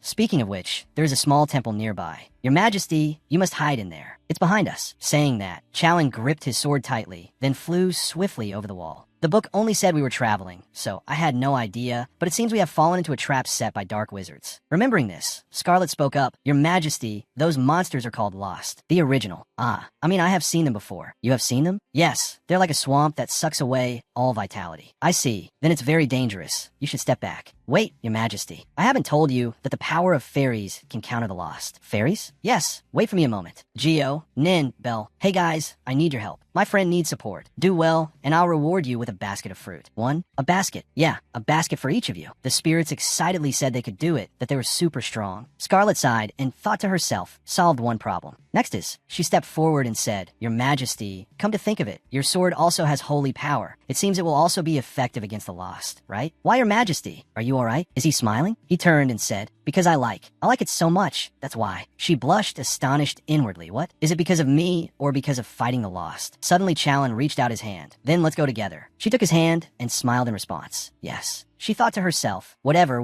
the reason is. Scarlet was then inwardly astonished. Impossible. The lost are disappearing rapidly. I didn't expect the speed to be this fast. They aren't even just simply disappearing. Is this Aura the Winter Wind? No, this cannot be because of Callier's power. Initially, the other three powers were too weak, so I was confused whether it was Callier's power or not. But now, what? What is this power? Suddenly a beam of light pierced through her.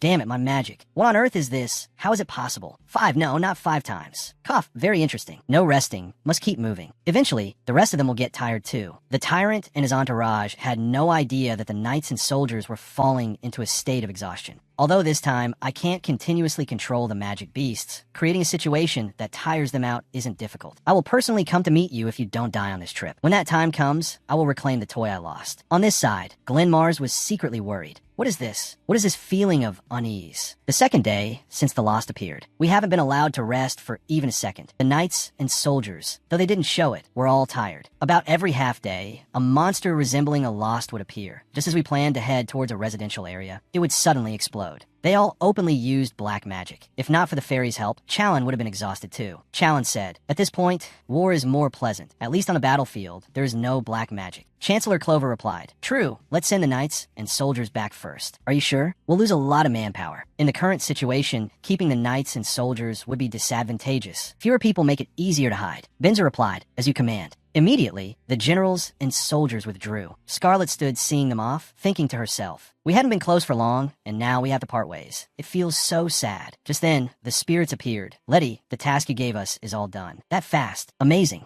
Letty is even more amazing." Hearing this, Challen asked in surprise, "Letty?" Before, they kept complaining that my name was long and hard to say, so I allowed them to use a pet name. Challen fell silent, contemplating for a moment, then said, "I also have a pet name." Scarlet thought, "So on this occasion, I can use a pet name instead of Your Majesty." Among those around Challen, I will be the only one allowed to call him by a pet name. Just thinking about it made her incredibly excited inside. Although addicted, she was still shy, so she said, "Friends calling each other by pet names is just perfect." Hearing the word friends, Challen frowned. "Then call me Your Majesty. Just call me Your Majesty Challen." She laughed awkwardly, thinking to herself, "That sounds even longer than usual. Plus, it sounds like a candy name too." Well, that works too. Others will never know Challen's pet name in their entire lives. Thinking this, she smiled and replied, "Yes. Then Your Majesty must also call me Lady Letty. I hope you will use that name often." "All right." Saying that, both of them fell into an awkward, blushing state. Scarlet quickly turned her face away to change the subject. "So then, Your Majesty Challen, while we are free, allow me to go speak with Glenn for a moment. Just simply talking, not interrogating." "Don't worry, I will dig out the most hidden memories, even if they are as small as dust at the bottom of a well." Glenn must have done something, doing this, and then doing that. Suddenly Geo called out with a panicked look, "Letty," then shouted, "Ah, Letty, you kids, let go Charlene, save us." Charlene said it's tiring to interrogate and watch over this bunch at the same time. "In the meantime, let me hold them for you." Holding them, I realize they're quite heavy, maybe even heavier than a bouquet of 10 flowers. If you keep holding them like this, Lady Letty will get tired. I'm fine. Spoiling them will make them naughty. That won't do. Besides, Lady Letty is especially weak around fairies. Did you know? Really? Is that true? Then Your Majesty, please take them away. She thought helplessly that she had hoped they would get closer, but it seemed that was a bit too much to ask. That night, "Hey, wait, sister. Tell me about the dark wizard who imprisoned you. You must tell me everything, down to the last punctuation mark. I'm a heartless person now, so don't expect me to go easy on you." "Ah, sister, wait. Try to remember, or I'll keep tickling you." Seeing this, Charlene thought to himself, what a cruel sight. Unable to bear the tickling, Glenn replied, "Ah, I remember. Hick, I remember now. Good, speak. I often felt dizzy when I heard his voice." And then? It seems the key to the suggestion was to look directly into each other's eyes. Suggestion through eye contact. If you heard his voice, would you be able to recognize that dark wizard? No. Why? As soon as I hear the voice, I get dizzy. What is that dizzy feeling like? Feeling euphoric. Euphoric? In other words, your eyes would lose focus. Charlene spoke up, saying it seems there is a dark wizard who specializes in using hypnotic powers. You all know young master just needs to be wary of losing focus. Scarlet thought to herself, in that case, I can use Glenn as bait instead of the Baron. Meanwhile, Chola thought to himself, not only unharmed, but also avoided all the bombs and traps. Unbelievably, aside from the knights and soldiers who died when the Lost were first sent, there have been no more casualties. I can't laugh anymore.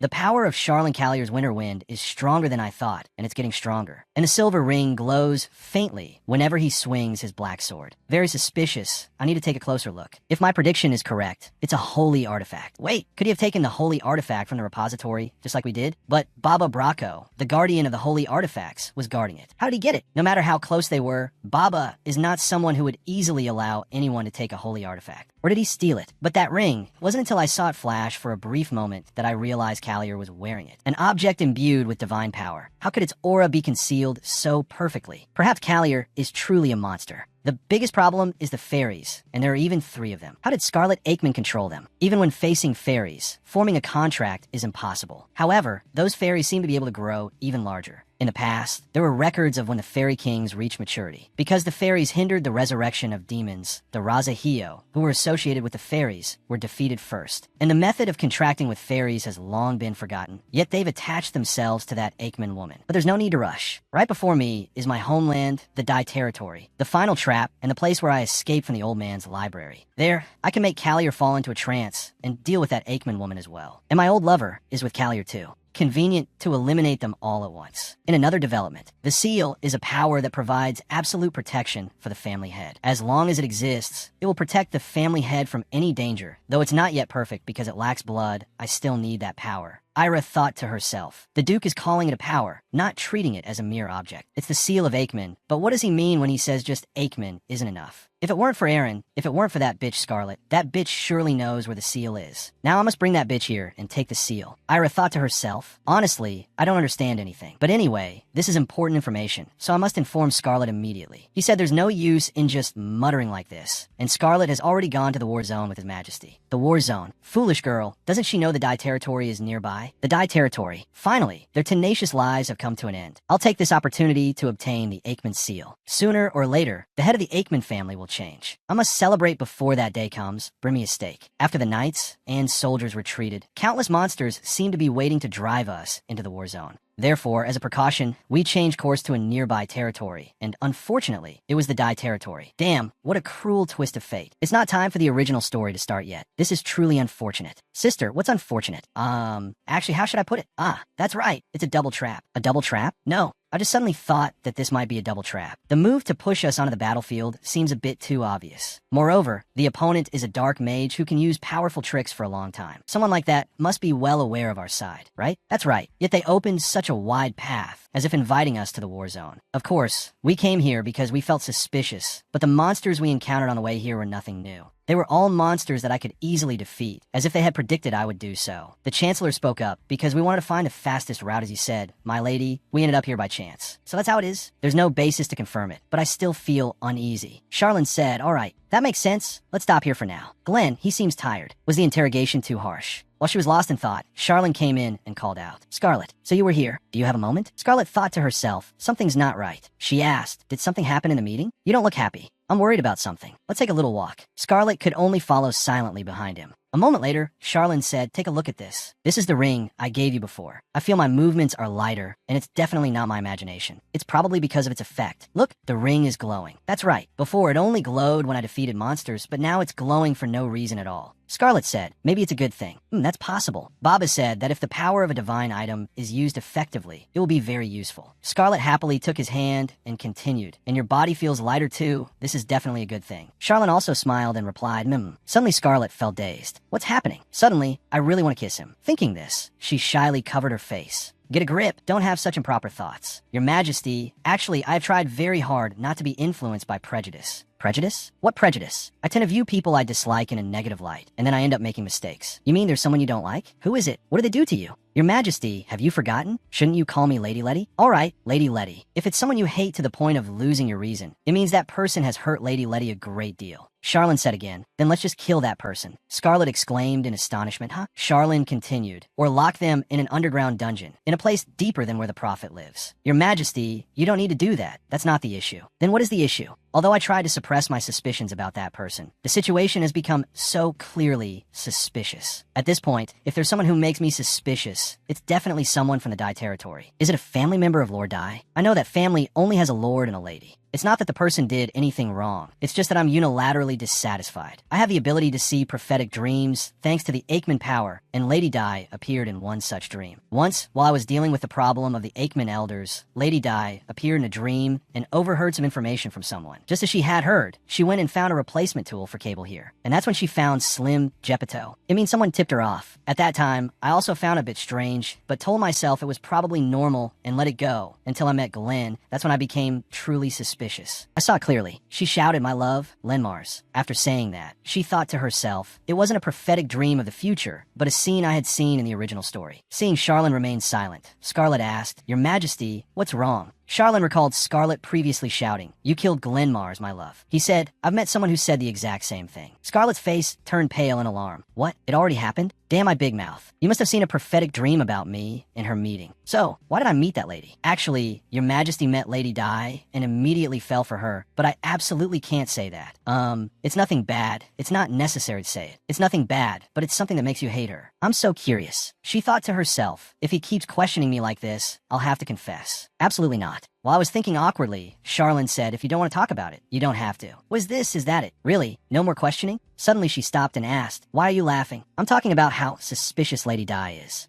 Let's just say that's the case. She looked down dejectedly and replied, It's not fun at all. Charlene was still smiling brightly. All right, I understand. She suddenly thought, could it be that he knows I like him? No way, it's impossible. I'm a great actress. After that, she insisted on going back alone. After walking for a while, she stopped. Is that Glenn? He's not sleepwalking, is he? She wondered to herself, where's he going at this hour? What if he runs into a magical beast? With that thought, she quietly followed behind. He finally stopped. Luckily, it wasn't deep in the forest, but why did he come here? She spoke up and asked, Glenn, what are you doing here? Seeing he didn't answer, Scarlet seemed to realize something and called out, Glenn. He turned back and asked coldly, Sister, what are you doing here? Over on this side, Charlene thought to himself, it's Charlene Dye. I don't know much about Lady Di, but the woman who called Glenn Mars her lover, I'm concerned about her. At this moment, there was an announcement from outside. Your Majesty, it's Clover. As you requested, the report from Count Luman has arrived. Come in. Receiving a written document like this in the middle of the night, did something happen? It's nothing special. Charlene read silently. The current lord of the Dye territory is the younger brother of the former Baron Dye. Is Lady Di the daughter of the former Baron? Recently in the territory, the fog has been unusually thick, and the number of people coming and going has gradually decreased. As expected, there are many suspicious things, but the important thing right now. She said she doesn't like me and Lady Di being together, didn't she? Seeing Charlene smirking as he thought of Scarlet, the Chancellor muttered to himself, what's this? Why is he suddenly laughing like that? Is the content of the report that serious? Another voice rang out, Your Majesty, this is number 2. I'm sorry to interrupt the conversation, but I have something to report to Your Majesty immediately. What is it? The person who was saved from the magical beast attack, that matter. Why have you been holding on to it for so long? That person is Lady Di. At this moment, she walked in. A pleasure to meet Your Majesty. I am Charlene Dye. Thank you for saving me. Back with Scarlet, she asked Glenn, why are you out here instead of sleeping? Sister, are you worried about me? Of course, even though you said you're armed, you still have to be careful when you're alone, right? What's wrong? Did something happen? No, nothing. She thought to herself, what's wrong with him? Behind us is the Dye Mansion, right? Have you ever been there? This is my first time. I'm not sure. More importantly, sister, have I ever told you about the place where I was imprisoned? Just as I thought, Glenn's expression and the aura I sense from him are somewhat different from usual. But why? Didn't you say last time that you couldn't remember? Yes, because at that time I had to flee frantically and just kept running. And when I look back, I was already at the border of Ackman, so it couldn't have been this place. What are you talking about? What I remember is the atmosphere of that place. I have a feeling that mansion is the very place I was imprisoned. Why do you suddenly feel that way? Do you still feel that way now? Yes, I had a feeling similar to that place right after leaving the military camp. Is that so? If that's true, then Glenn. Suddenly, he flinched and cried out, sister. You must be tortured more with shackles. Only then will you remember your letters, right? Don't worry, I'll be gentle with you. Then Glenn screamed, but sister, did you know we have a guest today? I haven't heard anyone say anything about it. It's someone I've never met. Over there, who is that person? Seeing Charlene and Charlene Dye standing together made Scarlet fall silent. She slowly approached, ignoring Glenn. Sister, I'll go with you. She walked over and called out, Your Majesty, Charlene. It's quite late. Why are you still outside? Lady Scarlet. Oh, you're with someone I've never met before? Who might this be? Is she a guest of Your Majesty? He stepped forward and said, not exactly. I'm not bothering Your Majesty, am I? Not at all. It's one of the countless things you don't need to worry about. Don't pay it any mind.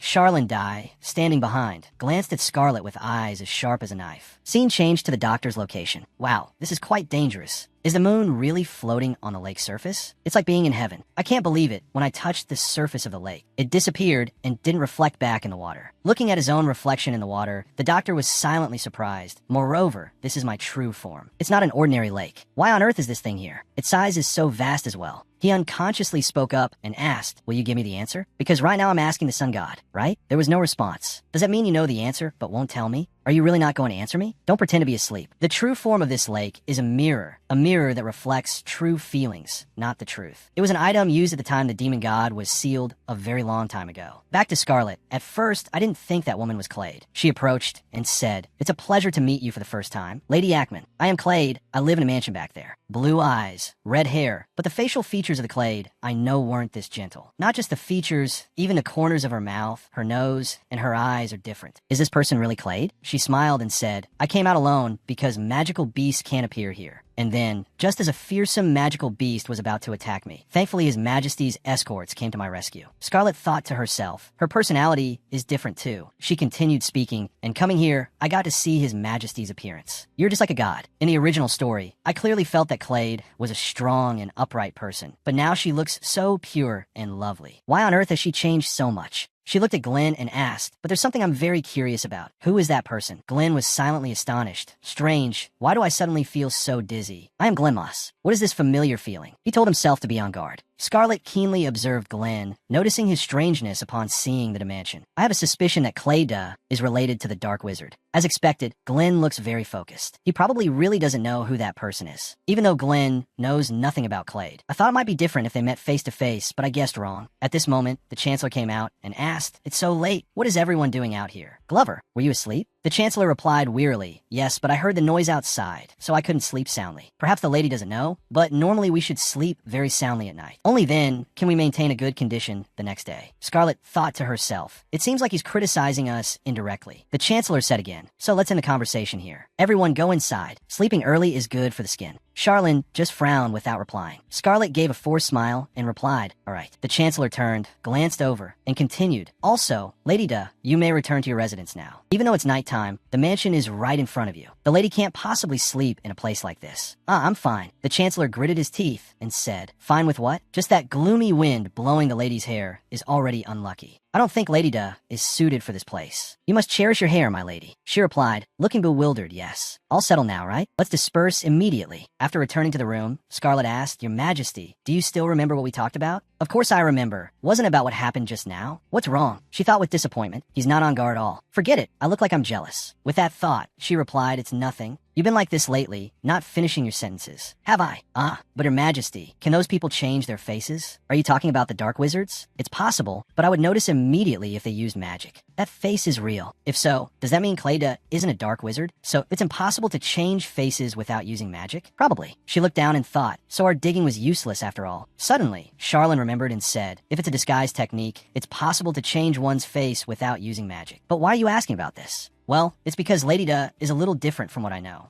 If it's as you say, then it is indeed suspicious." Suddenly, Scarlet was startled and cried out, Your Majesty, what is that thing? It's not a magical beast, is it? It looks like a bird. Look, it's just a normal bird." "Normal? But it's glowing." Suddenly, the bird looked at her, then jumped onto her shoulder, nuzzling her affectionately. Seeing this, Charlene said, "This bird itself is a mass of magic. It was probably sent by Baba. Is something like that even possible? This feeling. I heard that Baba's magic is pink, but this little one is blue. Your Majesty, look, I don't know its purpose, but it's harmless. What's that flower on its tail? Is that so?" She looked behind Charlene and said, "Glenn, did you hear that? That's what it is. Our little bird friend is so beautiful. Glenn, why have you been standing there all this time instead of coming in? What are you doing outside? Have you heard anything we've been saying? Don't tell me you're acting like this because you're afraid of being interrogated." Glenn, after a long moment, he spoke up. "Sister, I remember now. Clayda is someone I know. She was my childhood fiancée." Scarlet released the glowing bird and said, "But Lady Da just now treated me as if we'd never met before. I don't know the reason why either." Chalene thought for a moment, then said, "That's good. It's just in time as Lady Da has invited me to her mansion to repay me for saving her from danger." Scarlet was secretly astonished. Clayda invited him. The two of them have already spoken to each other. Chalene said again, "If you're curious, you could just ask then. A moment ago, he said she was suspicious, yet he eagerly accepted the invitation. Even if I struggle, can I not fight against a predetermined fate?" In that moment, the central axis of life seemed to shift towards her. This was clearly jealousy. Sometimes when I recall the scene of them meeting in the original story, my heart feels like it's being gnawed at. This hopeless love is more tiring than I thought. I shouldn't have become a nuisance to them. If Clayda is really a dark wizard, it means there will be even more to worry about. But for Chalene's sake, for the fated love in the novel, perhaps I can help Chalene escape from that group of dark wizards and eliminate them. Therefore, coming to find Chalene this late at night was purely out of curiosity about Clayda's suspicious points. With that thought, she went to Chalene's room and called out, "Your Majesty, are you asleep?" Suddenly, Chalene's voice came from behind, "My lady." He threw on a robe and asked, "What brings you here at this hour?" "Ah, about that. Earlier your highness said that Lady Da was suspicious, so I was curious about how she is suspicious. Come in first. By the way, I also have something to ask you." "May I ask first?" "Of course, what is it? Aren't you curious why?" "What about?" "I mean Lady Da's invitation." "Ah, so it's about that. Come to think of it, Lady Da has a very pure kind of beauty, doesn't she? You know, Your Majesty? What if you change your mind someday? If Your Majesty finds someone you love, please let me know." "Why? To kill them? Do you think I'm you?" "What killing?" "No. I mean that at the appropriate time, we will annul our engagement." Chalene turned back and called out in a cold voice, "My lady." Then he moved closer, leaning down towards her. "Don't joke like that. What if it were you instead? What would you say? Why is he so angry? If this were a romance novel, I would have screamed that it's because this man likes me. But the other person is Chalene, the one with a fated love in the novel." She clenched her fists and replied, "I would say it." Suddenly she paused and asked, "Why are you angry about annulling the engagement with me, Your Majesty?" Chalene said bluntly, "Because I like you. I like you." "Scarlet, it's your turn to answer. What about you, my lady?" "Your Majesty, you must have realized it too.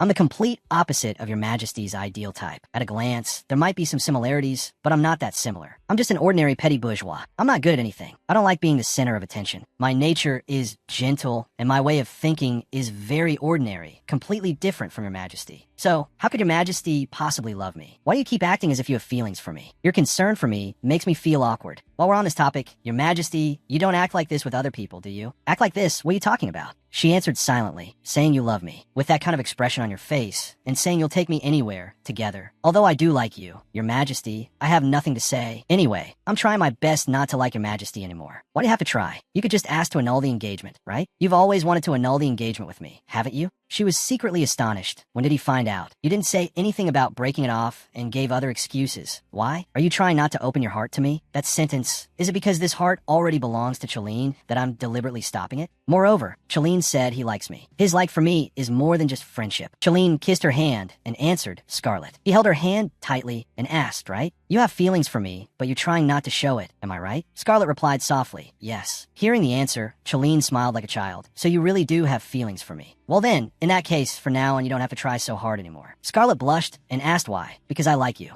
Scarlet. After saying that, he leaned down and kissed her, his hands tightening around Scarlet's small body. In the dim light, two people with ragged breaths. The two looked at each other with affectionate eyes. This isn't a dream. In other words, now is the right time. Scarlet looked at him and also expressed her true feelings. I like you too. Your Majesty. The very next day, everyone discussed among themselves. It's highly likely that Clayda is a dark wizard. Therefore, what about sending the lady back to the Empire? Compared to now, we could face even more danger on the way to the territory. There's no guarantee that it will be safe for you to return. I will stay by your side. Besides, I might be quite helpful. When they arrived at the mansion, they brought Glenn along with the elders. At that time, the elders had said, your mother is a distant relative of Razahel, although Brian and Adrian didn't know the details. When they tried to deduce based on Scarlet's diary, the fact that they said strange things like other half, or something to Scarlet, it's highly likely she can use magic. Lady Adrian said, who knows from what we know, that person might have been born with the blood of Razahel, so the substitute head of the family will be especially lucky. The lucky things that have happened recently don't seem to be a coincidence. It's to say you're like a symbol of good luck. Just by staying in one place, you're helpful. I didn't say it because I thought it was unnecessary, but my intuition is very good, especially with dark wizards. Why only with dark wizards? I don't know how either, but it has nothing to do with the temple. I'm the type of person who can recognize such people based on instinct. You could do that? Clover cleared his throat with a cough and said, from now on, may I interrupt your conversation? Until now, His Majesty has persistently put pressure on dark wizards, and this intuition has played a very important role. Among the incidents that people commented on as His Majesty's massacres, they were related to dark wizards. Scarlet asked, that intuition, has it ever been wrong? Of course not. His Majesty once dealt with a demonic beast that had blended into a crowd. Only after killing it was it discovered to be a demonic beast. Oh my goodness, at first, I couldn't believe it either. His Majesty is almost like the natural enemy of dark wizards. My intuition is sharper when I'm with that sword. I never expected Charlin to have this ability. He's much more talented than what was described in the original story. It's a good thing he's not my enemy. On a stretch of the road, the fog is really thick. If it weren't for the flower the little blue bird gave me, I would have been poisoned by this poisonous mist. How did you kids know about this? We know everything, we just can't. During the time we haven't seen each other, these three little fairies have gradually become more mature. Because even if they were by my side, they would quickly disappear. So I hadn't seen them for a long time until we met again before departing. I wondered if they were really my kids. Is the reason they've grown so much lately because they want to grow up? Because the kids said they eat a lot when they're growing. Scarlet instructed, hey kids, we've arrived at the mansion. You have to hide really well, got it? Yeah, we're great at hide and seek. Finally, we arrived at the mansion. Your Majesty, please come in. Thank you for coming out to greet us, Lady Charda. I believe I greeted Lady Ackman last night. Come to think of it, there are some people here I've never met before. You're very observant, my lady. Let me introduce you. These two are His Majesty's knight and attendant. These two are Charlin's #1 and #2 knights in disguise. And this is Lady Samia Esther. She wasn't present last night, so she came to greet you today, my lady. Scarlet smiled brightly, while the others were preparing for the raid on the unidentified magical creature. They were waiting outside, but I heard something rather surprising. Glenn said, he knows you, my lady. Are you sure you don't know Glenn? In my perception, Charda was a strong person, because her hair was dark red. But right now, there was something that caught my attention more than her red hair, and that was her eyes. Chara's eyes were clearly a bright green, but for some reason, I felt that those eyes belonged to a dead person. Charda expressed surprise and said, oh my, come to think of it, my memory is quite hazy. Although we've never met, my father told me that I've had a fiancé since I was young. Speaking of which, I know a little about him from when I was a child. Aren't you going to ask the age of that boy, my lady? Ah, about that. If it's about young Master Mass, I have heard of him. Is that so? It's the first time you've seen your fiancé, but you seem very calm, my lady. If I were to act surprised, it would be a disrespectful act on my part. I see. By the way, young Master Mass is no different from Lady Letty's younger brother. As such, your status is also lower than Lady Letty's. You could be considered a younger sister. Yes, as your majesty says. In that case, from now on, I want you, my lady, to have an appropriate attitude towards Lady Letty. Yes, I will do so. Chara cursed inwardly. Kalia, you good for nothing. How dare you be insolent to me? I will definitely eliminate you with my own hands. She said, for you to treat me so intimately, I'm truly at a loss. Thank you, your majesty. Then shall we save our heart-to-heart for later? You all must be tired from the long journey. I will lead you to your resting place. Although I don't know if Charada is involved with dark magic or not. But Glenn secretly sighed this is not good at all. It could also be that I feel this way because I find her suspicious. At least, when he was with us, Glenn didn't look like this. At the same time, what trick did Charada pull? Even so, could she have had such a strong influence on him in such a short time? If that woman is really the high-level dark wizard who kidnapped Glenn, what should I do? Moreover, her aura was quite faint earlier, but I have a strangely familiar feeling. How annoying. Inside the room, Chara was furious. The actions of the Chancellor and the guards are starting to infuriate me. That tyrant didn't react to my enchantment at all, not even a little. And then there's Scarlet Ackman, and his strange feeling. Since when did my cheerful mood disappear whenever I see Scarlet Ackman? What is this indescribable feeling of anxiety? Anyway, seeing her hanging around Mass like that, it seems their relationship is quite close. Following him all the way here is truly commendable. But using Mass has become much easier than before. Kalia, Ackman, Razahio, you two who are digging your own graves, I will make you regret it. The need for sacrifice remains unchanged. Whenever Glenn Mass dies, it will no longer have anything to do with me. Those trivial things, after I retrieve the sacrifice, I will confront you all properly, one by one. The next day, somewhere the old man thought, the work is progressing faster than expected. I was wondering if Scarlet Ackman would run into the Dark Wizards, but she went into the central area connected to their headquarters. Luckily, there's no one there right now. At least, for now, without their leader present, she won't be in any serious danger and will be capable enough to handle it. The problem is Glenn Mass. Although I've never spoken to him directly, I know exactly who Glenn Mass is. Not as talented as the Ackman siblings, but he was born a perfect sacrifice. It's a pity Glenn Mass will die this time. This is the second time. Even the luck of the Razahio can't save him. But why would they want to kill Glenn Mass? The Dark Wizards themselves are not foolish. The thought of killing a Razahio person in that situation is not easy. Kalia, Ackman, Razahio. To obtain the power of these three families, first, kill everyone in the family. Second, receive the abundant source of power and kill the one who is born. Because a fragile vessel can never contain a great source of power. If everyone is killed, those sources of power will gather into the most suitable vessel outside the family. On the other hand, if one receives the abundant source of power and kills the one who is born, the power is not directed to the fragile vessel within the family, but to the suitable vessel outside the family. At this point, there will be no power left for the people of the other two families. The Dark Wizards made the Razahio fall using the first method, and Kalia intended to absorb power using the second. Therefore, between the two options now, the situation is leaning towards the first. Again, killing Glenn Mass, that power will first and foremost go to Scarlet Ackman, who possesses the strong abilities of her family. If so, from the Dark Wizard standpoint, this would only benefit Scarlet. If the Dark Wizards were sane, they wouldn't choose to kill him there. Could it be that they have no idea Scarlet has received the blood of the Razahio?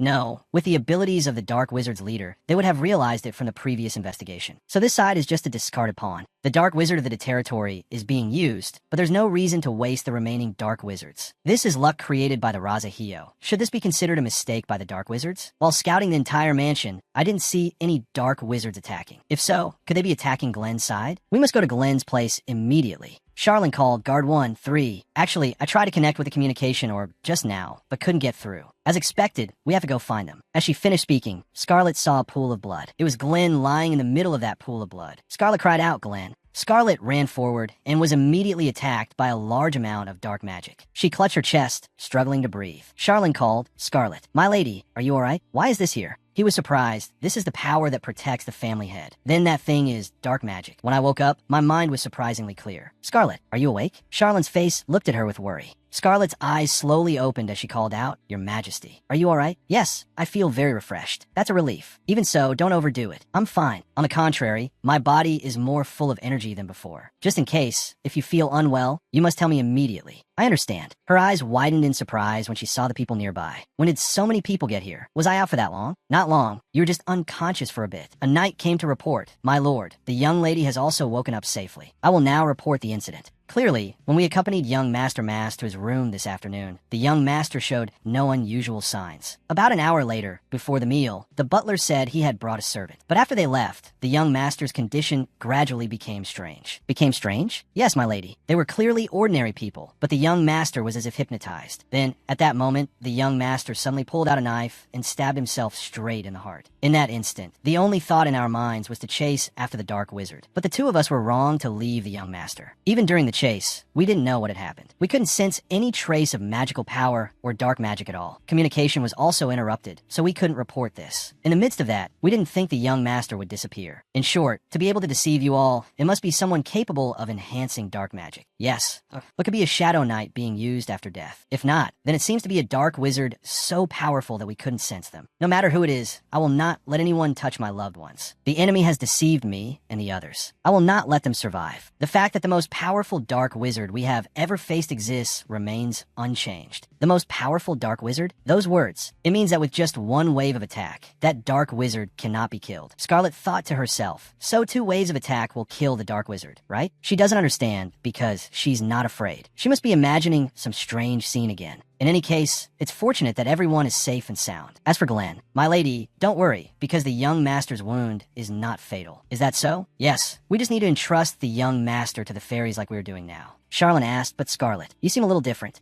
What is it? Oh, that's right. I'm not nervous anymore. Because I found the family head symbol. The family head symbol. It's not something with a specific shape, but refers to an inner power. Before coming to the dimension, IZA contacted me. Through the orb, Scarlet said. So how do I draw out that power? I'm not sure. Scarlet smiled slyly. I have to show off to that old barrow when I get back. I feel a little sad. Scarlet's face went blank as she asked, sad? Sad about what? Because every time I look at you, my heart flutters, but yours doesn't. Huh, isn't that it? No, it's not the kind of fluttering. Earlier I was scared, but now I... Interrupted, I know. You really know? What's with that look? Scarlet quickly turned and kissed him on the cheek. Now, you know, right? My heart is going crazy, not just at the level of simply pounding. Charlene also lifted her chin and said, I understand. As they were sharing a sweet kiss, the little fairies called out, Letty. Letty, we've made a little brother. Stop smooching. Hurry up, hurry up, hurry up. Letty urged. Scarlet let go of Charlene. Shall we go over there? Charlene's face darkened as he replied, I suppose we must. Letty, we did a good job, right? He's the youngest brother. The fact that the Razahio are similar to fairies seems to be true. So this is the infant stage of a fairy. Looking at the baby in their hands, everyone was surprised. Oh, Glenn. The baby slowly sat up, rubbed his eyes, and called sister. Scarlet's heart felt like it had been pierced as she exclaimed, oh, so cute. It seems he still retains his memories. A normal person has turned into a great fairy. The situation can be considered resolved. Let's go now. Scarlet turned back and said, not yet. Before we go, I have something to do. What is it that you have to do? You saw a prophecy when you fainted, didn't you? Not that, but the divine artifact of the campfire goddess. It's a wonderful divine artifact with healing abilities, even the power of resurrection. If it's me right now, carrying the power of the family head. As she spoke, she turned and walked away. Charlene reminded her, Scarlet, don't do anything dangerous. It's okay. From my heart, a warm stream of energy surged powerfully. A power shining with a brilliant golden light gathered at my fingertips. I focused the power of my fingertips and brought it near that spot. If I do this, Scarlet reached out her hand and used the power of the family head. A powerful golden light emanated. The group of knights marveled. What a brilliant light. Is it the power of the Ackman family head? Amazing. Is it divine power? It doesn't seem like it. More than divine power. After a moment, Scarlet stood up and said, it's done. A lush green appeared before them. Letty is amazing. The grass didn't die. It's thriving. If it were divine power, it could be seen as reversing the object's time. There's no reason for the grass to be this lush. Clover wondered, what on earth is this power? Charlene said, it's truly miraculous. It's not divine power. This phenomenon is truly unbelievable. If it feels much warmer than other places, it's like purification, right? That's right. And just now, when I used my power, I felt a resonance with my divine artifact. I don't know exactly what the power of your majesty's divine artifact is, but the fact that the moon god doesn't exist in this world is not normal at all. Assuming these divine artifacts are related to the power of the 3 families. The things that have happened so far might not be a coincidence. Charlene, you're using the sword offer, the power of the Kale family, and I have now awakened the power of the head of the Ackman family. I don't know what happened on Rasha Hio's side, but they must have used some kind of trick. And there are also the divine artifacts that react to the powers of the 3 families. Scarlet worried silently, but why do I still feel so restless and uneasy? I can't shake this feeling of being drawn into this. To stop the dark mages, it feels as if we were chosen to be the main characters. Anyway, we have to find the Elder. Scene change to the Ackman Mansion. Thank you, Elders, for your help. Although we received a message from His Majesty the Emperor's aide, there is still no evidence that the dark mages will attack the mansion. The only thing to do right now is probably to check around the mansion. I hope to receive everyone's help. Young Master, actually I came to report the situation in person. Isaac turned and said, a report? A few days ago, I decided to modify the golems and turn them into guard for the entire territory, correct? The modification was completed early, but the problem is, someone who is not a researcher infiltrated our research institute. Initially, when researching the golems, I was careful to make them obedient, but some golems went out of control, so I investigated and the culprit was that non-researcher. That person killed the original researcher and wore his skin. I suspected the hand of the dark mages in this, but to act so directly and openly. A dark mage cannot last long in the Ackman territory. That person drank holy water. Holy water? That means the dark mages and the temple are colluding. Not only that, the flooding of the river, which caused hardship for the people of the territory, was probably also their doing. Could it be done without dark magic? I think it wasn't just dark magic, but this was not a natural phenomenon either. Actually, I asked the elves. On my way here, I heard their answer. They said a god had intervened, not a priest. A god who would do such a thing could only be a demon god. Only the elf elders remember the demon god, because this god was sealed a very long time ago. What if the dark mages, the temple, and the sealed demon god are all accomplices? Although you, young master, have no basis to believe the dark mages will attack this place, but my thoughts are a little different. If I were them, I would move on the temple first. Even though the temple's power has weakened, they might have a backup plan. The ones who declare heresy? The temple is a place that worships all gods.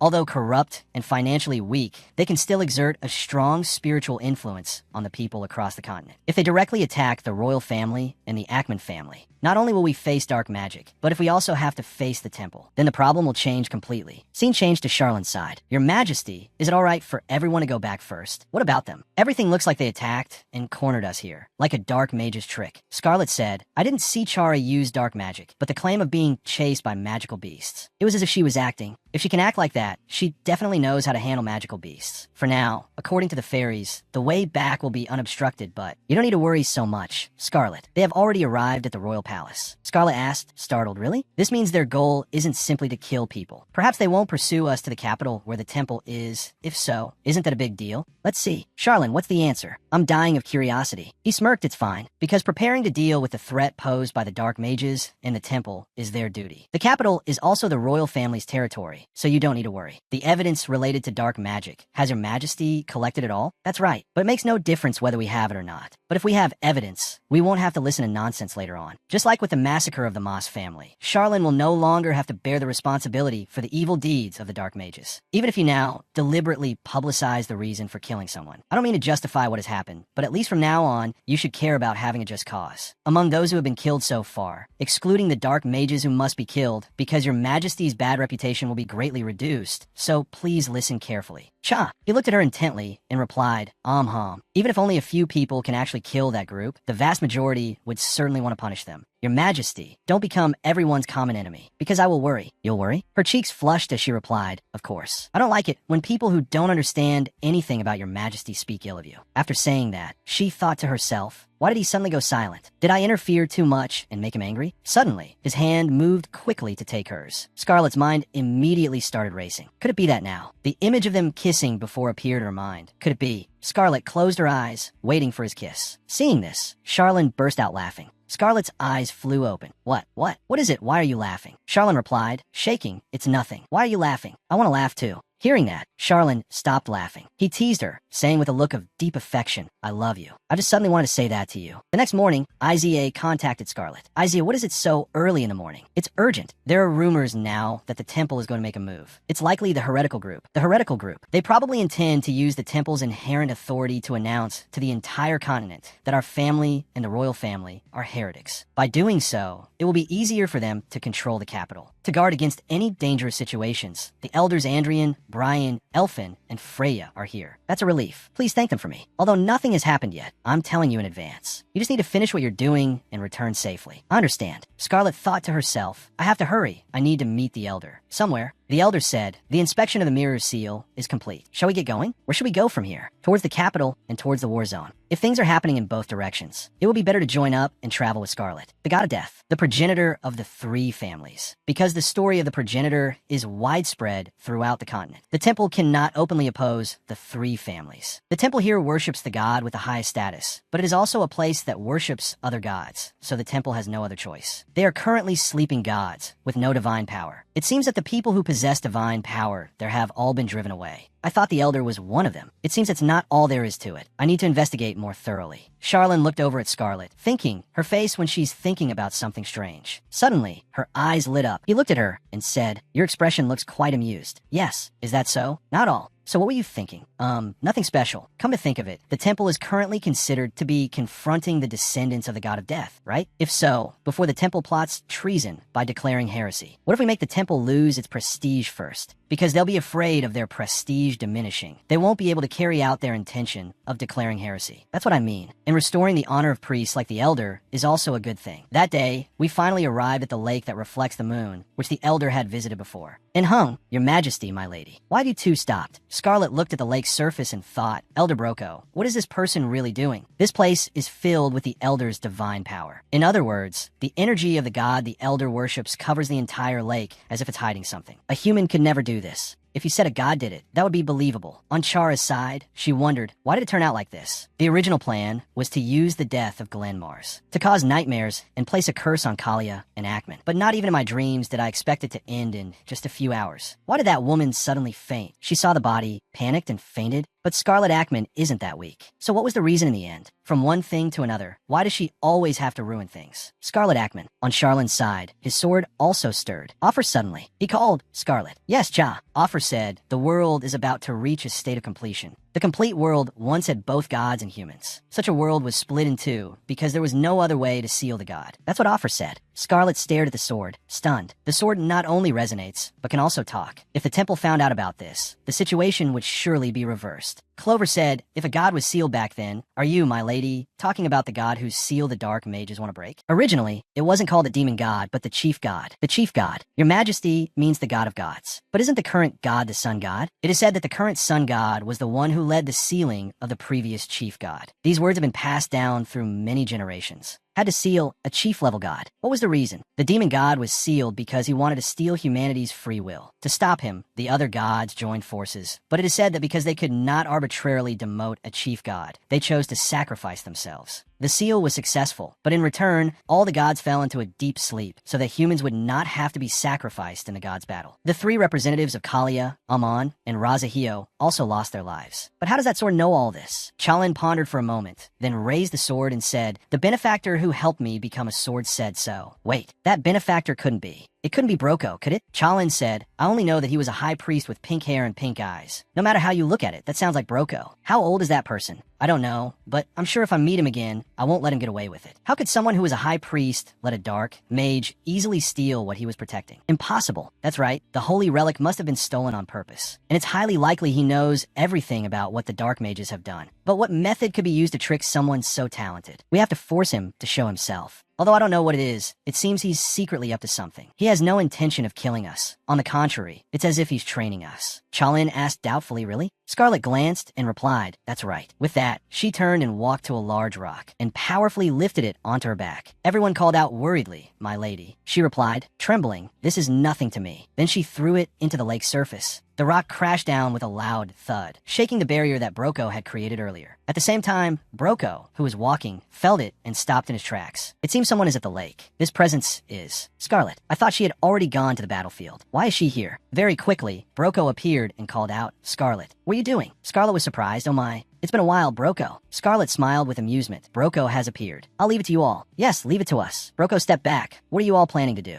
Why are you getting closer to me? The guard smiled menacingly. If you behave, you won't get hurt. Immediately, Broco screamed out, "Aw, no." Very quickly, Broco was tied up. Scarlet walked over and asked, Broco, is the god you worship really the sun god? How did you? It's true. Chalin was also very curious. The completed world. What is that? Broko said. Do you two know what a mirror is? A mirror? To seal the undefeatable chief god. The best solution the gods could come up with was a game. A game that trifled with the entire world, or a trap disguised to look like one. The gods succeeded, but at the same time, they failed. The demon god fell into the trap, but compared to him being completely sealed, most of the gods fell asleep faster. Therefore, before the demon god was completely sealed, he sent the holy relics of the sleeping gods into the false world. This world and the world on the other side of the mirror were separated into the world we now live in. Therefore, the essence of the book I possess is actually the original world imprisoned on the other side of the mirror. And that world is also a dead world. A dead world? That's right, because time does not flow and stand still. There, similar events repeat over and over, frozen at the very moment the gods fell asleep. Ultimately, what is called becoming complete means that if the mirror breaks, everything will merge into the original world. In short, you in this world would be like a shadow. If the world becomes complete, the shadow will return to its original form. Wait, in other words, we are currently the reflections in the mirror. You could say that, meaning if the mirror breaks, Chalin and I will be sucked in and absorbed by our counterparts on the other side. Correct, but being absorbed will only happen after the demon god is dealt with completely. What else? The gods have a plan to make this world real, because the demon god is only sealed, not completely eradicated. If the demon god regains his power at any moment, everything will be destroyed, regardless of whether this world is real or fake. We must do things in order. If the demon god is killed here, this world will become the center, because it is the place where a high-level god died. The central axis of the world can shift. How can we kill the demon god like that? Even if the seal is removed, the demon god cannot immediately become a god. Before regaining his divine status, he must experience the state of being human. So he will possess a human body first. While he is still unable to separate from the human body, if he dies at the hands of a god, he will die completely. We could still fail, and we will be trapped here, because this is a false world. However, that is the worst case scenario.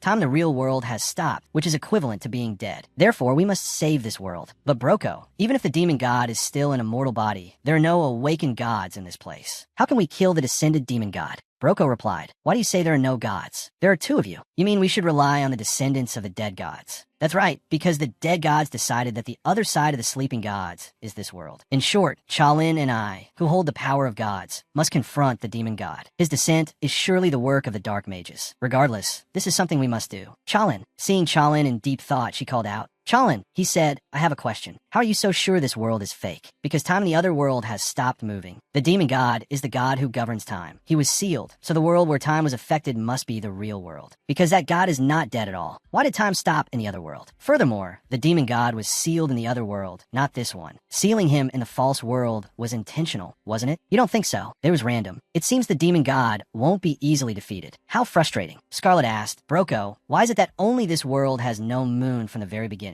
If it's a mirror, shouldn't it reflect the moon as well? Because the first god to fall asleep was the moon god. Nothing else disappeared, only the moon. Why is that? I heard that the moon led to the deaths of 3 gods. First was the moon, next was you, the god related to fire. That's why a shining image couldn't be created in this world. Scarlet spoke again. Let's see, isn't it the other way around? Falling asleep was to activate the mirror, wasn't it? If so, the shadow would have already been created. When the moon god fell asleep, the moon would disappear. In that case, it's possible the demon god was sealed in the real world, not the false one. One more thing, this holy relic has reacted multiple times to the god who is supposedly asleep. If that's the case, has the moon god already awakened? Somewhere else. That guy, it seems he hasn't appeared lately. He went mad, so he couldn't keep up. How is that possible? I don't know. For a dark mage, this weak body cannot withstand the power of a god. If it can't fight back against the power of a sleeping god, then this power is useless. Even so, in this world, there are only the 2 of us left now. At this rate, we'll only run into trouble. Furthermore, the dead gods haven't weakened at all because we couldn't defeat even one of them. You'll be furious. The demon god is the master who granted me, someone who is slowly dying, new strength and a powerful ability. I must repay this favor to him. With just the 2 of us, how can we possibly win? The fairies and the descendants of the dead gods. What did you say? He strode forward and lifted Chara up, shouting. She said, they're with the fairies. That's what happened when I encountered the demons group before. Their power is not ordinary, but not yet at a worrisome level. Are you sure you saw correctly? Who do you think I am? I should be asking you that. Why didn't you tell me that the demon Scarlet carries the blood of Razahel? I only found out recently myself. Chara glared and said, ridiculous. And she pushed his hand away. Regardless, we must hasten the descent. With just the 2 of us, I don't know if we can do it, because things are still missing, but the descent has already begun. What? My god has spoken and is acting directly. The missing pieces were destroyed, but they will gradually be filled. Therefore, Scarlet, be loyal. Now, fulfill your duty. The scene switches to Scarlet's side. to think this side was fake, but it turns out the other side is the fake one. He was startled that the gods had fallen into such a deep sleep for so long. All this time, the gods had been trapped in a false world. I was very worried when so much time had passed, but when the divine artifacts appeared in this world, it was clear they were gradually waking up. If that's the case, the power of the descended demon god will be stronger than expected. Their strength alone won't be enough to face him. We also can't keep preventing the seal from being broken forever. I have lived as a wanderer all these years, binding my life to the gods, only to be deceived. The path to completely eradicating the demon god is still too far away. Chalin said, annoyed, you're too loud. Do you need me to help you calm down? Scarlet gave a wry smile. Be patient with him. He must be in shock. In short, the gods are fighting amongst themselves. In that divine war, the temple and the dark mages are all connected. I really want to throw them all to the other side of the mirror and let them fight it out. If not that, then bring all the divine artifacts here. Scarlet was bewildered. Bring all the divine artifacts? Chalin asked, will that be all right? Of course it will be. Broko, listen here. Assuming this world is the real one, if we bring back all the divine artifacts and find their owners, can we deal with the newly descended demon god? What a wonderful idea. It might just work, especially with a celestial being on our side. If we join forces, we can do it. Such a smart child. The elder beamed right after. Scarlet, I'll go find the book or the divine artifact and follow you. If we can't meet on the way back, you just need to go to the temple. Why the temple? It seems the god being worshipped in the temple is a demon god. Now we can openly destroy it. A few days later, on the way back to the capital, luckily, not long after the elder left, he found the book. So he immediately rejoined us. The two gods have disappeared. Clover asked, how could you so easily carry the book containing the divine artifact? Besides the divine artifact, I can sense the presence of sleeping gods. But before that, the book was stolen by two dark mages. Now I can no longer sense the aura of those divine artifacts. A divine artifact is the last trace of God. The sleeping gods can awaken when a divine artifact is used. But when the aura of the divine artifact has disappeared, when you want to find the book, what was the condition of the dark mages who stole it? The elder casually replied, there were none. Scarlet asked suspiciously, what? Then where and how did you get that book? Getting it back was very simple. When the thieves are not present, the book automatically returns to where I summon it, so there's no problem. No wonder you found it so quickly. Then what was it that wasn't there? I can only summon it when I'm near the book. Therefore, when I got close to the book, I did my best not to be discovered by the dark mages. I had memorized the magic of the one who stole it. If I encountered danger, I would have retreated immediately. But no matter how I looked, I couldn't sense any sign of the dark mages who stole the divine artifact. It seems no one has touched the book recently. Or did they leave the book there and go far away? That's possible. But for even the divine artifact to disappear is a bit suspicious. Truly, nothing is ever easy. Suddenly, Scarlet felt dizzy. She clutched her head in pain. Charlene asked worriedly, what's wrong? That. I can feel that the divine power I placed before has been forcibly made to disappear. A few days ago, on the way back, after giving the divine artifact to you, in a dream, I saw someone who looked like Charlene.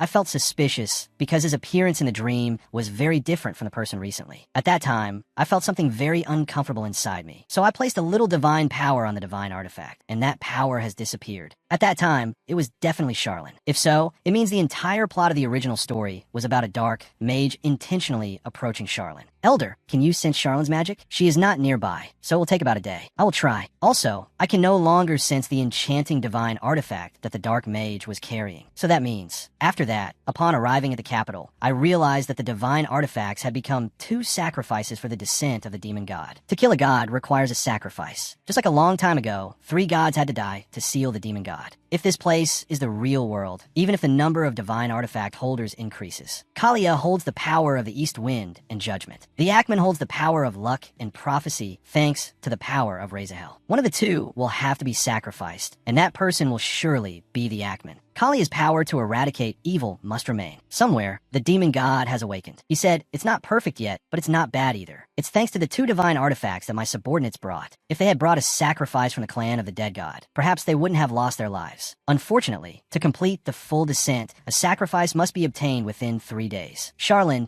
Kalia, Isaac Ackman, and Scarlet Ackman. A soul that was once split in 2 has merged back into 1. One of the separated parts had disappeared. I don't know how it managed to return and merge. But I must make it the sacrifice. That night, while Scarlet was sleeping, she heard a voice calling, my child, my child. I and the sun god residing in your body have tried to think of a way, but the demon god's aura is fluctuating abnormally, so we couldn't find any other method. Scarlet wondered, this is the voice of the fire god. Has he awakened from his deep sleep? The voice rang out again. You and Kalia, one of you will be sacrificed this time. So you must choose. Not yet, but I have something to ask. You said that the death of a god is needed to kill a god, right? That's right, but currently, only the descendants of the dead gods can act. But how did you wake up? Because I came into contact with you, a descendant of the dead gods. Besides, a person named Elder Broko used the last of the sun god's power to remain, since he is a subordinate of the sun god. That god has also awakened early. So if I touch them, can they all awaken? In the past few days, you and that child Kalia have touched hands, causing many gods to awaken. If you use mine, you'll be able to awaken all of them. Do you mean exchanging divine artifacts? Correct. Don't worry about that. Once the gods have awakened, they will find suitable people themselves. If possible, try to use the power of the moon god and get close to those you're close with. Is that so? Frequently using a divine artifact will make you a subordinate to the gods, so you must be careful. But right now, it's very useful. Thank you. The results were beyond expectations. All of it was useful information. That being the case, there's one thing that must be done immediately. Help Charlene kick me. After that, at the meeting, they said that bad rumors about the temple had led to poor public opinion. So security has been tightened more than before. Therefore, I will open a secret passage, not a new entrance on this side. Suddenly noticing Charlene's silence, Clover asked, "Your Majesty, is something wrong?" Charlene replied, "Offer has something to convey. It is warning that the descended body is inside the temple. Therefore, we must be more careful than ever. If so, isn't this a huge problem? We don't have time to exchange and use the divine artifacts anymore." Scarlet spoke up. "Focus on the matter at hand, Elder. When you get to the temple, immediately search for the location of the descended body. If there's a barrier around the descended body, dispel that barrier safely. In the meantime, we should stay away from the priests." After making a plan and quickly setting off for the temple, I said the words I had been putting off. Scarlet said, "Father, our engagement. Let's stop it." Finally, the time has come to be kicked out by my tyrant, Charlene. At the same time, Elder Broko was searching for the place where the descended body might be present. The Elder asked, "So if we lock this door, the escape route will disappear, right?" "That's right. The demon god's true body won't be able to get out. He can only stay inside this temple, even though it has been taken over by the demon god's subordinates. This building has long been the residence of the priests. Although it has been renovated many times, the important mechanisms from before still remain. Even a demon god can't do anything about it. Are you sure this time? What if it's like last time? Didn't I say I would help with everything? Trust me, if I feel something is wrong again this time, even if I die, I will never trust a god again." The Elder proceeded to lock the door, then turned back and asked, "This side has been almost completely dealt with, right? Is the high priest about to die?" "They obstructed us like that. As expected, they colluded with the demon god. The guy can't die. He must receive judgment from the royal family. Only then will the bad reputation of our majesty disappear. Should we contact Count Lumer? We should stay here. The gods can't be absent either." In that case, after discussing, everyone turned their gazes to Clover. Number 1 spoke up. "The most useless chancellor here should go deliver this thing to the royal palace." Clover unwillingly hoisted the high priest onto his shoulder and left. "We're counting on you, Chancellor." "Elder, have you found the location of the descended body yet?" "Yes, almost. But what about Scarlet and Charlene?" I'm not sure either. After detaining all the priests who caused the disturbance, I stayed with them until the case was brought to court. I heard the two of them wanted to talk privately for a bit. Elsewhere, our engagement. Let's stop it. What's the reason? If you hear the reason, will you cancel the engagement? I don't know. I probably won't. Charlene ran his hand through her hair. "Even if you hate me, I can't let you go." "So, Scarlet, why would you say that?" She said, "That's because, actually, our marriage contract will be an obstacle this time. So, let's cancel the contract first, and after the war is over, let's get married. Why should the gods fight among themselves and demand a sacrifice? I won't do what they want. Let's do things our own way. Contract, engagement. I don't care. Father, marry me." Hearing these words, Charlene joyfully lifted her up. "I love you, Scarlet." A perfect answer. Then the two shared a sweet kiss under the beautiful afternoon sun.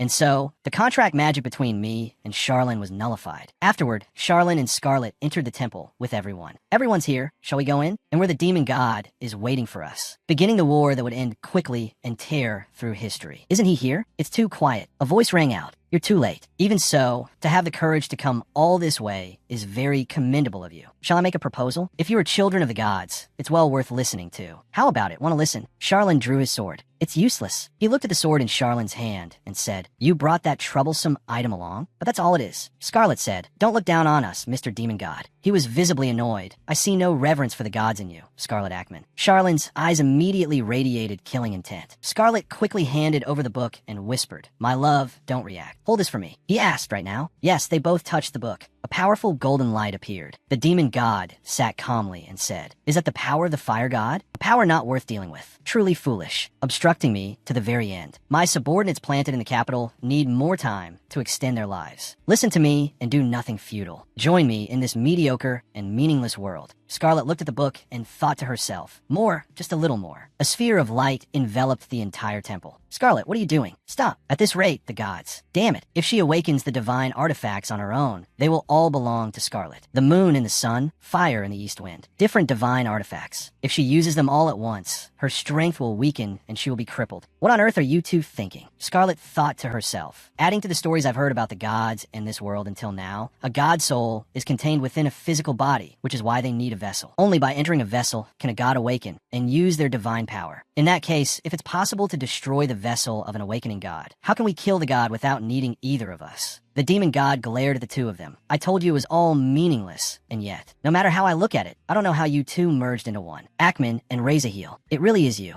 His hand reached out, intending to crush Scarlet. Immediately, Charlin plunged his sword into him. He looked at Charlin with a hateful gaze. You dare? A mere human. He easily flung Charlin far away, while his body emitted terrifying streams of black gas. Charlin covered his nose. Is it poisonous gas? The elder warned, don't breathe it in. I can't push back this poison alone. What should I do? Suddenly, a small hand touched the elder's shoulder. We will help. Ugly demon god, don't bully my friend. Number 1 ran to support Scarlet. My lady, are you all right? Those children are? Glenn came forward, touched Scarlet's hand, and called out to his sister, Scarlet. Scarlet was overjoyed. It's Glenn. The book, as if infused with more power, flew wide open. The divine artifacts were finding their places. My lady, I don't know what you intend to do, but can we clear a path for you? All right, help me. The group of engineers leaped forward to clear a path for Scarlet. At this moment, the voice of a god rang out, Child of Ackman. Right now, while his subordinates have not yet exhausted their power, when he extends his demonic beast towards you, I will help. Easy for you to say, isn't this the same as telling me to commit suicide? Only when he bears divine power within him can he be killed. Therefore, I will wait until he has completely devoured you. Scarlet dropped the clogs from her feet and replied, that's ridiculous. Doing this whole act just to please someone else. Instead, Scarlet seized the opportunity, took the wide-open book, leaped up, and slammed it onto the demon god's face. Take this. The divine artifacts combined to destroy the demon god, to everyone's astonishment. At the highest point of the temple, a beam of light shot up into the sky, then exploded as if to give new life to the entire territory. Where the demon god had stood, only a faint wisp of black smoke remained, slowly dissipating, signifying the demon god's demise. Scarlet stood firm there until the demon god had completely vanished. Then she fainted. 1 week after that incident at the Ackman residence, the lady asked, are you going to see His Majesty the Emperor tonight? Yes, my lady. I have recovered safely, so I want to visit him. The others, although they have returned to their rightful places, also took 5 days to wake up. I'm afraid you're overexerting yourself. His Majesty has been very busy lately. Only today does he have time. Scarlet, you're the head of the Ackman family. The family is only stable if you're healthy. Have you forgotten already? Anyway, I have received the seal of the family head now, so it's fine. I found the seal of the family head. Haven't I told you? When I confronted the demon god's incarnate body, I almost died. I'm only alive thanks to it. Moreover, it was also thanks to the little fairies who unconsciously linked with me. They suddenly grew up, which was quite a shock. My little ones are kings, aren't they? I told you, they would grow up well. I wonder whose children they are. So you really almost died? The lady recalled an earlier time. I promised to teach you things that only I can teach you. But you haven't had much time lately, so I couldn't teach you anything. But you have time now, don't you? Yes. So now, from the duties of the family head, the family history, issues within the territory, to all the internal and external tasks I have handled until now, I will teach you things that are not in books. Scarlet broke into a sweat. My lady. She immediately switched into the mode of strict teacher, saying, I will teach you thoroughly. Scarlet replied in fear. Yes, Scarlet screamed internally. This isn't what I wanted from you. That evening, in a flower garden, Scarlet walked in and said, Charlin. Hearing her voice, he immediately turned his head to look. A man who had spent his entire life immersed in a sea of blood, for the first time, felt that someone was truly lovely. Scarlet walked in and asked, is it all flowers? Even the words I will make you happy could not be uttered, because he was not a good person. Even if the false rumors out there were dispelled, he was still a tyrant. He also wasn't confident that he would become a perfect, saintly ruler. Charlin walked over and called out, Scarlet, the situation was urgent back then, so there was no other choice. We broke off our engagement and are no longer bound. But I want to seriously ask you one more time. If you find happiness by my side, will you agree to be my wife? Scarlet was a little surprised by this sudden question. Her face flushed red, and she shyly covered her surprise with her hand. Then she removed her hand, smiled brightly, and replied, I agree. I think I will be happy. Perhaps he had seen this for a long time. Afterward, Scarlet said to Lucy, actually, I was planning to do it first. Do what? Propose to His Majesty? We haven't even finished deciding on our family planning. Suddenly, Lucy sighed and held her head in her hands. Scarlet asked, Lucy, what's wrong? Are you in pain somewhere? Or do I not look beautiful? Lucy smiled brightly and said, not at all. You look very happy today. Scarlet linked arms with Yura and asked, Yura, are you still crying? At this rate, you probably won't be able to open your eyes at all. Yura reminded her, lower the corners of your mouth just a little. No way. How can I not smile on such a beautiful day? What about you?